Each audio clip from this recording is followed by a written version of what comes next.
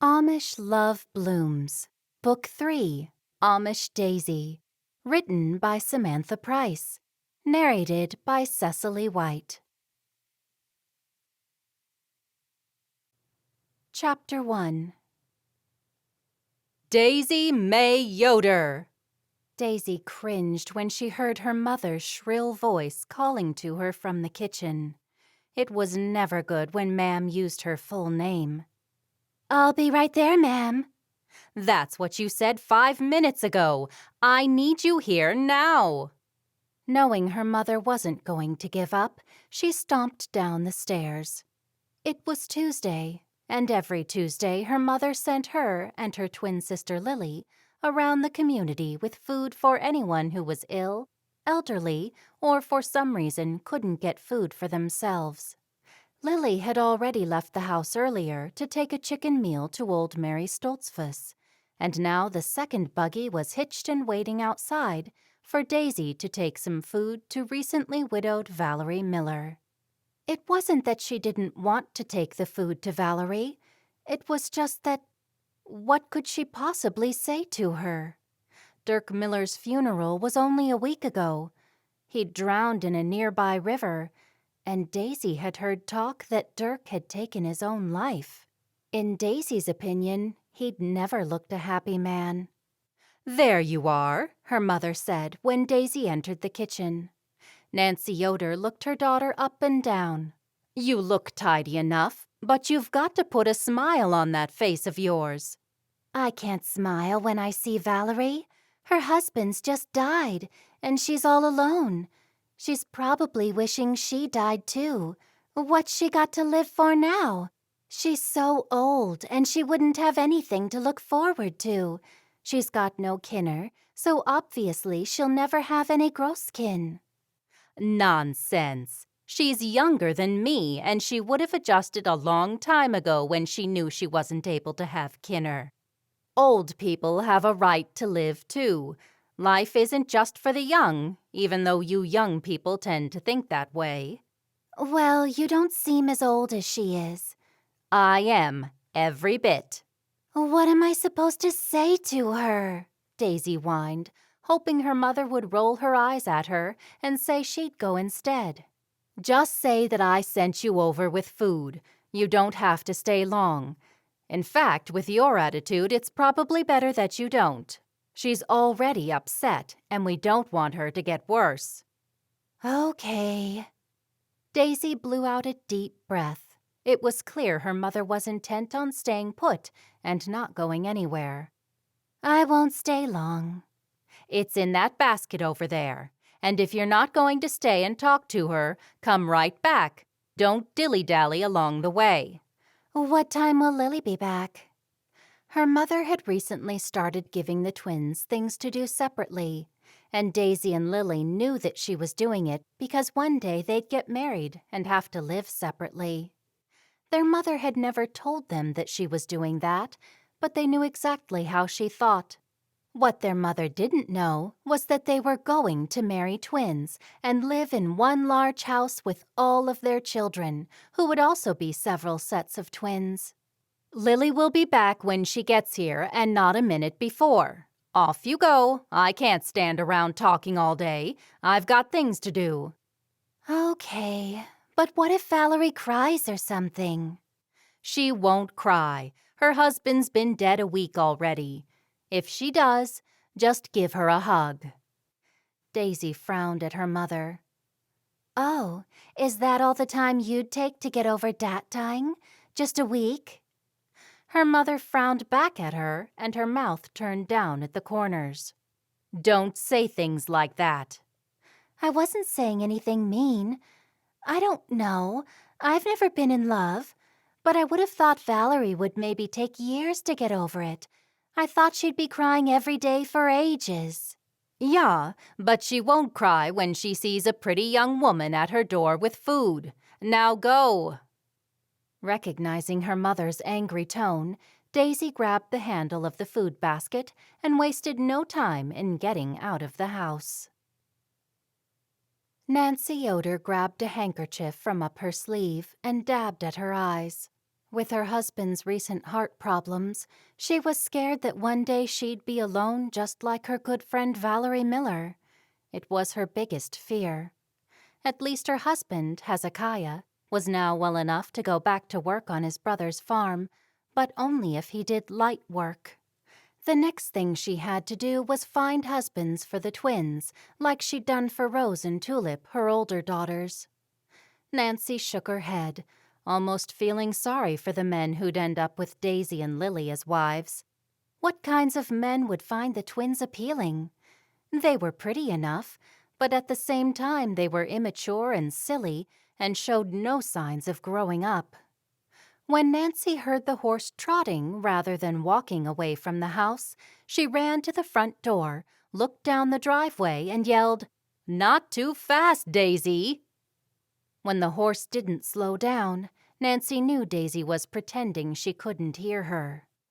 "I'm going to look at that horse when she gets home, and if she's driven that horse too hard, I'm going to ban her from driving the buggy for a month," Nancy thought as she closed the front door. The girls had been told to walk the horse down the driveway and only trot the horse when they got onto the road. Daisy and Lily were identical twins, and they had given her more than a few problems over the years. They were impulsive, headstrong, and extremely stubborn. On the way to Valerie's house, Daisy considered throwing the contents of the basket in the tall grass along the roadside and not going at all. But her mother would find out. Somehow, someway, she always did. Going to see Valerie was a job for her mother or someone older. Daisy was certain of that.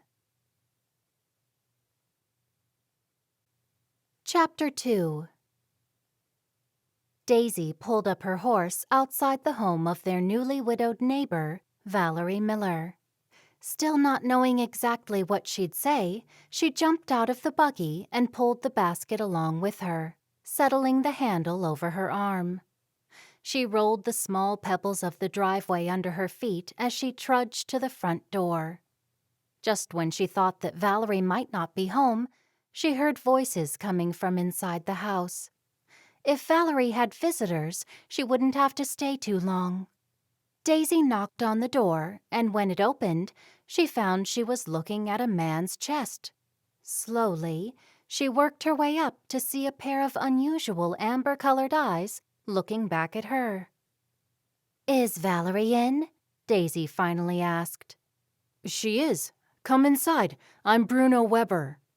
She stepped inside when he stepped back to allow her in. "Hello, I'm Daisy Yoder." He held out his hand and she shook it. "Pleased to meet you."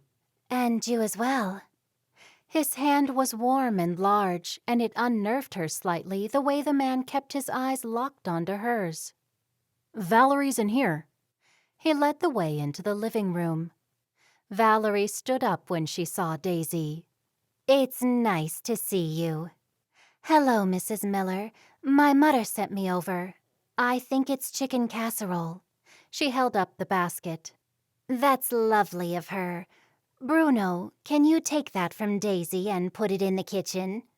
Daisy knew that Valerie must have heard her greet Bruno at the door.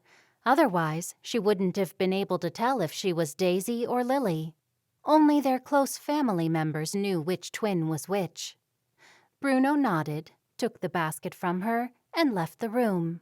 "Come and sit by me, Daisy. Tell me some happy news." Daisy sat down beside her, feeling awkward. Her mother should have been the one to visit.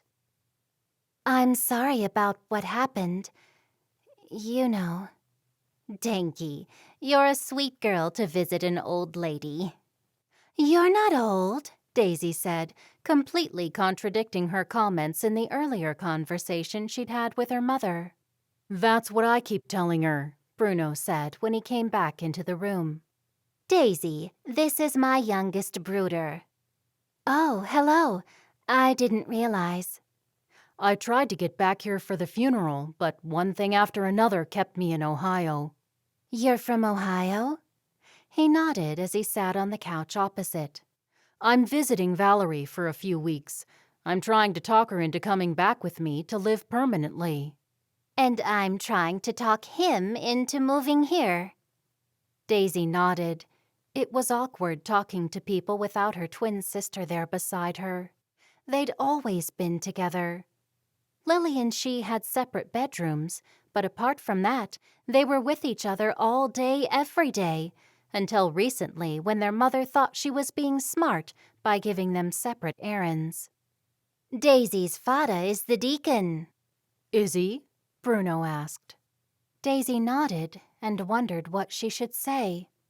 Normally, Lily would speak, and then she'd say something, or the other way around. Say something, she silently screamed in her own head. And do you like chicken, Mrs. Miller?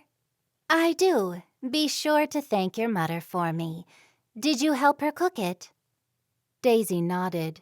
Yeah, Lily and I help our mother cook.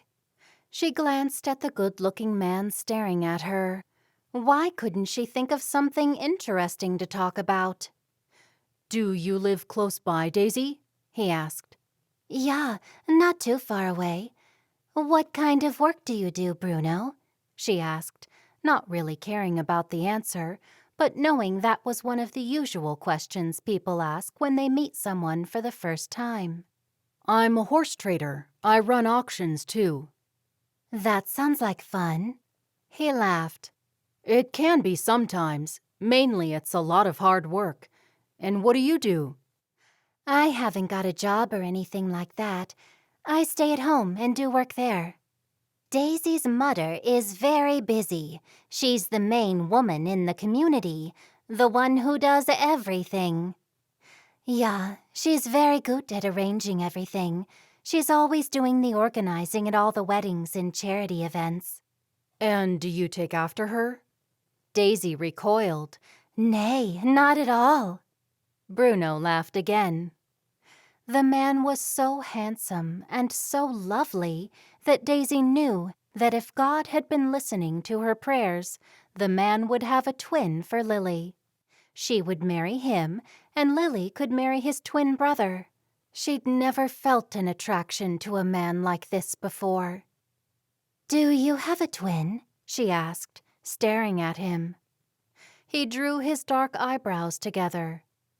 Nay, do I look like someone you've seen before? Daisy could barely speak as she watched his full lips form every syllable. I think what Daisy means to say is that she's a twin, an identical one. His face lit up. There's another young woman just like you? Nay, there's not. Valerie said. What do you call Lily, then? Who?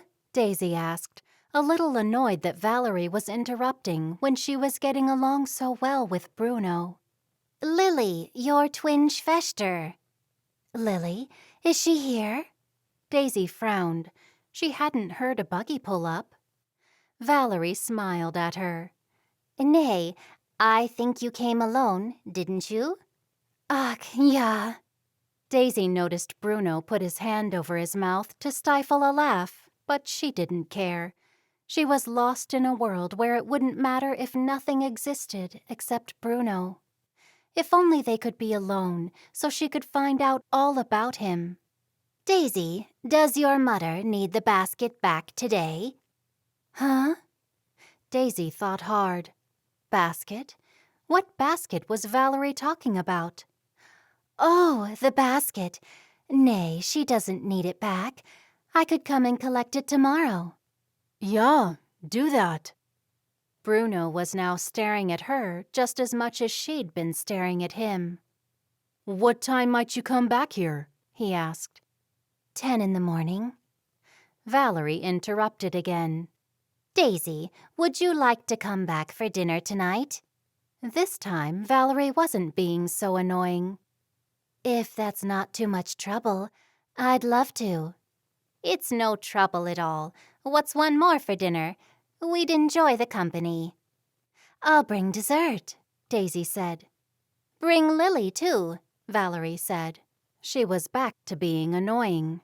Daisy thought quickly. Lily won't be able to make it. She's busy tonight, But I'll be here.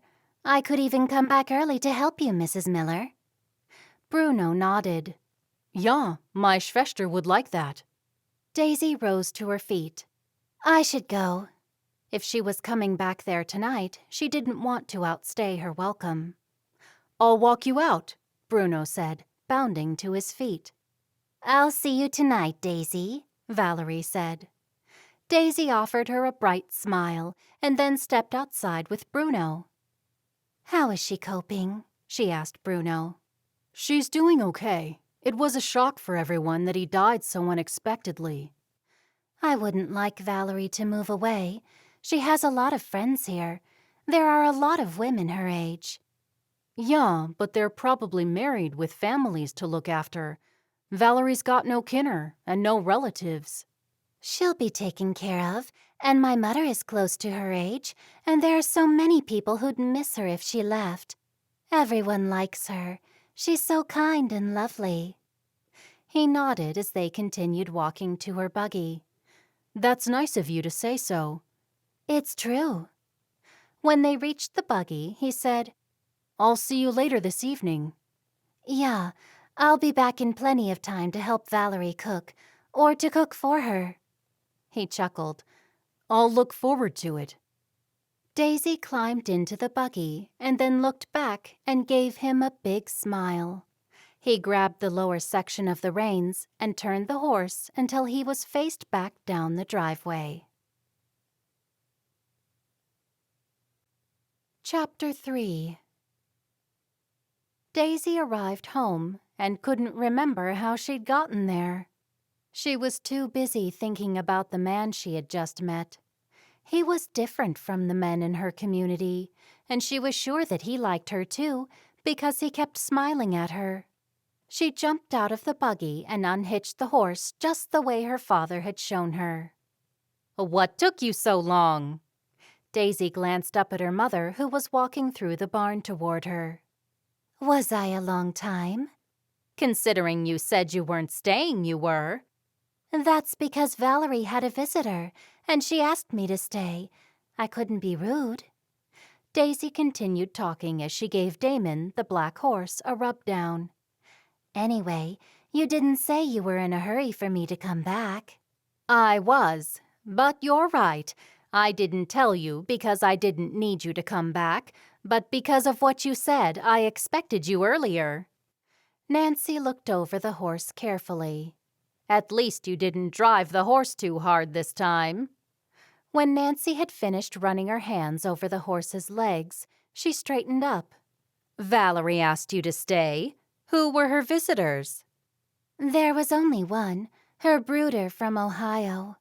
From the look on your face, I'm guessing he was young and handsome." "He's not married." Daisy giggled. "He's a bit older than me. They asked me to come back and have dinner with them tonight." "They, or Valerie's brooder?" Daisy looked at her mother and knew Ma'am could see right through her. She couldn't put anything over on her. "Valerie asked me, and I said I'd bring dessert." Daisy couldn't remember if she'd said that, but if she hadn't, she should have. Anyway, she couldn't turn up empty-handed. "I'm glad you offered to bring dessert. She shouldn't be entertaining. That's a lot of hard work." "That's what I thought, so I also said I'd go early to help her cook dinner." "Good girl. Finish with Damon, and I'll figure out what you can take for dessert." "Thank you, ma'am." Daisy couldn't get the smile off her face. She knew that her mother was going to make the dessert for her to take, and her mother was a very good cook. Glancing at the horse in the other stall, she knew that Lily was already home, and judging by the look of the horse, she'd been home for some time. She finished rubbing Damon down and headed into the house to tell her twin sister her news about meeting her future husband. She hoped Lily would take the news well. Bruno didn't have a twin, and they'd agreed to only marry twins, or at the very least, brothers close in age. Maybe Bruno had a brother. That might soften the blow for Lily. Lily could marry Bruno's brother. She'd have to find out tonight over dinner how many single brothers he had. She scraped the dirt off her feet before she walked into the mudroom to wash her hands. Once she dried them, she opened the back door to look for Lily. Lily was sitting at the kitchen table eating a sandwich, and their mother was nowhere about. Lily looked up at her. "Where have you been?" "I was visiting Valerie Miller, the one whose husband just died." "Yeah, I know Valerie. We went to Dirk's funeral a week ago." "That's right. Anyway, her brooder from Ohio is there staying with her." "So that's where you've been for all this time? I've done 3 times the work while you've been sitting down talking, probably eating cake and having a good time." Lily took another bite of her sandwich. Daisy sat down next to her. "You should have seen Valerie's brooder." Lily swallowed her mouthful. "Oh, is that why you took your time?" "Yeah, Valerie invited me back there for dinner, and I really want to go." "What's he like? Tell me everything." Lily pushed her half-eaten sandwich away. Daisy hoped that Lily would be happy for her. If their situations were reversed, she'd be worried that she hadn't met the man her sister was interested in. I don't know." "You must know. You've just seen him." He has amber eyes and full lips. That's all I remember. I'm certain he likes me. He was pleased when Valerie asked me to come back and have dinner with them." "Did they invite me as well? Surely they would have." "Sorry, but I guess she didn't think of it. She's under stress with her husband just dying and everything."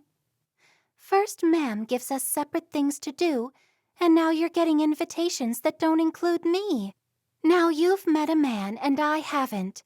Tell me he's a twin at least." There it was. It was like they were moving apart. Daisy knew Lily wasn't happy by the way her eyes had formed into narrow slits. "He doesn't have a twin." "What do you mean he's not a twin? How could you even like him? That's just wrong. We planned on marrying twins." "Shh, Ma'am will hear you. Let's go up and talk in my room before she comes back and gives us more chores." The twins raced up the stairs and then sat cross-legged on Daisy's bed. "But we don't even know if there are any twins our age," Daisy said. "That's the problem. Even Dad doesn't know of any, and he nearly knows everyone in the whole country." "He couldn't nearly know everyone in the country." "Near enough," Daisy said. Lily pouted and then continued with her objections. "I'm sure there's tons of them somewhere in all the communities across the whole country. There'd have to be. Dad said he'd ask around for us." "I'd rather not marry at all than move 100 miles away from everyone we know just for the silly idea of marrying twins." When Lily didn't respond, Daisy felt bad and looked down at her hands. Lily groaned. "Silly now, is it? When did it become silly? The moment you met Valerie's brooder?" "I'm sorry. I can't help liking him." Slowly, Lily nodded. "You can't help who you fall in love with, I guess." "I've only just met him. I might find out tonight that he's totally unsuitable." Lily said, "Or you might fall in love with him. Don't mind me. I'm just being selfish. I guess I'll get used to the idea. But if you marry him, who will I marry?" Daisy smiled and straightened up. "He could have a friend, and tonight I'm going to find out if he has a brooder close to his age. Don't worry." She reached forward and patted her twin on her knee. "What time do you have to be there?" "I said I'd be there early to help, and I've got to make dessert too, or help Ma'am with it if she makes it." "You better get downstairs and see what ingredients Ma'am has for dessert. Have her make it and tell him you made it." Lily giggled. Daisy's face lit up. "I'm already way ahead of you on that one. I'm glad you don't mind about Bruno." "Are you certain he likes you too?" "Yeah, why wouldn't he?" Both girls giggled. "Now to break the news to Ma'am and Dad. What if they don't allow you to go?" Lily asked. Why wouldn't they? Ma'am's already said it's okay. Really? I suppose that's because we've behaved lately and haven't gotten into trouble over anything in months. They certainly had done everything that had been asked of them, even helping their mother with her duties of helping people. That had to make her mother feel kindly toward her. Where is Ma'am anyway? Lily asked. I don't know. I saw her when I came home, Daisy said. Let's go find her. When they walked back into the kitchen, their mother was right there waiting for them. Where have you been, Lily? I heard you come home and then you disappeared. I was calling out to you. Oh, I didn't hear. We were up in Daisy's room just then, Lily answered. Cleaning your rooms, did you say? Nancy asked. From the tone of her mother's voice, Daisy knew she wasn't in a good mood. Actually, I was looking for you when I came home, ma'am. Where were you? Lily asked. I came home before Daisy and couldn't see you anywhere. You didn't look too far. I was in the vegetable garden, seeing if anything had survived the frost we got the other night. Now, how did you two go on your outing? She asked Lily. Fine, Lily said. Daisy went to Valerie's, and she has her brooder there from Ohio, and... She only had one Schwester here for the funeral. Her mother looked at Daisy. Daisy could see her mother was already forming an opinion of Bruno. Yeah, he said he couldn't get there. Anyway, he's there now keeping Valerie company. Don't forget about the dessert, ma'am. I won't forget. Are you sure Bruno didn't invite you? I hope Valerie's well enough for visitors. Her mother peered at her with her mouth drawn tight. That meant that there was only one right answer, and she hoped she'd make the right one. Honestly, it was Valerie herself who invited me. I was worried about all the work, so that's when I said I'd come back early to help. Good. Daisy licked her lips. Going to Valerie's early meant that she'd have less time to do chores about the house. I mean, she's just lost her husband, and things must be hard for her. Well, why wouldn't she eat the chicken casserole you took her? Ma'am asked. Oh, I don't know. I didn't think of that.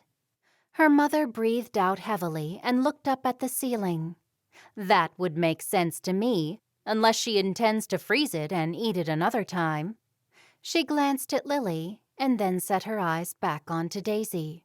Did she only invite you? Yeah. I'm pleased that you said you'd help her. That was kind-hearted. Daisy smiled, pleased to be getting praise from her mother for something. While the going was good, she added, I also said I'd bring dessert. You don't have to keep reminding me. I've been thinking about that, and you can take the cherry pie I made yesterday. I was going to have one of you take it to old Mary tomorrow, but I'll find something else for Mary. Lily grunted. We don't have to go visiting again tomorrow, do we? I thought we only did that one day a week. We do it whenever we can. It's time effective to do it one day a week, but sometimes it's not always going to work like that.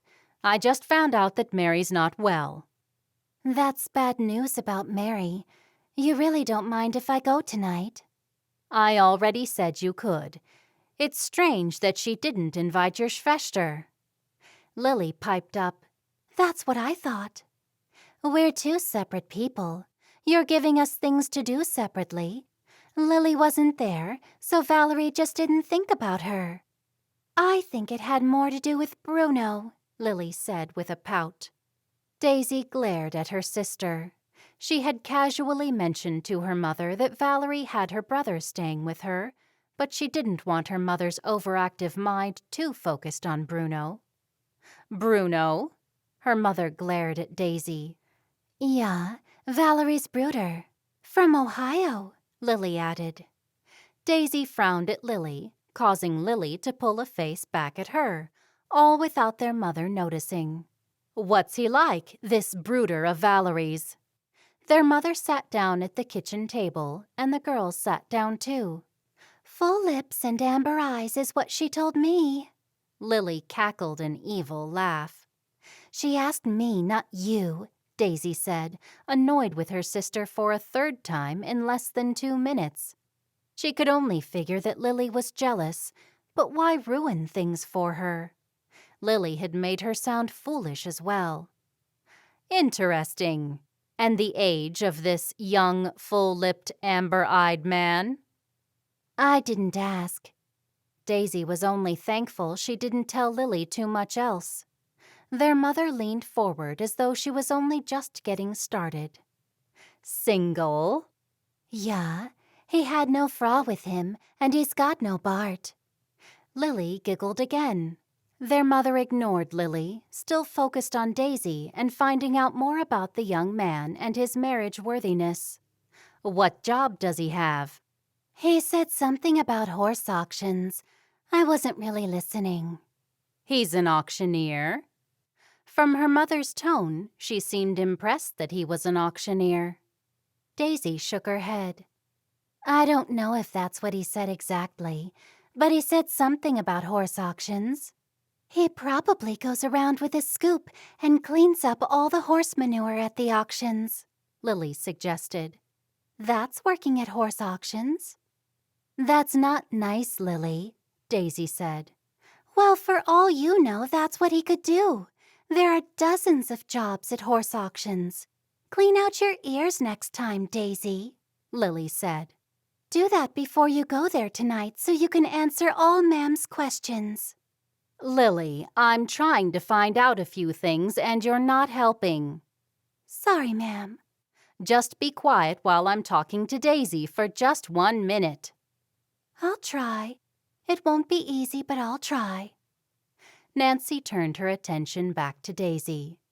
Valerie wouldn't have invited you back if she didn't appreciate you going there. You must have been a comfort to her. She's a lovely person. I like Valerie, and I always have. I'll have your father drive you there. Nay, don't do that. I said I'd go there early to help. Your father will be home early today. Why? Lily asked. He's finishing earlier now the weather's getting so cold.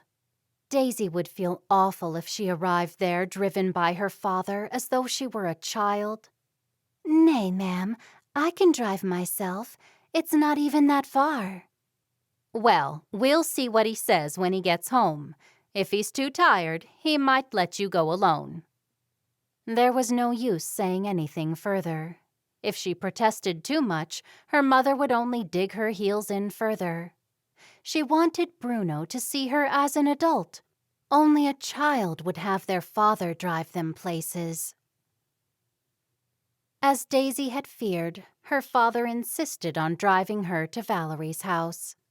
It was obvious that her mother had whispered to him that Valerie's brother was staying there and that Daisy liked him.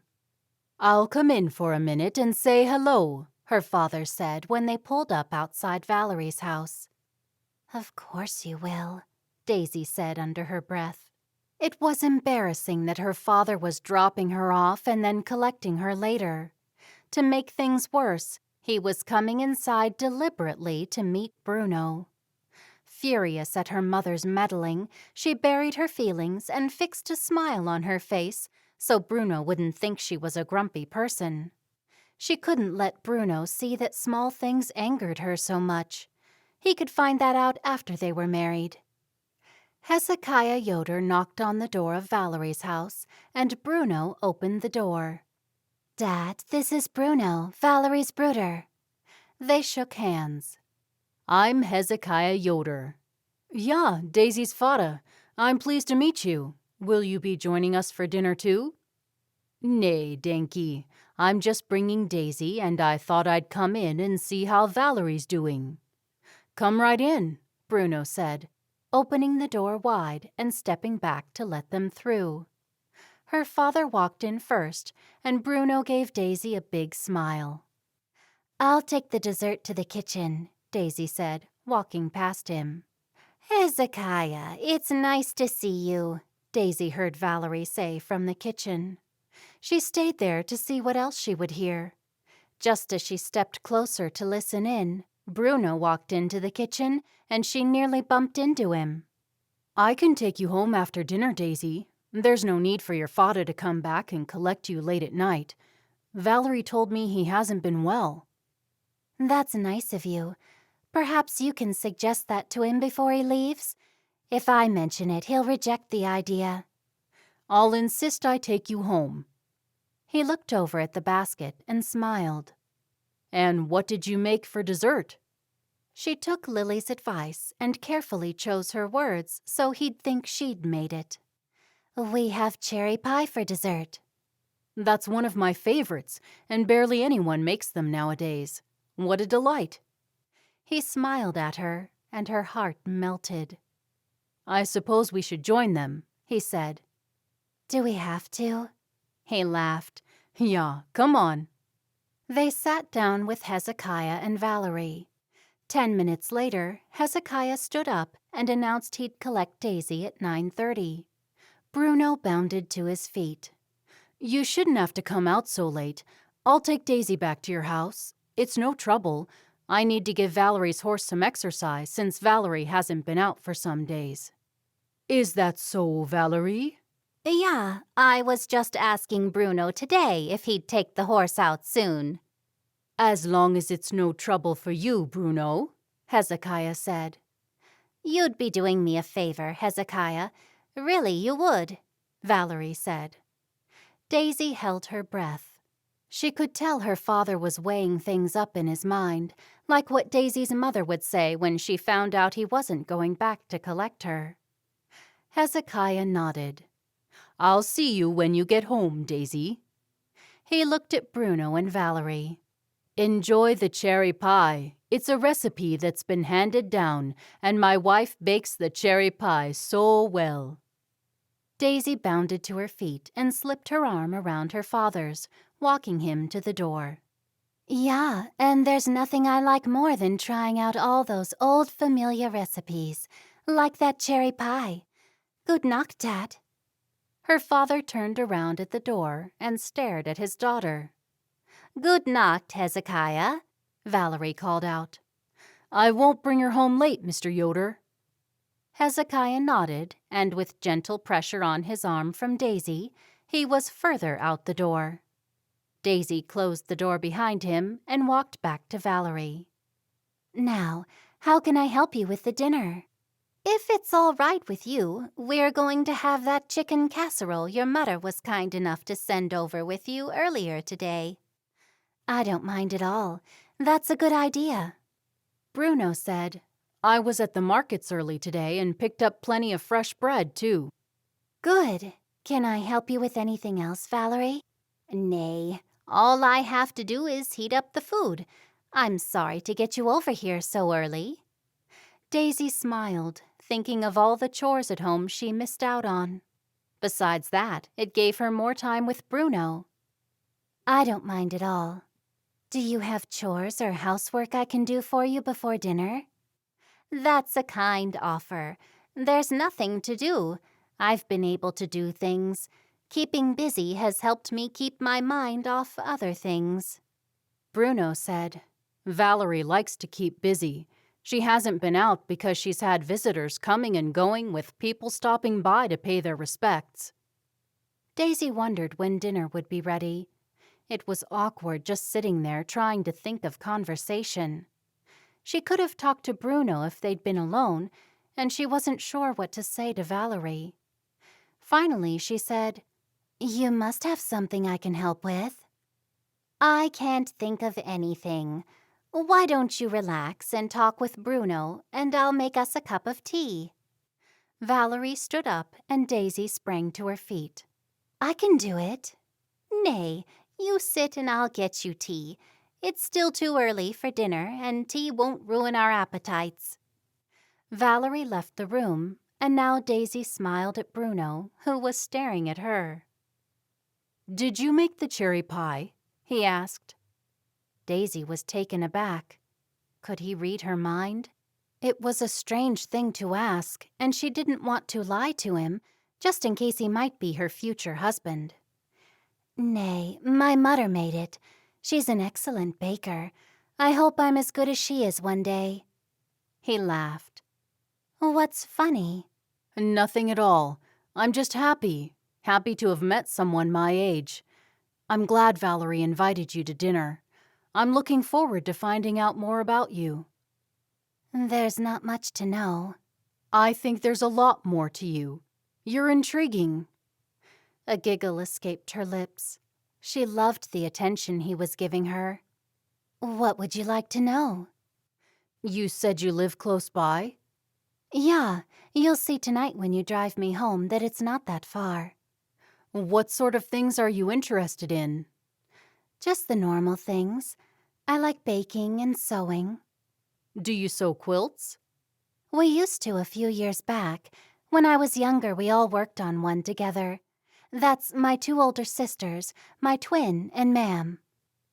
Do you have brothers? 2. The oldest in the family are boys. They're both married."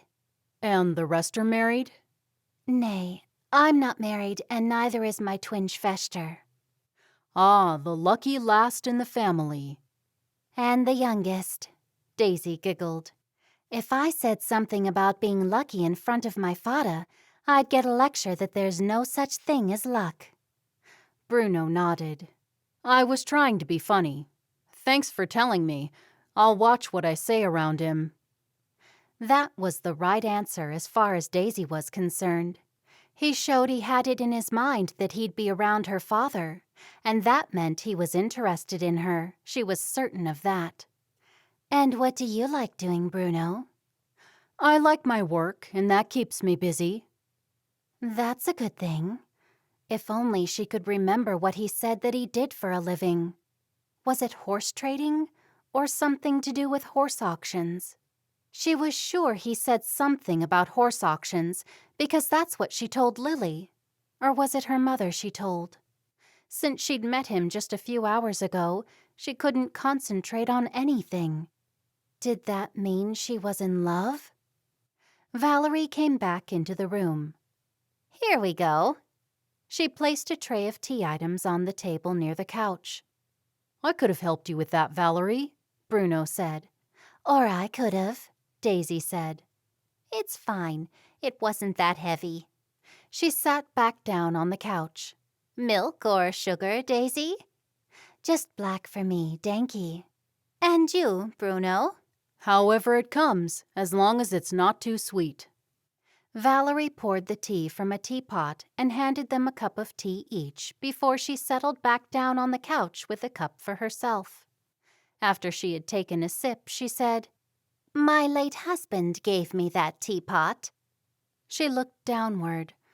"Oh, it sounds funny to call him my late husband." Daisy felt awkward and looked at the large white teapot. "What a nice teapot. It's a lovely shape." "Thank ye." Daisy couldn't believe she'd picked the teapot to talk about. Amish wedding gifts were always practical things. Daisy recalled that her father gave her mother a treadle sewing machine for a wedding gift, and it still worked as perfectly as the day he bought it. Daisy and all her sisters had learned to sew on it. She didn't mention it to Valerie because she didn't want to make her sad. A sewing machine seemed a lot better gift than a teapot. Valerie continued. "Yeah, he surprised me with it. We'd been shopping weeks before we married, looking for something. I forget what it was we were shopping for.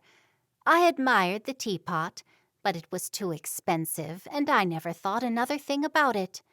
It just showed how thoughtful and caring he was." Valerie took another sip and looked at Daisy. "I hope you don't mind me talking about him. It helps to talk." "I don't mind at all. I didn't think you'd want to talk about him." Daisy hadn't been around death. Both sets of grandparents had died before she was born, and apart from people she knew in the community who'd died, she'd never lost anyone close to her. "It helps. It makes me feel like he's still around. I feel like he is. I expect to see him walking through the door at any moment. It doesn't seem real that he's gone." Daisy put both hands around her teacup, wondering what words of comfort she should be uttering. Nothing came to her. She took a sip of tea, hoping someone would say something. I'm glad you came to dinner, Daisy. I need some fresh young company for a change. What does that make me then? Bruno asked, pulling a face at his sister. Daisy giggled. You don't count. You're familia. Daisy's always been bright and happy. She turned away from Bruno and looked at Daisy. Every time I see you and Lily, you're both so happy. I've never seen either of you downcast or sad.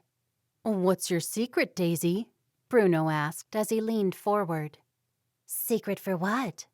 The secret of happiness. It's a thing which makes many people struggle.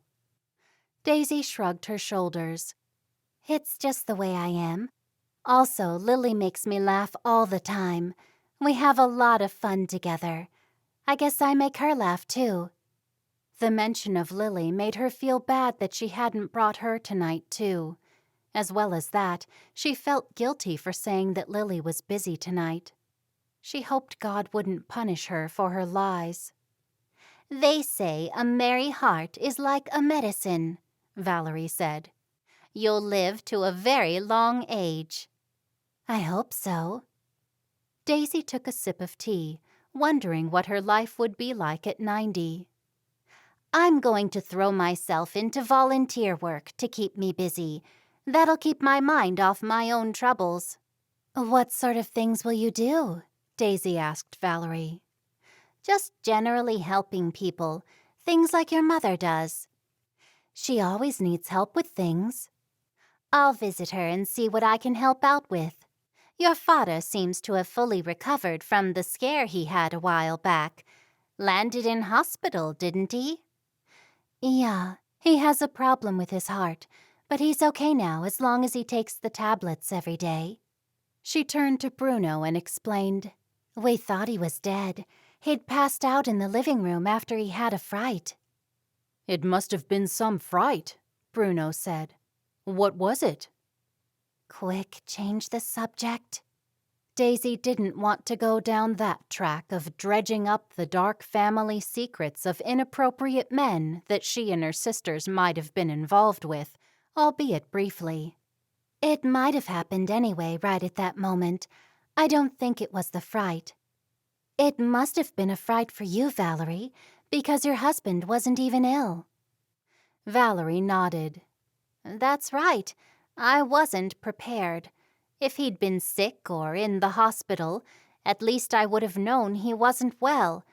To die in an accident like that was awful. I don't even know how it happened. The rescue people were vague in their explanations. That is, the paramedics who responded, Bruno said. That's what Valerie told me. I'm very sorry, Valerie. I don't know what else to say, Daisy said. Valerie wiped a tear from her eye. Thank you. Bruno reached out a hand and touched Valerie on her shoulder. There's nothing anyone can say, but it's touching to me and my Schwester that you care. Then he said to Valerie, You wouldn't be alone if you'd come back with me.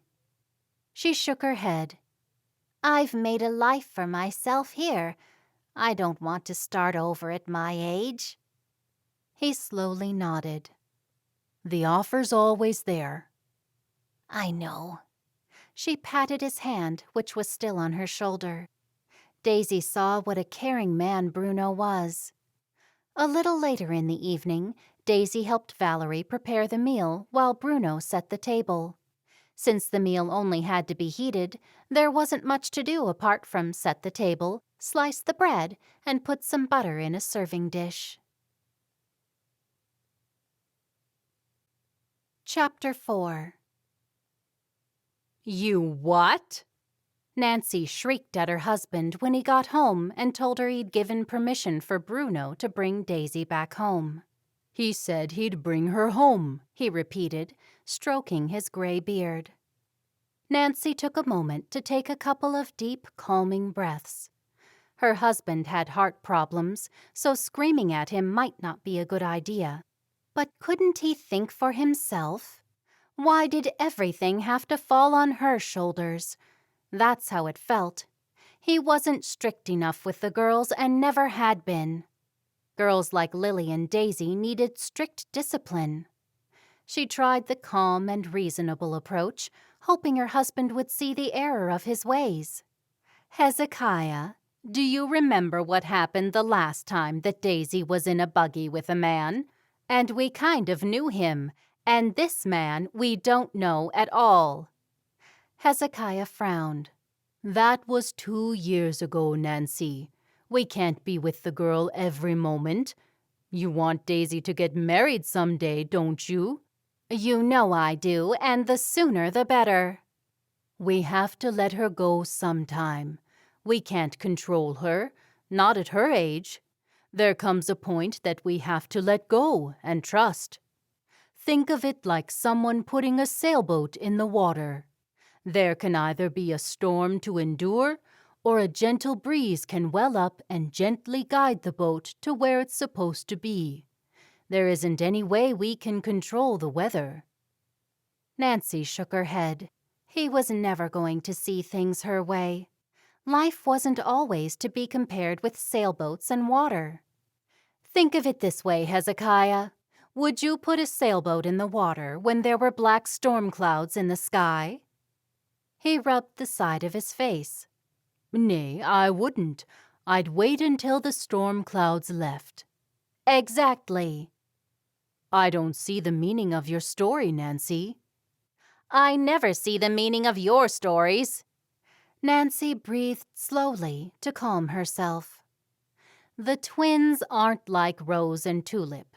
They're stubborn, easily led, ignorant, and impulsive, and I left out completely selfish and not to be trusted. Hezekiah's jaw dropped open. I think you're being harsh. They're both bright young women, and they like to have excitement. That's your interpretation because you don't see them day in and day out. I'm the one at home with them all the time, and I know them better than you do. You're seeing the worst in them. They've got such good qualities. I'm being realistic. I want them to be married, but they must be closely monitored. We can't leave them alone because they don't think clearly. They're easily led astray. That's why I asked you to take her there and collect her. Otherwise, I never would have let her go without Lily. Now, go change out of those clothes and then wash up for dinner. I'm sorry, dear. You must listen to me next time, Hezekiah. He nodded. I wouldn't dare not, he murmured as he turned to get changed out of his clothes. What did you say? He turned around and smiled at her. I will, dear. As soon as they had said their silent prayer of thanks for the meal in front of them, Daisy was anxious to find out if Bruno had a brother. She was sure that he had a lot of siblings because she remembered that Valerie was the oldest and he was the youngest. She hoped the conversation would work its way around to the topic so she wouldn't have to ask. "How long are you staying, Bruno?" Daisy asked casually as she buttered her bread. As long as my Schwester needs me. Daisy looked over at Valerie and smiled. "I shall need you for a very long time," Valerie said jokingly. Not if you move back to Ohio with me. "What's so good about Ohio?" Daisy asked. You should come and see for yourself sometime. Maybe I will. I grew up there, and so did Valerie. Valerie only moved here when she married Dirk. Daisy's eyes flickered to Valerie to see if she minded her brother talking about her late husband after she had shed a few tears earlier. She didn't seem to. "It's been my home ever since. I don't see any good reason to go back. It would have changed so much anyway. I'm used to being here now. All my memories are here. You should move here, Bruno," Valerie said. "Yeah, it's a good place to live," Daisy added. Bruno laughed. I'm outnumbered here. It's not fair. "Perhaps Daisy can show you around and you'll get a good idea of the place and what it's got to offer." I'd be only too happy to do that, Daisy said, trying to sound normal while inside she wanted to leap for joy. He looked up from his food. You wouldn't mind showing me around, Daisy? She loved the way he said her name so delicately, like butterfly wings tickling her ears. Her name had never sounded so beautiful. I wouldn't mind one little bit. When might you be able to do that, Daisy? Tomorrow? Valerie asked. Bruno frowned at his sister. You trying to get rid of me, sis? I just want you to have a good look around, and I'm not up to showing you the sights. I could come back tomorrow, Daisy offered. I'll find out where you live tonight, and then I'll collect you tomorrow and we can explore. That'll give Valerie's horse plenty of work, too. Daisy nodded. Okay. That's settled then, Valerie said. Daisy smiled at Bruno, and he smiled back at her. She longed to ask if he had a brother for her sister. Perhaps she could ask him tomorrow if the subject didn't come up tonight. Throughout the dinner, she used her very best table manners to make the very best impression that she could. Chapter 5. Later that night, Daisy was pleased to be in the buggy so close to Bruno. Thank you for driving me home, Bruno. I'm happy to do it. It saves your fodder from coming back out. And as I said, Valerie wants her horse to be worked. That's good. Are you certain it'll be okay with your parents if I take up most of your time tomorrow? Daisy was certain that he thought her to be much younger than she was, thanks to her father bringing her to Valerie's house. I'm 21, nearly, Daisy blurted out. Let me do the math. That means you're 20, or possibly 19? Yeah, something like that. He laughed. And I don't need their permission, she added. My sisters had to ask my parents' permission for everything when they were living under our parents' roof. What about your brothers? Daisy asked, hoping he'd mention someone whom Lily could marry. I don't have any. What? Not at all? Nay, I've got 10 siblings, all females. My parents were certainly hoping I was a boy. I guess I was a pleasant surprise. He chuckled again. She stared ahead at the darkened road. Now she had to go home and not only tell Lily that she'd fallen in love, but tell her twin sister that Bruno didn't even have a brother. Did you have a close male friend that you grew up with and have remained friends with ever since? He glanced over at her. Yeah, how did you know? Just a guess. His name is Joel, and he just got married last month. Daisy was devastated. Things weren't looking good for Lily. How could she go home and tell Lily about her happiness when Lily had none? They'd always shared everything and had always done everything at the same time. It wasn't right. Perhaps Bruno wasn't the man for her after all. Both of them had prayed to marry twin brothers ever since their oldest sister, Rose, had gotten married years before. Things are different now between Joel and me. We used to do everything together, but now that he's married, he's busy with other things. That would happen with Lily and her if she got married and Lily didn't. That's too bad. I didn't expect Valerie to have a brooder as young as you. She's the oldest and I'm the youngest, and there are many sisters in between, don't forget. I only have a few memories of her in the house before she got married and moved away. That's a bit sad. We've seen a fair bit of each other. She always came home for one thing or another. She has to sell the farm, and that's why I'm trying to get her to come back to Ohio with me. Why does she have to sell the farm? When Dirk died, he left debts. The familia designated me as the one to come out here and bring her back, try to make her see sense. It all fitted in with the rumors Daisy had heard of Dirk doing away with himself.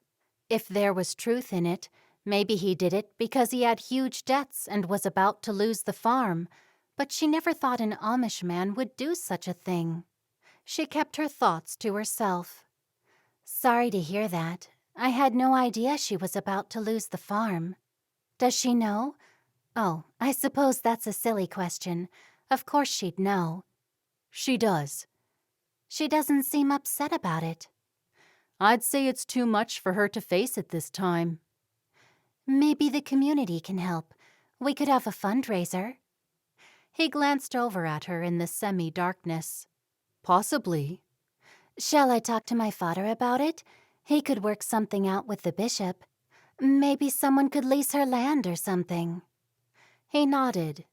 That might help. Danky Daisy. There are various things that she could do, but she's not in the state of mind to make decisions right now. She could sell off the land and keep the house.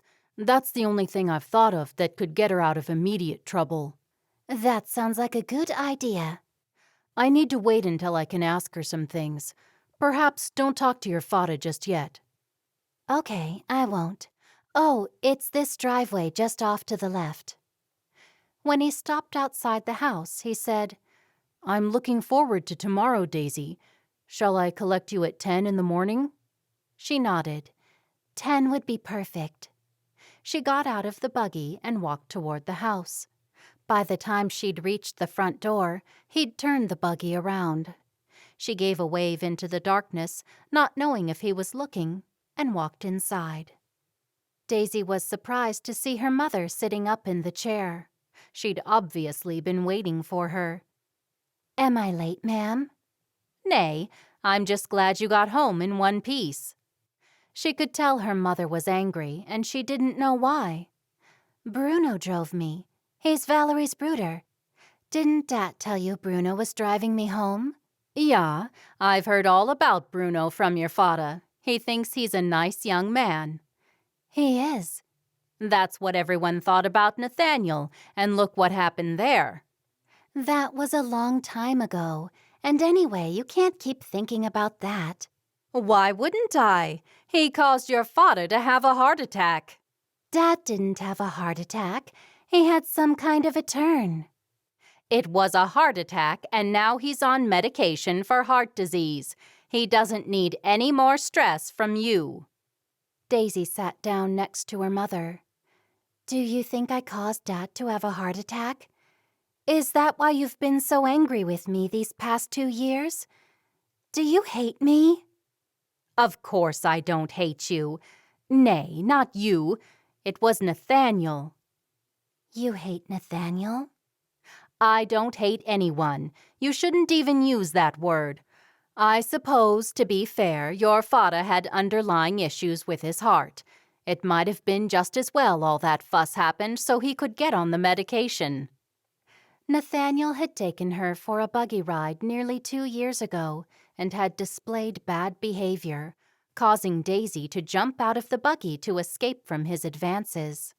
When she'd found her way home, her parents went wild upon seeing her walking home by herself when Nathaniel should have brought her home.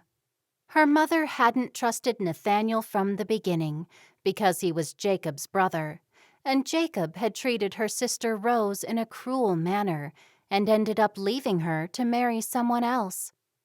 Daisy had thought it wasn't fair to judge Nathaniel by his brother, but as it turned out, her mother had been right all along. You don't need to worry about anything with Bruno. He's very trustworthy. That's what your father said. See, it must be true. Daisy quickly added, Valerie asked me for a favor. Her mother stared at her, waiting to find out what it was. She asked me if I could show her brooder around because she doesn't feel up to it and her horse needs exercising. When does she want you to do that? Tomorrow at 10 in the morning. Okay, and he's coming to fetch you? Yeah, he is. Good, then I can meet him too. Daisy's jaw dropped open. She hadn't figured on that. First her father had embarrassed her, and tomorrow was going to be her mother's turn. I'm only showing him around. I don't want him to think that he's being ogled and that you are seeing if he's worthy marriage material for me. There's no reason he'll think any of those things. He's a visitor to the community, so why wouldn't I want to meet him? Daisy bit her lip. Okay, I guess that's true. Don't worry so. You seem uptight about something. From the deep lines that formed in her mother's forehead, she looked like the one uptight about something. Nay, I'm not at all. I just want to be treated as an adult. You treat me like a child, and so does Dad. Lily and I are grown up now. Girls our age have families and husbands. You like him a lot, don't you? Her mother asked. Who? Bruno. Daisy stared at her mother, wondering if it would be okay if she told her the truth. Sometimes she felt it was better if she kept things from her mother to save a lecture. I do like him. How can you tell? She saw a slight smile forming around her mother's lips. You told me you did. Oh, I don't remember. Vagueness is a symptom of the love disease. Daisy grimaced. Ooh, that's not very nice to call it a disease. I don't want to have a disease. It's the best kind of disease someone can have. Now her mother was being weird. I better get some sleep. Oh, before I forget, Valerie said she was going to come and see you to talk about her helping out with fundraisers and doing volunteer work. Wunderbar. She's trying to take her mind off Dirk. Keeping busy is good. Daisy stood up and kissed her mother on the cheek before she went upstairs to tell Lily all about her night. Lily's door was closed, and she hoped her sister was still awake. She opened the door, and as she did, light flooded in from the gaslight in the hallway. Lily, are you awake? Lily sat up. I'm awake. I was trying to stay awake to hear what happened, and then I fell asleep. Daisy sat down on the edge of her sister's bed. I'm pretty sure I'm in love, and he likes me too. He asked me to show him around. No, wait, Valerie asked me to show him around, but he seemed pretty happy about it. Lily rubbed her eyes. When are you doing that? Tomorrow morning.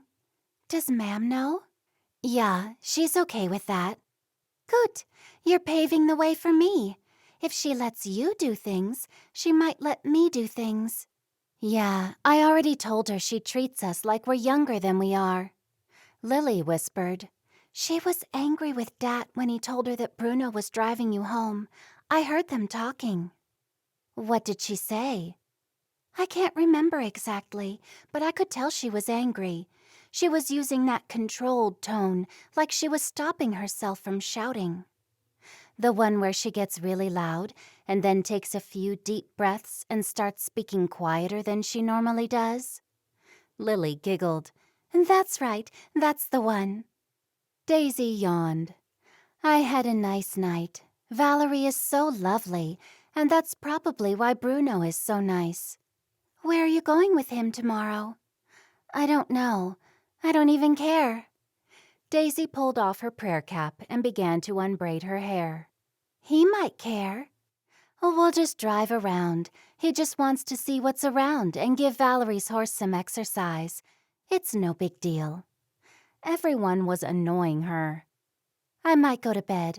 It's late and I've got an early start tomorrow morning. Good night, Daisy. Good night.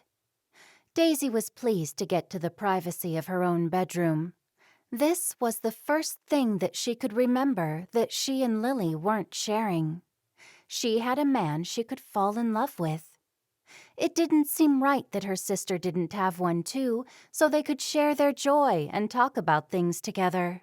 Lily had never been in love before, so how could Daisy feel comfortable talking to her about Bruno? It didn't feel right being happy without Lily feeling the same. When she got back to her room, she threw her prayer cap down on the dresser and picked up her hairbrush. After she brushed her long hair with a few extended strokes, she changed out of her dress and into her nightgown. Once she slipped in between the cool sheets, she put the guilt over her sister to one side and imagined what it would be like being married to Bruno. Of course, he would have to move from Ohio. She drifted off to sleep, smiling as visions of being married to Bruno, with many children, played out in her head. Chapter 6. Daisy had woken at the crack of dawn after having dreams about Bruno. She was excited to be seeing him for real that morning. If she made a good effort to show how nice it was where she lived, there was a chance he might decide to stay on. Valerie had been trying to talk him into moving, and she would help her. Valerie would benefit too if she had a family member close by. Good Maria, Daisy. Daisy swung around and saw her father. Morning. He was closely followed by her mother, who always made breakfast for their father of a morning before he left for work. You're awake early, Daisy. That's because I had a good sleep. As her father sat down at the table, he said, Your mother tells me you're showing Bruno around this morning. I am. He wants to take Valerie's horse for a run, and Valerie thought he should see what there is to see. She's trying to talk him into moving here. We can always do with more young men here, her mother commented as she cracked 2 eggs into a bowl. Can I get you anything, Daisy? Daisy normally made her own breakfast. Nay, danky, I'll get something later. You can't leave home with no food in your stomach, her mother said. I mean later, but before he comes. Don't worry, I won't go hungry.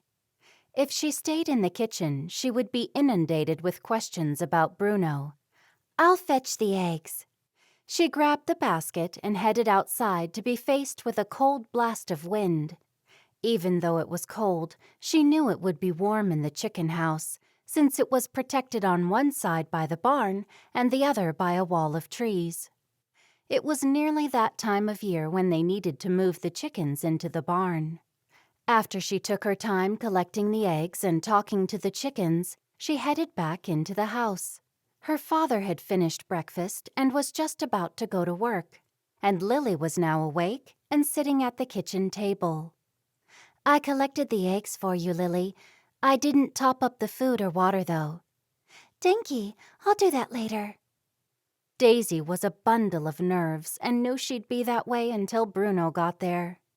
The next couple of hours were a blur of talking to Lily, eating breakfast, washing up, and then cleaning the kitchen, after which she paced up and down past the kitchen window while waiting for Bruno to arrive.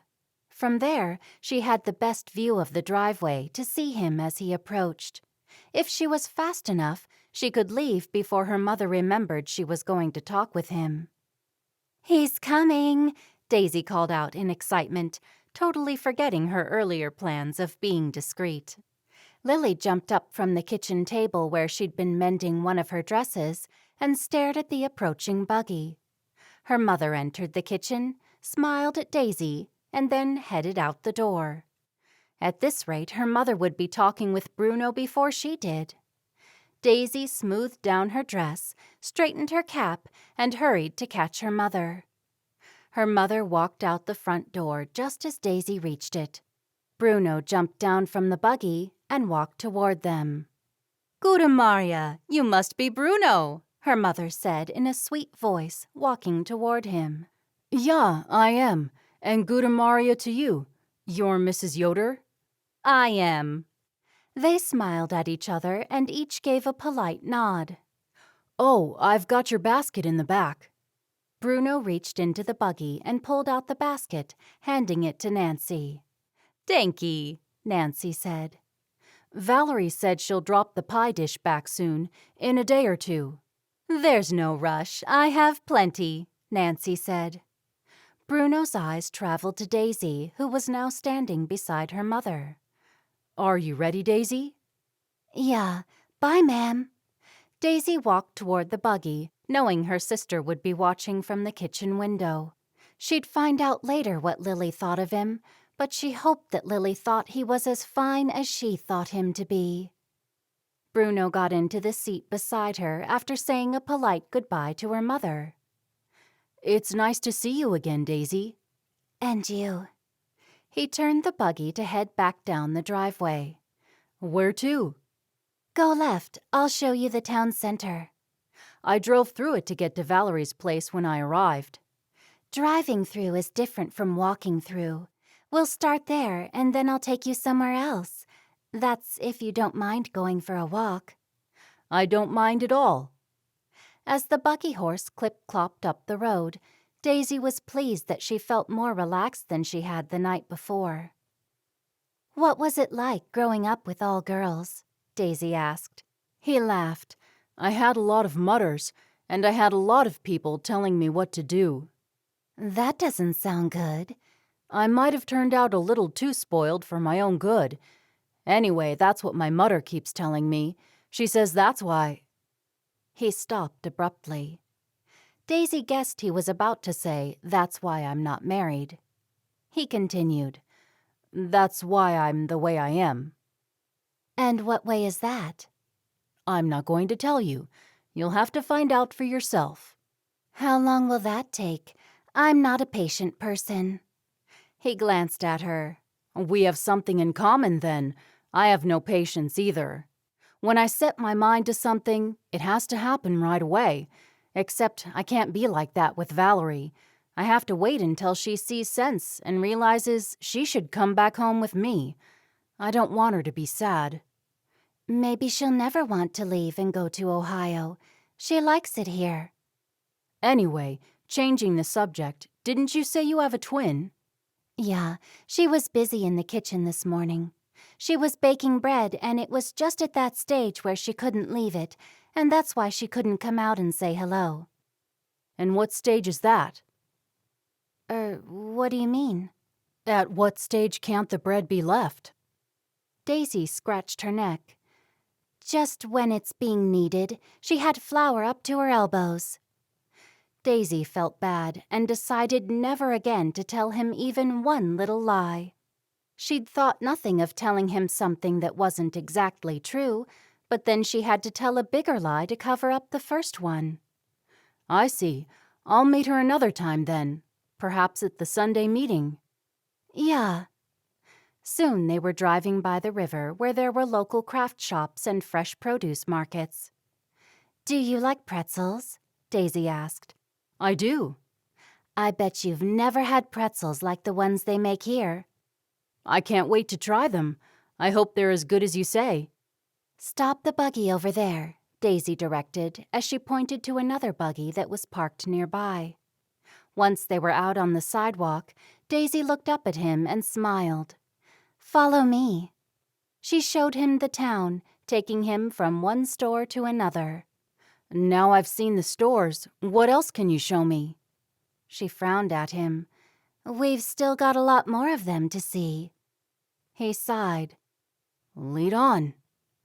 Daisy hoped that they'd be together until nightfall. Do you have to be back at any particular time? Nay, I've got all day. He turned to her and smiled. Valerie's hoping you'll convince me to stay on. I'll do my best. I'd like you to stay here too. What kind of things do you like? Food. Everyone likes food. We haven't even had a pretzel yet. Daisy laughed at him. You're a typical man. Am I? Yeah, you are. As soon as we've finished looking through one more store, we can have something to eat. Good. Something to look forward to. Daisy giggled, hoping she wasn't laughing too much. She didn't want him to think she was a giggling silly girl. She wanted him to think of her as a woman worth marrying. She knew he was putting on an act and that he really didn't mind shopping with her. Let's have a look in the candy store. If I have to. Yeah, you do. When they walked into the candy store, Daisy saw Nathaniel Schumacher at the rear of the store. I just remembered candy's bad for you. Let's go. Nay, if you don't mind waiting a moment, I'll take Valerie back some caramel fudge. It's her favorite. Okay. Daisy was stuck there, so she turned aside, hoping Nathaniel wouldn't see her. She turned and pretended to look at something on the shelves at the side of the store. Hello, Daisy. Or is it Lily? It was too late. She hesitated, and when she turned around, she noticed that Bruno was staring at her, and then he looked over at Nathaniel. Daisy had no choice but to respond to Nathaniel, who had the worst timing in the world. Chapter 7. Oh, hello, Nathaniel. I'm Daisy. What are you doing back here? Nathaniel took his eyes from her and glanced at Bruno, who had moved to stand next to her. I'm back doing some work, helping my uncle. The uncle who makes the buggies? She asked. That's right. He offered his hand to Bruno. Hello, I'm Nathaniel Schumacher. Bruno leaned forward and shook his hand. I'm Bruno Weber. She had to act normal. She didn't want Bruno to know there had been anything between herself and Nathaniel. Bruno is visiting from Ohio. Really? I'm from Ohio too, from the edge of Ohio. The two men chatted on about their geographical locations, while Daisy just wanted to run away. Nathaniel was the last person that she wanted to see. And you two are just out shopping, are you? Nathaniel asked. Bruno answered, Daisy is being kind enough to show me around. Bruno is Valerie Miller's brooder. Have you ever met her? I can't say that I have. I don't know everyone, though. You come here quite a bit, do you? Bruno asked Nathaniel. I haven't been here for a couple of years now, after a particularly nasty upheaval I had with someone in the community, but I won't go into that now. He smiled and looked directly at Daisy. Daisy put her fingertips up to her face and cleared her throat. He was hinting, hoping Bruno would ask what he was talking about. It was the incident they'd had when Nathaniel had taken her on a buggy ride. She was surprised he had the nerve to come back into the area, and even worse, to make reference to what happened. That's too bad, Bruno said. I'm staying with my Schwester because her husband's just died. Ah, I'm sorry to hear that. I'm doing my best to make her see that she should come back home with me for good. She's all alone here now. Daisy said, She's not alone, Bruno. She's got so many friends in the community. Bruno nodded. You keep telling me that. Maybe I'll feel better when I see the evidence with my own eyes. I should stick around. Well, I will be until I know she's going to be okay. Daisy could be right. It takes a while to heal after someone has died. My father died not too long ago, Nathaniel said. I didn't know that, Daisy said, suddenly seeing the softer side of him. Your father would be Mark and Matthew's uncle? He nodded. That's right. Mark and Rose were there at his funeral. I didn't even know they'd gone to Ohio. Since Rose had married, Daisy wasn't as close with her. In fact, she hardly ever saw her. I guess I'm not as close to her as I once was. Daisy's older Schwester, Rose, is married to my cousin, Mark, Nathaniel explained to Bruno. I guessed from the conversation that might have been the case, Bruno said.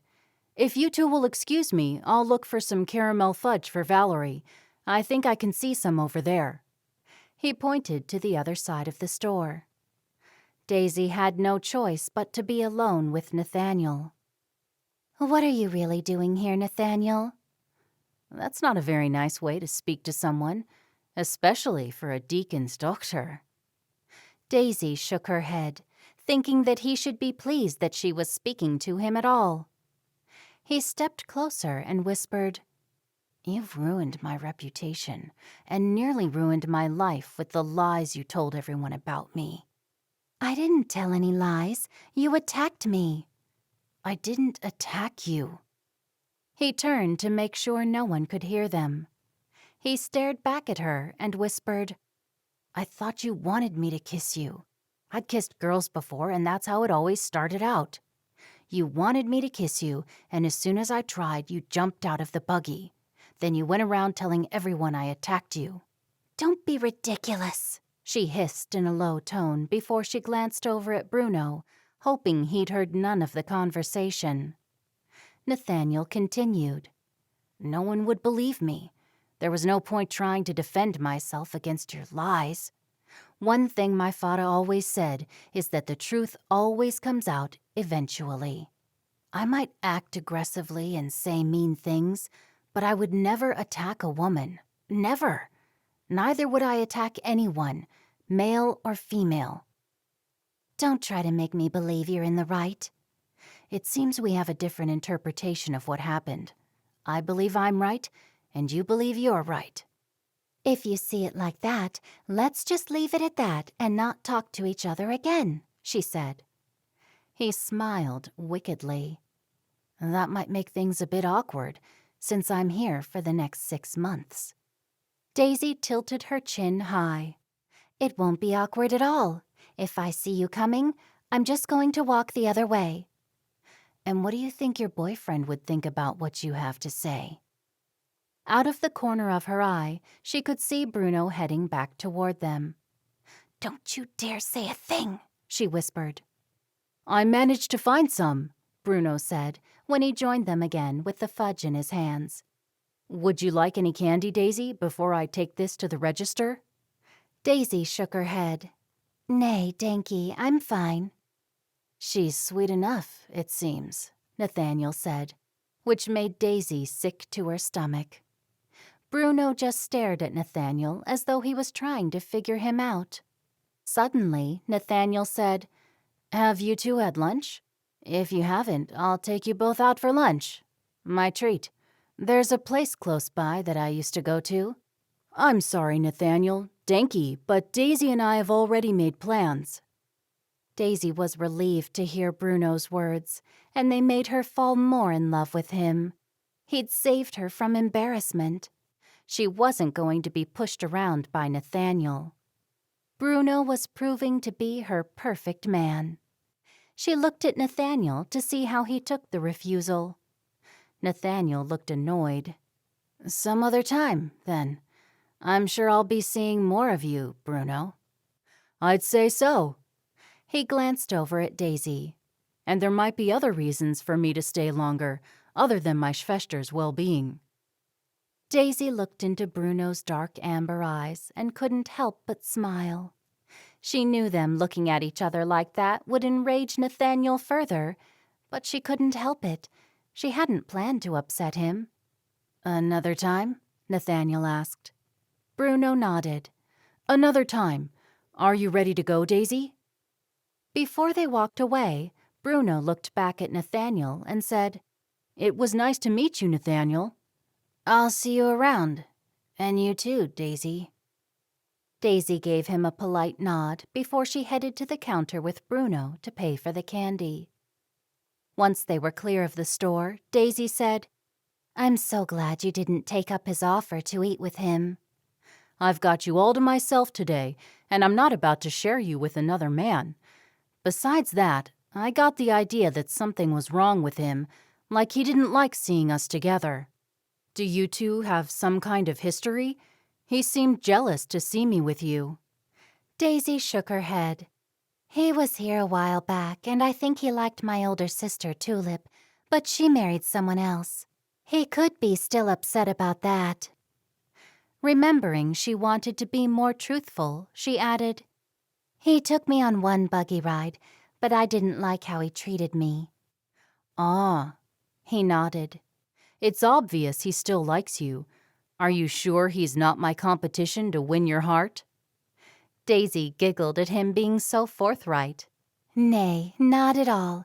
He would be the last man I would be interested in. Anyway, let's not ruin the day by talking about him any further. By now, Daisy knew without a doubt that Bruno liked her as much as she liked him. He'd as good as said so. That suits me just fine. Where are we going to eat? I know a nice place. Daisy walked with him to the restaurant, glad that he dropped the subject of Nathaniel so quickly. But something told her that Nathaniel wasn't going to stop giving her a hard time. He seemed to have a chip on his shoulder as far as she was concerned. Chapter 8. Daisy wasn't hungry and her stomach churned. It had been awful running into Nathaniel unexpectedly like that. She tried to ignore her irritation over the man. Instead, she'd turn her attention into making sure that Bruno saw that she'd make a wonderful wife for him. What shall we have? He picked up the menu. Even though she wasn't hungry, she'd have to force something down so Bruno wouldn't realize she was so distressed and upset over seeing Nathaniel. "I'll have the potato pie. I had it here once before and it was wunderbar," she said. Potato pie it is. He closed the menu and smiled at her. You have the most incredible eyes, Daisy. Daisy giggled. "They are just plain brown eyes." There's nothing plain about them. They're beautiful. "Stop it. You're making me blush." I haven't said half of the things I'm thinking. She touched the front of her prayer cap to smooth down her hair. "Go on, tell me. What are you thinking?" Do you really want to know? "Yeah, I do." You have the perfect shaped face. You're as beautiful as an angel. Are you an angel? Daisy giggled. "You're being silly. Anyway, all the angels in the Bible were men, weren't they?" He laughed. I guess that's true. But when I think of an angel, I think of a beautiful woman. There was Gabriel, and I can't think of any others. I don't think they all had names. I think you're right. That's the only name I can remember, too. Oh, wait, I think there was also Michael. They stared into each other's eyes. "We have to order at the counter." Daisy stood up to put their orders in. He reached out and grabbed her hand. I'm paying for it, Daisy. This is my treat. No angel has ever paid for her own meal. Slowly, he released her hand. Daisy sat down, now well and truly embarrassed. She felt her cheeks grow hot, and she knew her face had turned bright red. This man was an answer to her prayers. He was everything she'd dreamed of, except for the part about not being a twin. Had God gone to sleep when she'd added the part about how the man she loved would have to be a twin, so her sister could marry his twin brother? She fanned the menu against her face in an effort to cool it down while she watched Bruno leaning against the counter. He was tall and muscular, but he wasn't spectacularly attractive facially. His beautiful eyes and warm smile melted her heart just the same. After he'd ordered the food, he sat back down and she placed the menu back on the table. "How's your Schwester doing? It must be a comfort to her to have you visiting her. She must be devastated about losing Dirk. Dirk wasn't really that old, and everyone's a little surprised that he died in the way that he did." Why? Has there been talk? "I hate to say it." Daisy pulled a face. "There has been a little bit of talk that he might have killed himself. Don't say anything to Valerie, though. She'd be upset enough without hearing that." His gaze fell to the table. I would never tell her anything like that. I wouldn't want to add to her grief. "I guess it's something that will take a long time to get over." Maybe it's something that people never get over. They just learn to live with it. She shook her head. "I think my mother wouldn't want to live if something happened to my father. You should see the way that they look at each other. I'm sure they're just as much in love as the day they married." That's nice. It would be nice if all marriages were like that. "You don't think they are?" Daisy asked. Nay, they're not. I know for a fact that they're not. "That's sad." That's life, I guess. "Have you ever come close to being married?" Daisy asked. A couple of years back now. Daisy was truly shocked. She'd expected a completely different answer. "Why didn't you go through with it?" I got very close. It was 2 weeks before the wedding, and I called everything off. Daisy was surprised. The same thing happened to Tulip. Willem, the man she had married, had also called off a wedding a couple of weeks before it had been due to take place. It had probably taken courage for him to call off a wedding, but at the same time it made her feel uneasy. Perhaps he was a man who didn't know his own mind. The girl must have been very upset. Yeah, she was. So upset she got married 4 months later to a friend of mine. Suddenly finding herself laughing, Daisy felt much better. I'm sorry. Maybe I shouldn't laugh. I'm glad she found someone else, though. I wouldn't have wanted her to be upset. And are they both happy now? They seem to be, but who really knows unless you're living in their home? I suppose that's true. My 2 older brothers and my 2 older sisters are all married, and they are really happy. Same with all my sisters. They're all married. So far, I've been happy not being married. Is your mother trying to marry you off? He laughed and seemed a little embarrassed. How did you know that? Did Valerie say something? Nay, she didn't. I just guessed from something you said before. Now I know that all your sisters are married, and I guessed your parents want you to marry soon. You'll have to carry on the family name, because you're the only son. You're right. That's one of the reasons I was glad to get away and come here. There's a girl from home, and she's got it into her mind that I should marry her. Mind you, she's had a little bit of help from my mother. I've been sure to give her no encouragement at all. That's terrible. No wonder you're hiding at Valerie's place. That's just an added benefit of being here. The main reason is to make sure Valerie's okay. I understand. I was only joking. The waiter brought their potato pies to the table, along with a glass pitcher of orange juice. I forgot to ask what you wanted to drink. Is fresh orange juice okay? Yeah, that's good. Daisy was pleased that she was getting to know more about him. He was very open about himself, which Daisy liked. When they were halfway through their pies, he said, I might as well get this over now. I hope you and I can do something another day. Would you allow me to take you out again? Daisy swallowed the mouthful she was chewing. I'd like that. Me too. Does that mean you want to go back to Valerie soon? Are we running out of time? He shook his head. Nay, I've got all the time in the world. I think my Schwester will appreciate some time by herself. That's good. I've still got so many things to show you. I found it hard to know what to say to her yesterday. I didn't know whether to avoid talking about Dirk or not, because I didn't want to make her cry. In the end, she did cry. Crying is unavoidable, I'm afraid, at times like these. She's got a lot of adjusting to do. This will be a new stage of her life. I'm doing all I can to make it easier for her. And that's why you want her to go back with you? That's right. He popped another portion of pie into his mouth. That might be too many changes at the one time. He swallowed. I know, but at least I'll be there to keep an eye on her. I can keep an eye on her, along with the rest of my family. Danky, that's kind. And I know Valerie has got a lot of friends here. But is that the same as family? Daisy thought about her own family and how she'd feel if they weren't around. I can't really say. I've grown up with always having Lily around. She's always gone everywhere with me except for the last few weeks. What's been different about the last few weeks?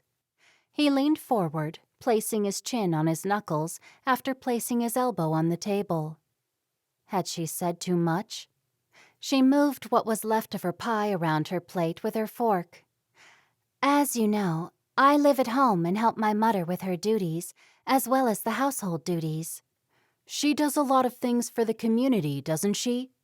That's right. She's had so much work on that these days she sends Lily and I on separate errands. Looking up at him, she hoped that what she'd said didn't make her sound as though she was too young for him. Would he want to marry someone who still did errands for their mother? Or would he want a woman who worked and was industrious and had already saved money for her future family's life? At that moment, she realized she hadn't planned for her future. She'd been lazy, and that couldn't be attractive to a man like Bruno. Her older sisters, Tulip and Rose, both had jobs long before they'd gotten married. That must keep you very busy. helping your mother. It really does. Too busy to get a job like my older sisters. He leaned back in his chair. And what kind of work would you like to do if you had to get a job? I don't know. I'd do anything, really. I'm a fast learner. I had many different jobs until I settled into what I'm doing now. He stretched out his hand, took hold of his glass, and drained the last of his orange juice. What kind of things did you do? She took another sip of juice. He placed his empty glass back onto the table. I did all sorts of things. I was a cleaner, a laborer. I did anything and everything to get money together. And now you're happy and settled in what you're doing? Yeah, I am. That's not good. He frowned and his mouth tilted to one side. It's not? Nay, I'm helping Valerie talk you into moving here. If you weren't happy in your job, it'd be easy to have you move here. She giggled. He laughed. 2 against 1? I'm sure you'd like it here. Maybe I like it here already. He stared into her eyes so much that she had to look away. I'm sorry. I didn't mean to embarrass you. You didn't. She looked back at him. Maybe you did a little. He gave her a big smile. Are you ready? Yeah, I'll take you somewhere special. Can't wait. Chapter 9. Daisy stopped at the front of the house after Bruno had taken her home. She waited until he was out of sight and then ran into the house to find Lily. The first person she saw was her mother, who was sitting on the couch in the living room darning socks. "There you are. You're just in time to help with the dinner. Join your Schwester in the kitchen." Okay. "Wait!" Daisy swung around to face her mother. Yeah? "Did you have a good time?" I did. "Help Lily now, and you can tell us all about it over dinner." The last thing she wanted to do was tell her parents how things had gone with Bruno. Their outing had felt like a date, and she didn't want to tell her parents what happened on her date. It was private. Lily's face was beaming when Daisy saw her sitting at the kitchen table shelling peas. I saw him just now, and also earlier when he collected you. And what do you think of him? He looked handsome from a distance, but that's not really important. Not to me it isn't anyway. Me either. Of course it isn't. She sat down next to Lily and helped with the peas. We had a really good time, and he wants to see me again. I'm happy for you. It's just that he doesn't live around here. He could move. Valerie moved for love. So, tell me all about your day. What's he like? The only way I can describe him is that he's wonderful, because that's what he is. And before I tell you more, I must tell you that Nathaniel is back. What do you mean he's back? Back in town? Daisy nodded. I was showing Bruno all the stores by the river, and Nathaniel was in the candy store. I turned to leave, but Bruno said he wanted to get candy for Valerie. Nathaniel walked up to us and... What did you do? Daisy licked her lips. It wasn't easy. I had to make like we had no qualms with each other. I introduced Bruno to Nathaniel as though he was just someone normal, because that was all I could do. I didn't want Bruno to think there was something strange going on. I couldn't tell him about what Nathaniel did. That would have been hard to just act like nothing was wrong. It was, and after I introduced the two of them, Nathaniel asked Bruno and me to go to lunch with him. What do you think about that? He was trying to torture me. Oh no! How did you get out of it? Bruno jumped in and said we had plans. That was good. He must have wanted to be alone with you. Lily shook her head. That would be just like Nathaniel to want to make you feel uncomfortable. I wonder what he's doing back here. Doesn't he know he's not wanted around these parts? I'm shocked that he showed his face. Do you think you should tell Dad? Nay, word will get out that he's here. If he's not sent away when he turns up at the Sunday meeting, there'll be nothing we can do about it. He blames me for everything and for having to leave last time. Soon after Nathaniel was talking to both of us, Bruno decided to get his sister some candy and left the two of us alone. Lily leaned forward. Did you tell him to go away and leave you alone? I didn't want to be that rude, but anyway, he blamed me for everything that happened between us. He said that I wanted to be kissed, and many girls before me had been kissed, and I had no reason to jump out of the buggy and run away. Lily shook her head. He's kissed lots of girls? That's just awful, Daisy. Do you think it's true? Maybe it's not. He could have just said that because he was mad. Does it matter? Well, is that all he did? He only tried to kiss you? That doesn't sound that bad. You could have just said you didn't want to kiss him, rather than run away. You weren't there. Trust me, it wasn't good. It wasn't like he said, not at all. Anyway, I don't want to talk about him. Tell me more about Bruno. The rest of the day with Bruno was amazing. Daisy couldn't stop smiling. He's just perfect. He's just the perfect man for me. He must have known I didn't want to have lunch with Nathaniel, and he told him we had other plans, just like a real man would have said. Bruno stood up to him without being rude. Bruno looks a bit older than you. Yeah, I don't know how old exactly, but I know he's quite a bit older. Do you think that matters? Daisy didn't mind one little bit how old he was. Besides, he wasn't that old. Not too old for her at all. This man was a great match for her, and she knew it. There is that saying that if something looks too perfect, maybe it is. Daisy frowned. What do you mean? If he's so great, why hasn't he married before now? He's never met anybody that he wanted to marry. Actually, he told me he came close a while ago and stopped before things went too far. Also, there's a woman who everyone wants him to marry, and that's another reason he's here looking after Valerie. Lily gasped and covered her mouth. What is it? Daisy asked. What if he's doing what Jacob did to Rose? He could have been involved with that woman in the way that he shouldn't have been, and then he's run away, and you're his next victim. Daisy narrowed her eyes at her sister.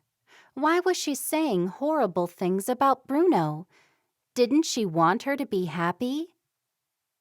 Do you think he's been involved intimately with this woman he's left behind?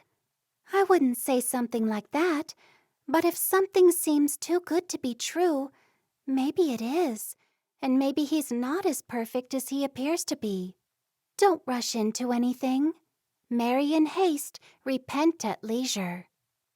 Daisy arched an eyebrow. Are you just saying this because he's not a twin? Nay, Rose was fooled by Jacob, remember? Of course I do. Something like that is hard to forget. Poor Rose was so upset. And do you want to be fooled in just the same way? Of course I don't. But I don't think he's like that. He's a really good man. Why don't you get Dad to ask questions about him, just to be sure? You'd think he's perfect, but Rose thought Jacob was before she married Mark, and then you also thought Nathaniel was perfect once. Nay, I won't do that.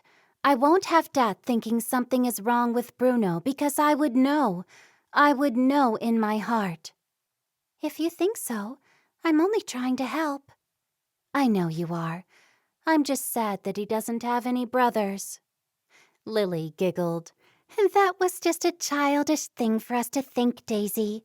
It was nice to think that we could live together forever, but we could live nearby each other and visit every day. Yeah, we'll have to do that. We can't be separated too much, or I'd die. Lily giggled. Me too. I think you'll end up getting married to Bruno, and I will meet someone at your wedding. Maybe Bruno's cousin, if he has one. Their mother walked into the kitchen and looked at the pile of peas in the container. Is there any work going on in here, or just a lot of talk? We're working too, ma'am, Daisy answered. Later that night, Daisy was in her room with Lily just before bedtime. Daisy pulled her long dark hair over one shoulder. She began to braid her hair, as was her nightly routine, into one long braid. Turn around, I'll do your hair. Daisy turned around, flipping her hair over her back, pleased that she'd told Lily everything about Bruno. She would be careful, as Lily suggested. Being impulsive had never led her anywhere good in the past. I hope Nathaniel doesn't try to ruin things with Bruno and you. Do you think he was jealous? Lily asked. Nay, what happened was so long ago, he wouldn't have even given it 2 thoughts. Hopefully he's matured since then. His words at the candy store had shown otherwise, but Daisy pushed that out of her mind, preferring not to let anything ruin her good mood. When Lily went into her own room, her words of earlier that day, about Bruno not being perfect, swirled in Daisy's head.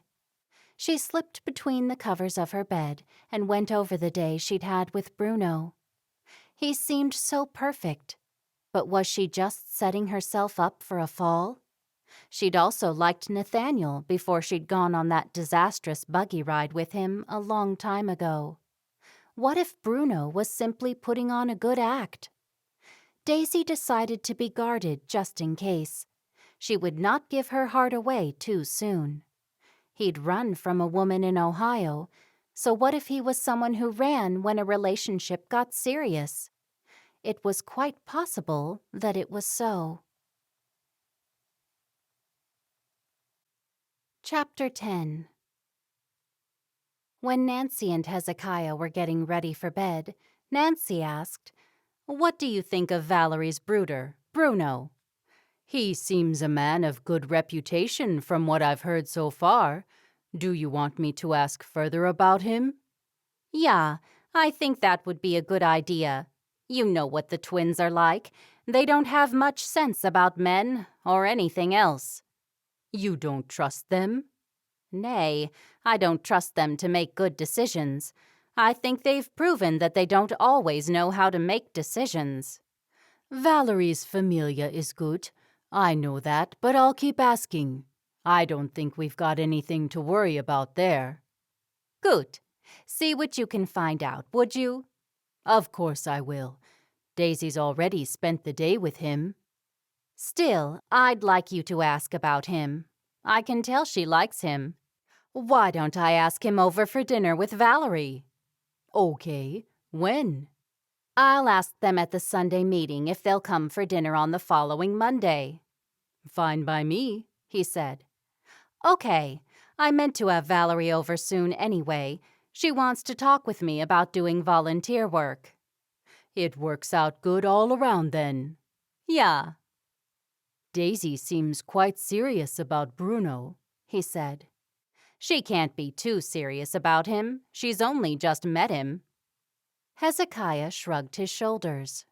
"Seems like it to me, though. She kept smiling throughout dinner. And did you notice when we asked her about her day, she deliberately didn't talk about him?" "Now that you mention it, I can see that she didn't like to tell us much about him. Sounds like she wants to keep things to herself." "Or not say his name in front of me," Hezekiah said. "Fathers are always the last to know anything." Nancy giggled. "And mothers, too. We'll have to see what Bruno's like when he's here for dinner." "What you won't be pleased to hear is that Nathaniel Schumacher is back here, staying for a few months while he's helping his uncle." "That's dreadful. When did he get here? Couldn't you have kept him away?" "I can't do that." "You could have told the bishop exactly what he did to Daisy." "I said enough, and besides, we don't know what he did to Daisy."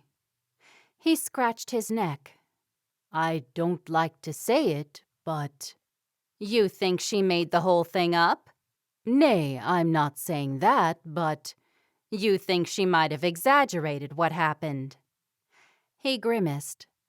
Yeah, I think it's possible. I didn't want to say anything to you about it before now.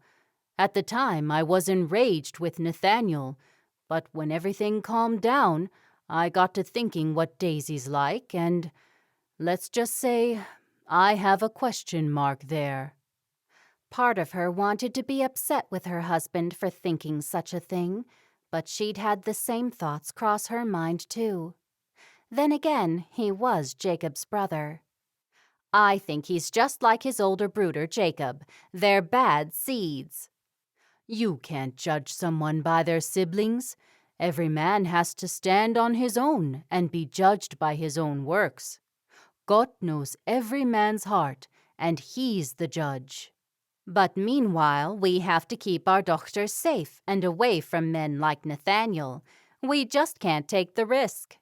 I agree, but at the same time, I can't point the finger at him and say he's done something when we don't have details, and Daisy won't talk about it.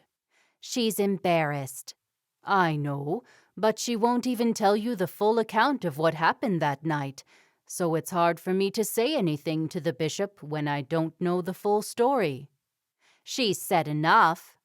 Still, I don't have any reason to ask him to leave, and neither can I say anything to the bishop to cause him to ask Nathaniel to leave. When it happened, I hinted to the bishop, and he took note. He must be guilty. He left the community quickly when it all happened. I don't think he'll give Daisy any more trouble. Daisy seems fond of Bruno, so let's just leave things be. I'll keep an eye on Nathaniel. Okay, I'll put Nathaniel Schumacher out of my mind, and I'll invite Valerie and Bruno for dinner Monday night if they haven't made other plans. Hezekiah smiled at his wife, leaned over, and kissed her on her cheek. Chapter 11. Daisy was pleased to be going to the Sunday meeting because she knew she would see Bruno again. But she hoped Nathaniel wasn't planning on causing trouble between herself and Bruno.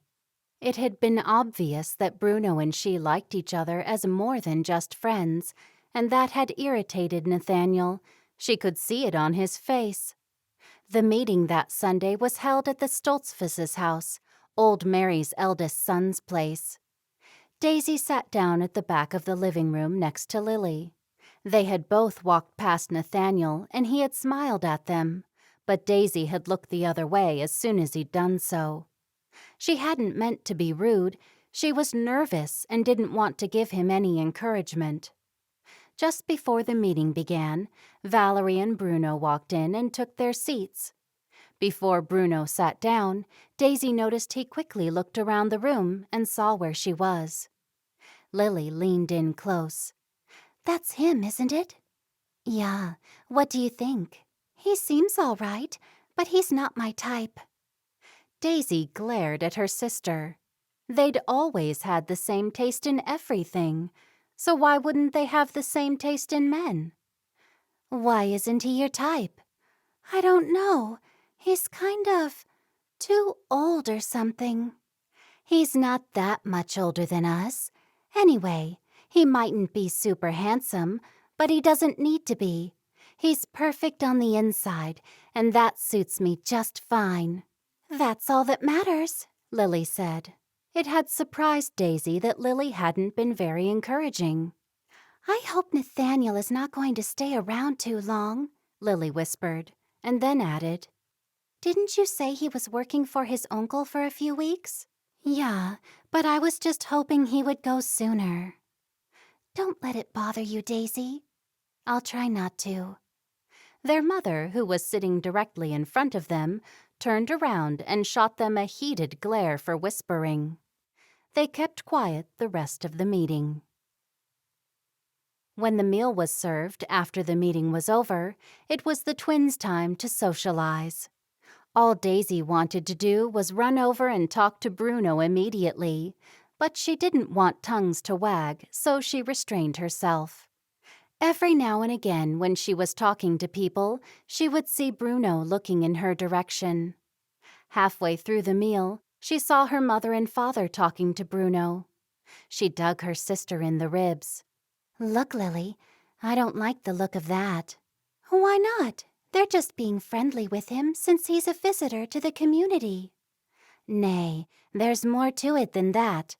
I should never have told Ma'am about liking Bruno. Remember how pushy she was when she was trying to get Rose and Tulip married off? Ma'am would never be like that with us. She knows how sensible we both are." "Yeah, that's true," Daisy said with a giggle. Lily said, "Do you want me to go over and see if I can hear what they're saying?" "Nay, I'll go over and speak with him when they go. He'll tell me what they said." "I'm sure there's nothing to worry about." When her mother and father had finished speaking with Bruno, she casually walked over to him. "How are you, Daisy? I was wondering when you were going to come and speak with me." "Well, you could have come to me," Daisy laughed. "I wasn't sure you'd want me to, only because people might talk." "There's nothing we can do to prevent that happening. I'm not worried about that." "That's good. If I'd known that, I would have been straight over to see you as soon as the meeting finished." "I just noticed my parents were speaking with you." "Yeah, they invited me and Valerie to dinner." Daisy was speechless. "Why did they... I mean..." He laughed and touched her arm lightly. "I was a little surprised too, but pleased about it." When are you coming for dinner?" "Tomorrow night." Daisy was delighted that her mother was helping her with her new romance. That meant her mother and father approved of him. She already knew they liked Valerie a lot, and they must have liked Bruno just as much. "I'll look forward to you coming. Did she say there would be anyone else there besides you and Valerie?" Daisy wondered whether her mother would be inviting the whole family, her brothers and their wives, and her 2 older sisters and their husbands. He shook his head. "She didn't say. It'll be good to get to know your parents better. They seem nice, just like my parents." Chapter 12. When Daisy woke up, she immediately remembered that Bruno was coming to dinner. This would be the first time that Lily would meet him, since they hadn't spoken at the Sunday meeting. She'd already worked out the dinner menu with her mother the night before. They were having roast chicken with bread stuffing, mashed potatoes and coleslaw, and for dessert they were having fruit salad and tapioca pudding. She'd told her mother that she would do most of the cooking. Her stomach churned at the thought of seeing Bruno again. She changed out of her nightdress, pulling on a clean dress. She wasted no time on her hair, figuring she'd fix it before Bruno arrived. For now, she tucked her long braid under her prayer cap. When she was done dressing, she headed downstairs. "There you are," her mother said when she walked into the kitchen. "I let you sleep in, and I was just about to wake you." "Did I sleep in?" Daisy looked out the window to see a gray, overcast sky. She always slept in when the sky was gray like that. "I didn't mean to." "Never mind. I had to send Lily to the store without you. There were a few things I needed." "I could have gone with her." "There's no use sending the 2 of you to do a job that only takes 1. Now fix yourself some breakfast, and then we'll start cleaning this house from top to bottom. I don't want Valerie to think we live in a dirty place." "The house is already clean." Her mother's face soured. "Not to my standards." "What do you want me to do first?" "Have something to eat, and then we can start on the floors. After the floors are washed, it'll have to be the windows. We'll start the cooking at 3. "Okay." When her mother went out of the room, Daisy fixed herself some eggs. She was a little disappointed to miss out on going to the store with Lily, but Bruno coming there tonight more than made up for it. It was 2 o'clock in the afternoon, and Lily still hadn't come home. "I should go and look for her, ma'am." "She should have been home hours ago." Daisy nibbled on the end of her fingernail. I hope she hasn't had an accident or something. She'll want to have had an accident if she comes home this late. Otherwise, she'll have no good excuse for getting out of chores. I'm certain she'll have a reason. Let me go and look for her. Her mother nodded. Okay, but don't take too long. When Daisy was halfway to the barn, she saw Lily coming up the driveway in the buggy pulled by their bay gelding. She hurried toward her. Where have you been, Lily? Am I late or something? Yeah, and Mam's furious. I lost track of the time, that's all. You better think of some reason why you were gone so long. You know how she likes to scrub the house extra well before people come for dinner. How mad is she? Very. You go and see her, and I'll rub the horse down for you and unhitch the buggy. Thank you, Daisy. Lily jumped out of the buggy and, with the groceries in her arms, walked slowly to the house. Before she reached the door, it was flung open and their mother stood there scowling at Lily, with her arms folded tightly across her chest. When Daisy led the horse into the barn, she could hear her mother berating her sister. She did everything as quickly as she could so she could get back to the house. Once she got back and entered the kitchen, Lily was nowhere to be seen. Her mother was mixing the bread stuffing for the chicken with her fingers. Where's Lily? I sent her up to her room. That meant Lily was in big trouble. Can I go and see her? Nay, you can't. You'll help me here. Her mother was in one of those moods where she was not to be crossed. Half an hour later, her mother disappeared from the kitchen, and Daisy guessed she'd gone to see Lily. It wouldn't be nice if Bruno and his sister came to the house and sensed the tension. She hoped Lily and their mother would work things out right now. Lily came down the stairs 5 minutes later, with her mother walking close behind her. Lily was given the job of scrubbing the bathroom, the chore she and Daisy hated the most. Later, when Lily and Daisy had a quiet moment, Daisy asked her why she'd been gone for so long in town. Like I said, I lost track of time. I looked around the stores, and I stopped to have something to eat. I didn't know I was supposed to come right back as soon as I got the groceries. We normally look around the stores together. Yeah, but tonight we've got people coming for dinner, and that means scrubbing the house. We clean it every day. It's fine. You and I know that, but Ma'am doesn't. The girls stopped talking when their mother came back into the kitchen. Less talk and more work, please. Our guests will be here soon, and we don't want to have them waiting until late at night to be fed. They all heard the front door open, and their mother rushed to greet their father. I hope she doesn't tell Dad that I was away so long. He won't mind. He'll tell Ma'am she's fussing about things again. Lily giggled. She doesn't like it when he says that. You'll have to tell me honestly what you think of Bruno. Yeah, of course I'll be honest. Why wouldn't I be? I didn't mean that you wouldn't, but you might not tell me how you really feel about him because you know I like him so much.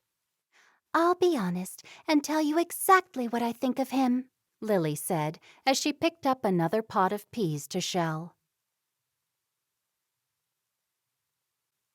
Chapter 13. Daisy waited excitedly in the kitchen when she heard the buggy coming to the house. Her mother and father were in the living room, and she and Lily were setting the table in the large dining room just off from the kitchen. What should I do? Daisy asked Lily. Just wait here until they both come inside, and then go out into the living room. Daisy nodded. Okay, I'm so nervous I can't even think properly. Just relax. Everything will be fine. Don't worry. You'll be all right. He obviously likes you. I guess so. He seems to like me. Daisy did what her twin sister suggested.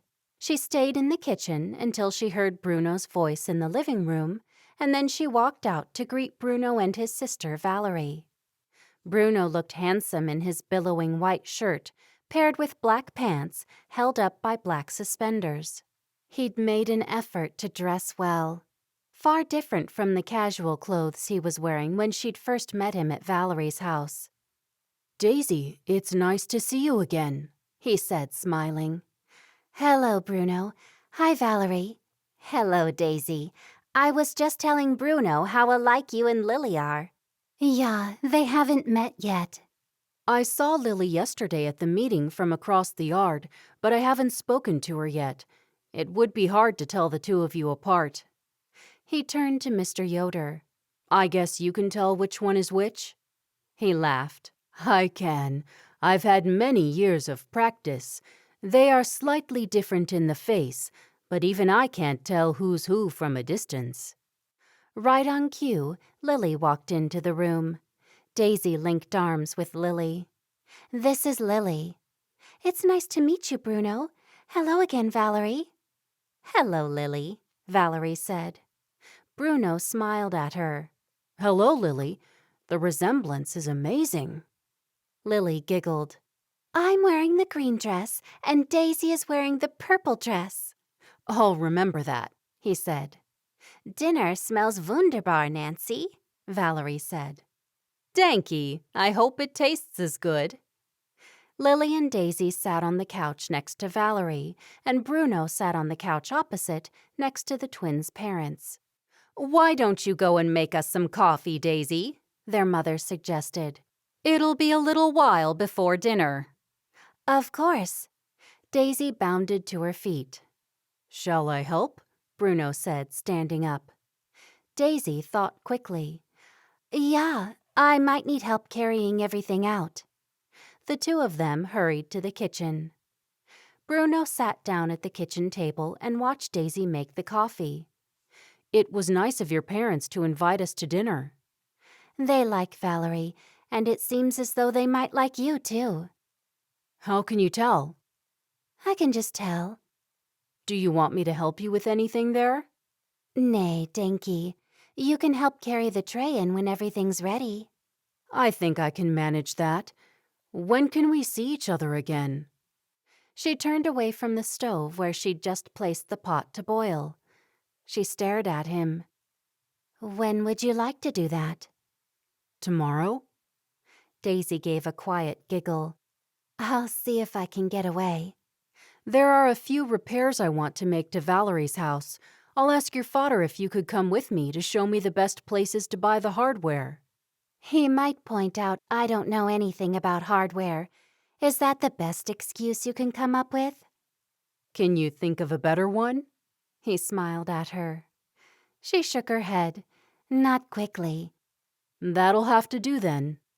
She sat down at the table with him. Did you have any other plans for tomorrow? He asked. Nay, each day is pretty much the same for me. Ma'am helps the community a lot, so she's always having us help her to either visit people or sew things that we can sell for charities. That's nice. It must feel good to be so useful to so many people. I know Valerie appreciates the help your familia has been. Dad says everyone needs a helping hand every once in a while, and tomorrow it could be us. Fathers are so wise sometimes. Mine says if one person in the community is hurting, then we're all not well.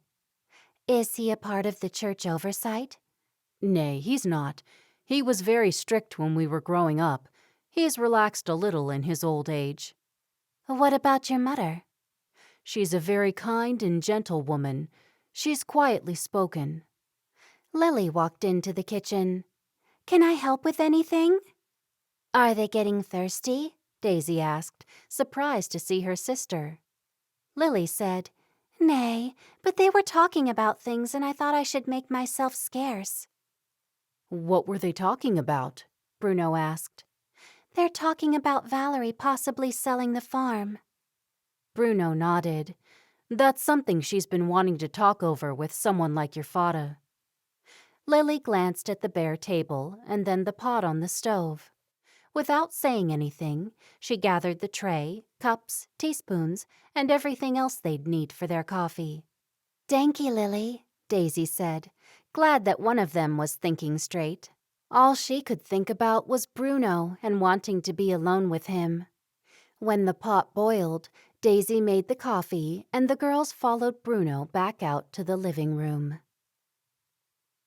That night, when Lily and Daisy were having their usual nightly chat in Daisy's bedroom, Lily leaned close to Daisy and said, "I hope you didn't mind me coming into the kitchen. I didn't want to disturb you. I knew you'd want to be alone with him, but it wasn't right, me sitting there while Valerie talked about selling the farm and all that." "Of course I didn't mind. I had a few minutes alone with him, and he wants us to go somewhere tomorrow." "I know. I heard him asking Ma'am if he could come and collect you in the morning. That's wunderbar. I could tell he really likes you. He couldn't stop smiling at you. I reckon you'll marry him." Daisy's face lit up. "Do you think so?" "I do. Then you'll have to help find someone for me. I'm not in a hurry. I'll take my time and find someone who suits me perfectly, just like Bruno suits you." "He does suit me, doesn't he? And it was all so unexpected. One day I didn't even know him, and the next day I'm in love with him." "Are you in love?" Lily asked. "Yeah, I truly am. I can't stop thinking about him, and when I'm with him, he makes me feel so happy. I can't imagine marrying anyone but him. The only thing is, I don't want to move away, and he doesn't live here." "That's easy solved. Just tell him you won't marry him unless he moves here." "Should I be that bossy? He might not like bossy women." "Just be yourself, and you are bossy." Lily giggled. "I guess I am. And if he loves me, he will move here. It'll help that Valerie wants to stay here too." "I thought she was selling her farm. That's what she was talking about when I escaped into the kitchen." "Bruno said she was thinking of selling the land and keeping the house." "Can that be done?" Lily asked. Daisy nodded. "Yeah, people sell off parts of their land all the time." "It'd be nice for Valerie to have her brooder living close by." "Yeah, it must be hard for her with her husband gone." Lily agreed. "Especially with all that talk going around about him. I wonder if she knows what people are saying." "I don't think she would," Daisy said. "What do you think happened to Dirk?" Daisy shook her head. "He's gone, that's all I know. The rest doesn't make any difference." Chapter 14. When he collected Daisy the next morning, Bruno said he'd do his errands another day, and today Daisy could take him on a tour of the local countryside and show him all her favorite spots. Daisy had proceeded to show Bruno all the places around the area that she could think of, and even though the day was cold, he thought it would be nice to have a walk down by the river on one of the many walking trails she'd mentioned. She hoped he might be romantic and hold her hand when no one was about. She wanted nothing more than to marry him and be happy like her sisters were. Then she could really start her life and have her own home with her own children. It had been a childish fantasy that she would marry a twin so Lily and she could be together. She knew that now. "Shall we park the buggy here?" he asked when they drew close to the river. "Yeah, this is perfect." They got out of the buggy and then walked side by side down to the riverbank. It was a little muddy, and Daisy was careful where she put her feet so she didn't slip. Soon she heard the gurgling, fast-running water of the river. "Are you warm enough?" He glanced over at her. She pulled her black shawl tighter around her shoulders to keep out the cool breeze coming up from the water. "I'm okay." As soon as she'd spoken those words, she regretted them.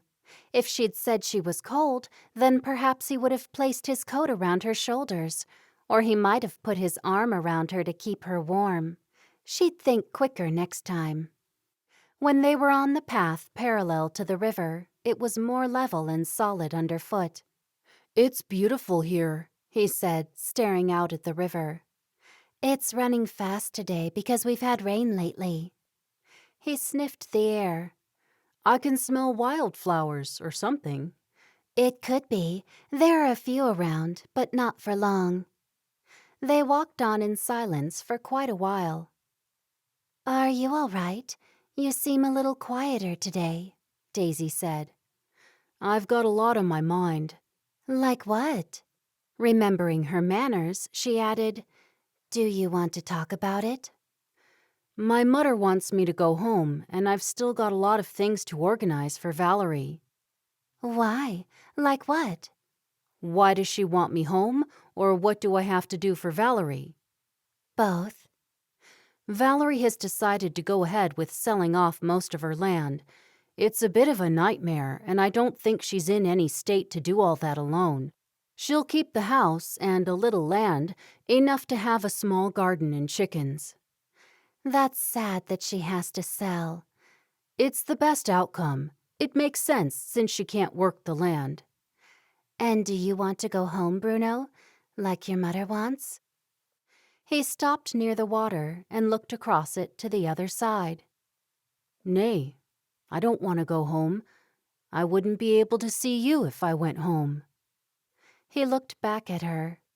She smiled and looked away, glad that his quiet mood had nothing to do with her.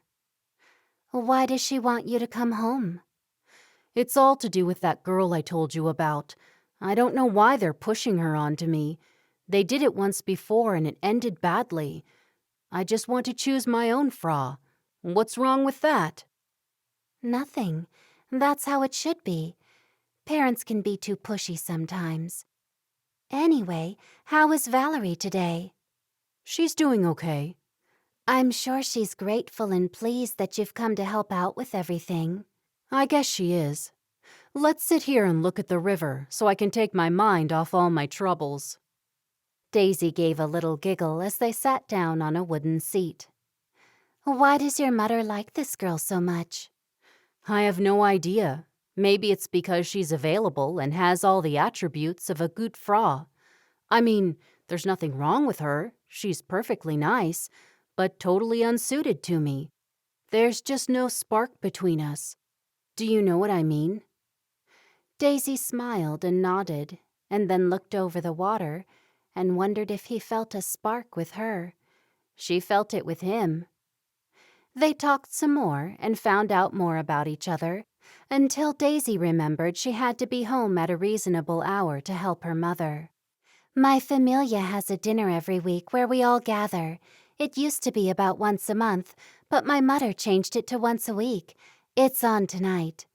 That's a lovely idea. That's why I have to be home early to help with the dinner. We'll see each other again soon, won't we? I hope so. They stood and walked back to the buggy. How about Friday? He asked. Daisy nodded. I'd like that very much. Good. It's nice that your familia keeps close together. My parents see everyone only at the meetings and community events because they're all so busy with their own families. Does it feel odd to be the only one out of your siblings not married? Daisy asked, wondering how she'd feel if Lily married first, leaving her unmarried. It does sometimes. I'd like nothing more than a Fra and a familia to come home to after a hard day's work. He stopped still when they reached the buggy, and then looked down into her eyes. She smiled at him, hoping he was about to ask her to marry him. Her parents might think that they hadn't known each other long enough, but she knew that it was right. He was the man for her. Many young people in the community got married after only knowing someone for a short time. Daisy, I'm so glad I came to stay with Valerie. I'm so pleased to have met you.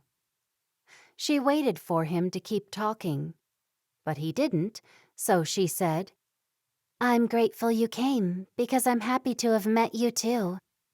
He looked into her face for a moment before he spoke again. Let's go. I'll take you home before it gets too late. I need to keep in good standing with your parents. As they both climbed into the buggy, Daisy couldn't help being a little disappointed that Bruno hadn't talked about marriage. Perhaps he would take time to think about what he wanted once he got Valerie settled. Chapter 15. It was nice to see her brothers and sisters happily married and their families growing. Daisy's niece, Shirley, had a baby sister, Lizzie. Her older brother, Trevor, and sister-in-law, Amy, had a baby boy, now 6 months old, whom they had named Stephen.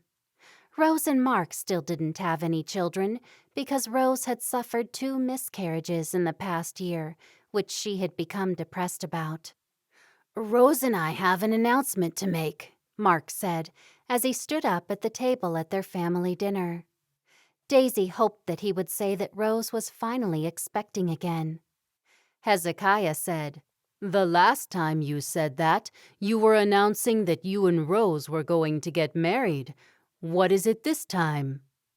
From a standing position, Mark reached out and grabbed Rose's hand. "Rose and I are having a bopley."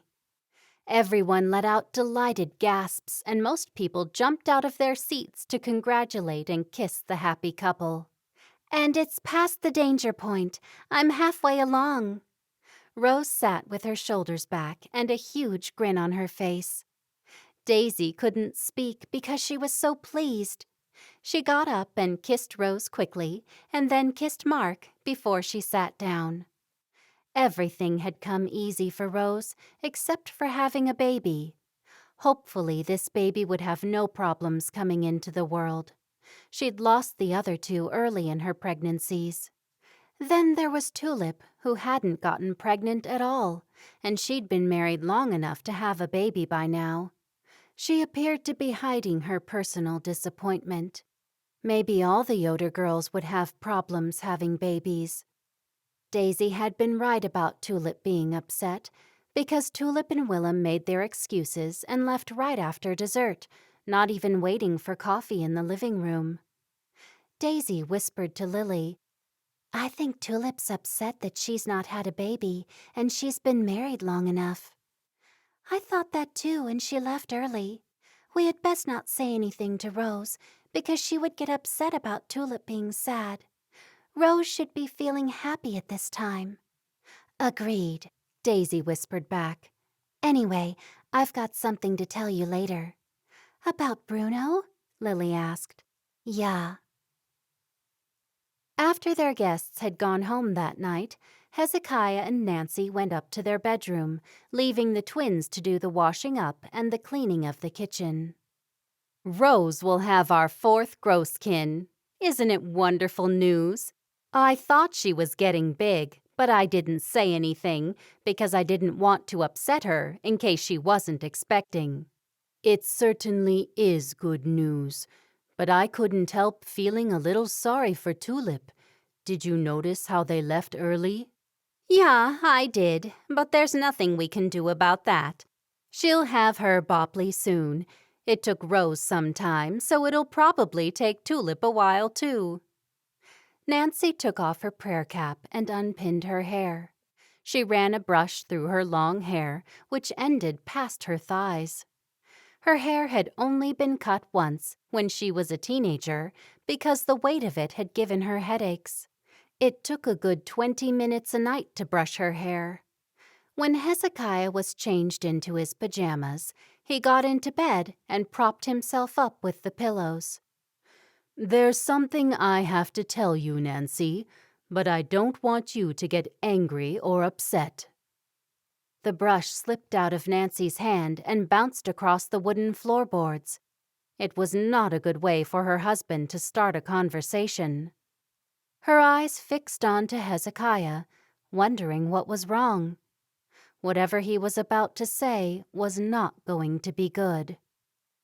What is it? She held her breath, bracing herself for what was to come. "One of the twins has been seen alone with Nathaniel." She sighed with relief, leaned down, and picked up the brush. When she straightened up again, she said, "That was Daisy. She told me all about running into him at the candy store when she was out with Bruno." "Nay, Nancy. It was Lily, and they were in a cafe, and they were holding hands. I know for certain it was Lily, because Daisy was elsewhere at the time the twin was spotted." Nancy's mouth dropped open as she stared at her husband in disbelief. And why are you only telling me about this now?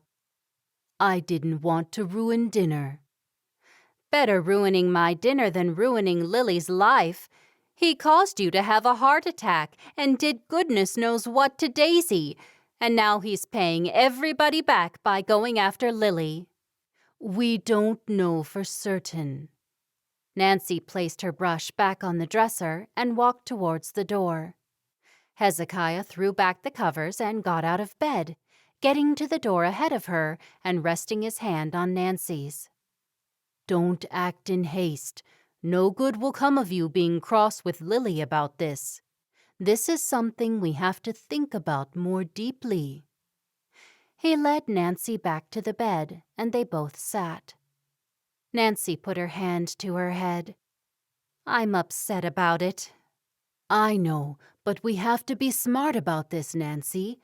Daisy told us she liked Bruno, and now Lily obviously likes Nathaniel, but has chosen not to tell us because she knows the fuss that happened between him and Daisy. I know that, Hezekiah. What are you trying to say? I want to go right in there now and ask Lily what's going on, and ask her why she kept this a secret from us. Anger swirled in Nancy's head, and she felt she was going to burst. She couldn't just sit there and do nothing. And what good would that do? She stared at her husband, who sometimes seemed far too calm. You want to let her sneak around behind our backs? Many young people court in secret with no one looking over their shoulders. But he's not just any young man. He's no good. No one's all bad. He might have changed his ways. We don't know he hasn't transformed and repented of his ways. And if he hasn't, are you willing to put our doctor at risk by allowing her to see more of this man who has a bad reputation? Hezekiah looked thoughtful and shook his head. I don't know what to do right now. I only know that no good will come of lecturing Lily about it now. We have to be careful that we don't drive her further into his arms and away from us. I've seen things like that happen in other families. Nancy gasped and covered her mouth with her hand. As the deacon, her husband was privy to many private matters between people in their community. You're right. That's exactly what Lily would do. She'd run away with him. She's never really listened to what we have to say. Maybe the best thing we can do is to do nothing at all, Hezekiah suggested with amazing composure. Nancy looked into her husband's eyes and was pleased that he was so wise and level-headed. He was right about saying nothing to Lily. She'd carefully monitor the situation and step in when necessary. If Lily thought she was in love with Nathaniel, she was the kind of girl who would run away with him if told she wasn't allowed to see him again. Nancy would just have to trust that she had raised Lily properly and she wouldn't do anything silly. We'll pray about it and have faith that God will work things out for Lily. He'll guide Lily because we will ask him to. Nancy nodded and put her head on her husband's shoulder. He'd always been so sensible and had a special way of calming her down and making her think first rather than reacting to a situation. It seemed as though every time she wanted to be happy and enjoy good news, the twins had a way of doing something dreadful to ruin everything. Why couldn't they be more normal? They'd had their family dinner and everyone had gone home. But Daisy couldn't shake the fact that Bruno had been close to talking about marriage earlier that day at the riverbank and had stopped himself. It wasn't unusual in their Amish community to have quick courtships, and young people paired together fairly quickly. Why was he so hesitant? Lily and Daisy were having their nightly conversation in Daisy's room. What did I do wrong, Lily? Should I have said something different? I was certain he was going to ask me to marry him. He even talked about the girl his mother is trying to make him marry, and he said there was no spark with her. Surely he wouldn't have told me that unless he felt he had a spark with me, don't you think? I'm not sure. Do you think he only sees me as a friend? I don't know. Daisy groaned. I wish I knew what was going on in his head. Sometimes I feel I'm sure he likes me, and other times I don't know if he does or not. Maybe you were acting too keen. Remember, he said there was that woman chasing him, the one his mother wants him to marry. Perhaps you shouldn't be so keen. I'm just being myself, and I don't think I've been like that. I don't want to play games. I might lose him if I do. Things should happen naturally. Lose him? Do you reckon you have him now? If you don't have him, you can't lose him. Daisy scrunched up her face, trying to figure out Lily's logic. What are you talking about? If he knows you'll say yes to marrying him, he loses the thrill of the chase. Men are like hunters. They like the thrill of the chase, and if he knows you're keen on him, there's no thrill there. Daisy shook her head. Nay, I think you're wrong. Has he asked you to marry him yet? Nay, you know that he hasn't. Well, perhaps you should play a little harder to get. That'll make him more interested. Sometimes men want what they can't have, and especially a man like Bruno who's been a bachelor for some time. He's used to passing women over, and in doing so, he grows more and more picky with every woman he sees as not meeting his standards. Lily's words cut into Daisy's heart like a knife. Perhaps there was some truth in what she said. She had shown Bruno she was keen on him, and although she knew that he liked her too, was that enough for him to ask her to marry him? She had to be smarter about things if she wanted Bruno as her husband. Lily, I think some of what you say might be true. I know I'm right. Just because I've never had a boyfriend doesn't mean that I don't know how these things work. If you act less keen, or if he thinks there might be someone else, he'll make sure to make you his wife. Men are territorial creatures. You don't have to say yes every time he asks you out. But he's only here for a short amount of time. He can stay longer if he wants. That's what you told me. Did I? Yeah. Although her sister's words seemed odd, she thought back to the first outing with Bruno. He had blocked Nathaniel from his offer of lunch, and perhaps that extra male attention from Nathaniel had spurred Bruno on to keep seeing her. That showed her that maybe Lily was right about how men thought. So, if you're right, what do you think I should do now?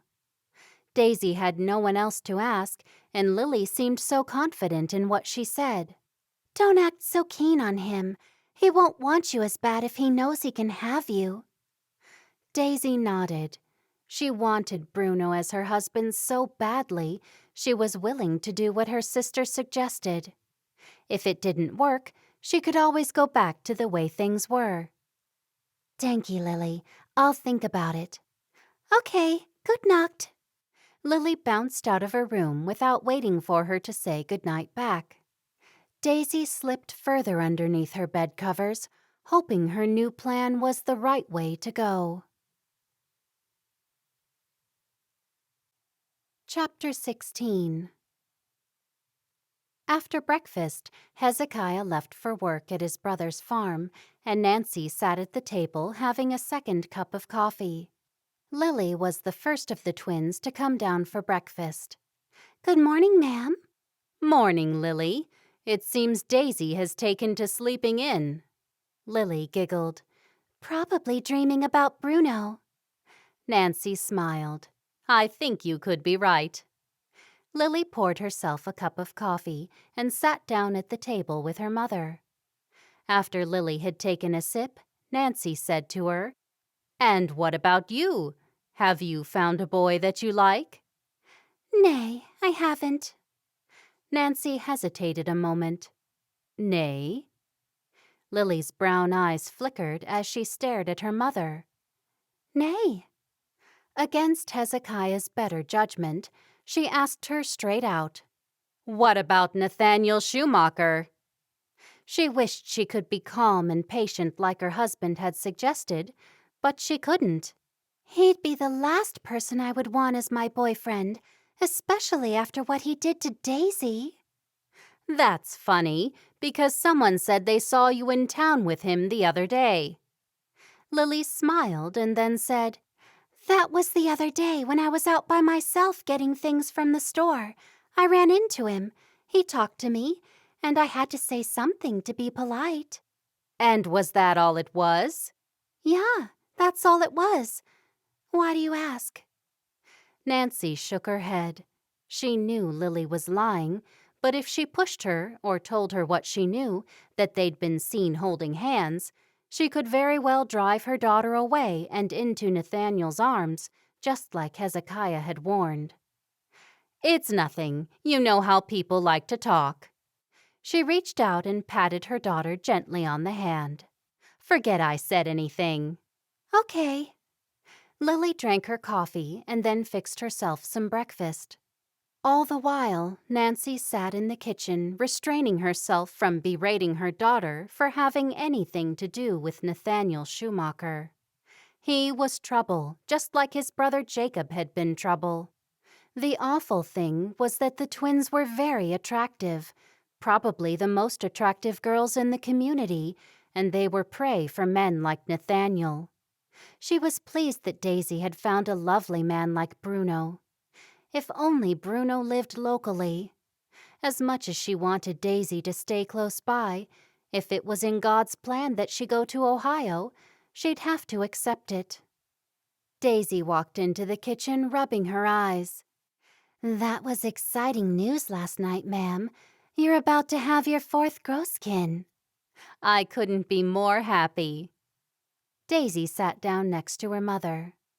You don't look very happy. I am. I'm just tired. Do you want me to make you some breakfast, Daisy? Lily asked. Yeah, please. One of you will have to go out and get the eggs, Lily said. I'll go out and get them after breakfast. We've got enough here to make Daisy something. Nancy nodded. Can I have scrambled eggs, Lily? Okay. And when do you see Bruno next? Nancy asked. Friday. He's coming here to collect me at 10 in the morning. Is that okay? Nancy nodded. I like Bruno, and he comes from a good family. She glanced over at Lily, who was whisking the eggs, and Lily didn't look at her. She felt like saying that she wasn't too happy about Nathaniel and his family, but she bit the inside of her lip to stop herself from blurting out words that she might later regret. I'm so glad you and Dad like him. I think he's the man I'm going to marry. I'm certain of it. Well, don't rush into anything. You must be certain. I won't rush into anything, ma'am. Don't worry. I'm not worried. I trust God, so I don't worry about you girls. I know both of you will make the right decisions in finding husbands, because you know that the decisions you make now will affect the rest of your life. Your decision must be made with your head as well as your heart. You might love someone with your heart, but if you have doubts in your head, you should listen to them. Lily set the eggs on the stove. That's good advice, ma'am. I'll remember that when I find a man I like. Yeah, that's good advice, and both my head and my heart think that Bruno is the right man for me. Wait a while, Daisy. Men can put on a good act for a while, but they can't keep up that act over time. Sooner or later, their true personality will shine through, Ma'am said. How did you know that Dad was the right one for you? Daisy asked. I didn't have any doubt about it whatsoever, and we knew each other for a long time, which helped as well. When I was in my bedroom, I thought I heard Nathaniel's name mentioned, Daisy said, looking between her sister and her mother. Your Schwester ran into him at the store the other day. Someone saw her with him and told me about it. The person thought that Lily and he might have something going on. Daisy stared at Lily. Is that true, Lily? Yeah, I didn't think to mention it. I said hello, he said hello, and that's about all. Why didn't you tell me? We tell each other everything. You've been so busy with Bruno, and that's all you ever want to talk about. I didn't want to make you upset by talking about Nathaniel. Daisy nodded. I still want you to tell me everything that's happening with you. And I'll tell you anything important, but bumping into him wasn't important. Don't make a fuss. Okay, I didn't mean to make a fuss. Stop me if I talk about Bruno too much. Lily giggled. It's okay. I like hearing all about him. Since I don't have a romance in my life, I like to hear about it from you. Listening to her two daughters, Nancy wouldn't have thought that anything was wrong if she hadn't known better.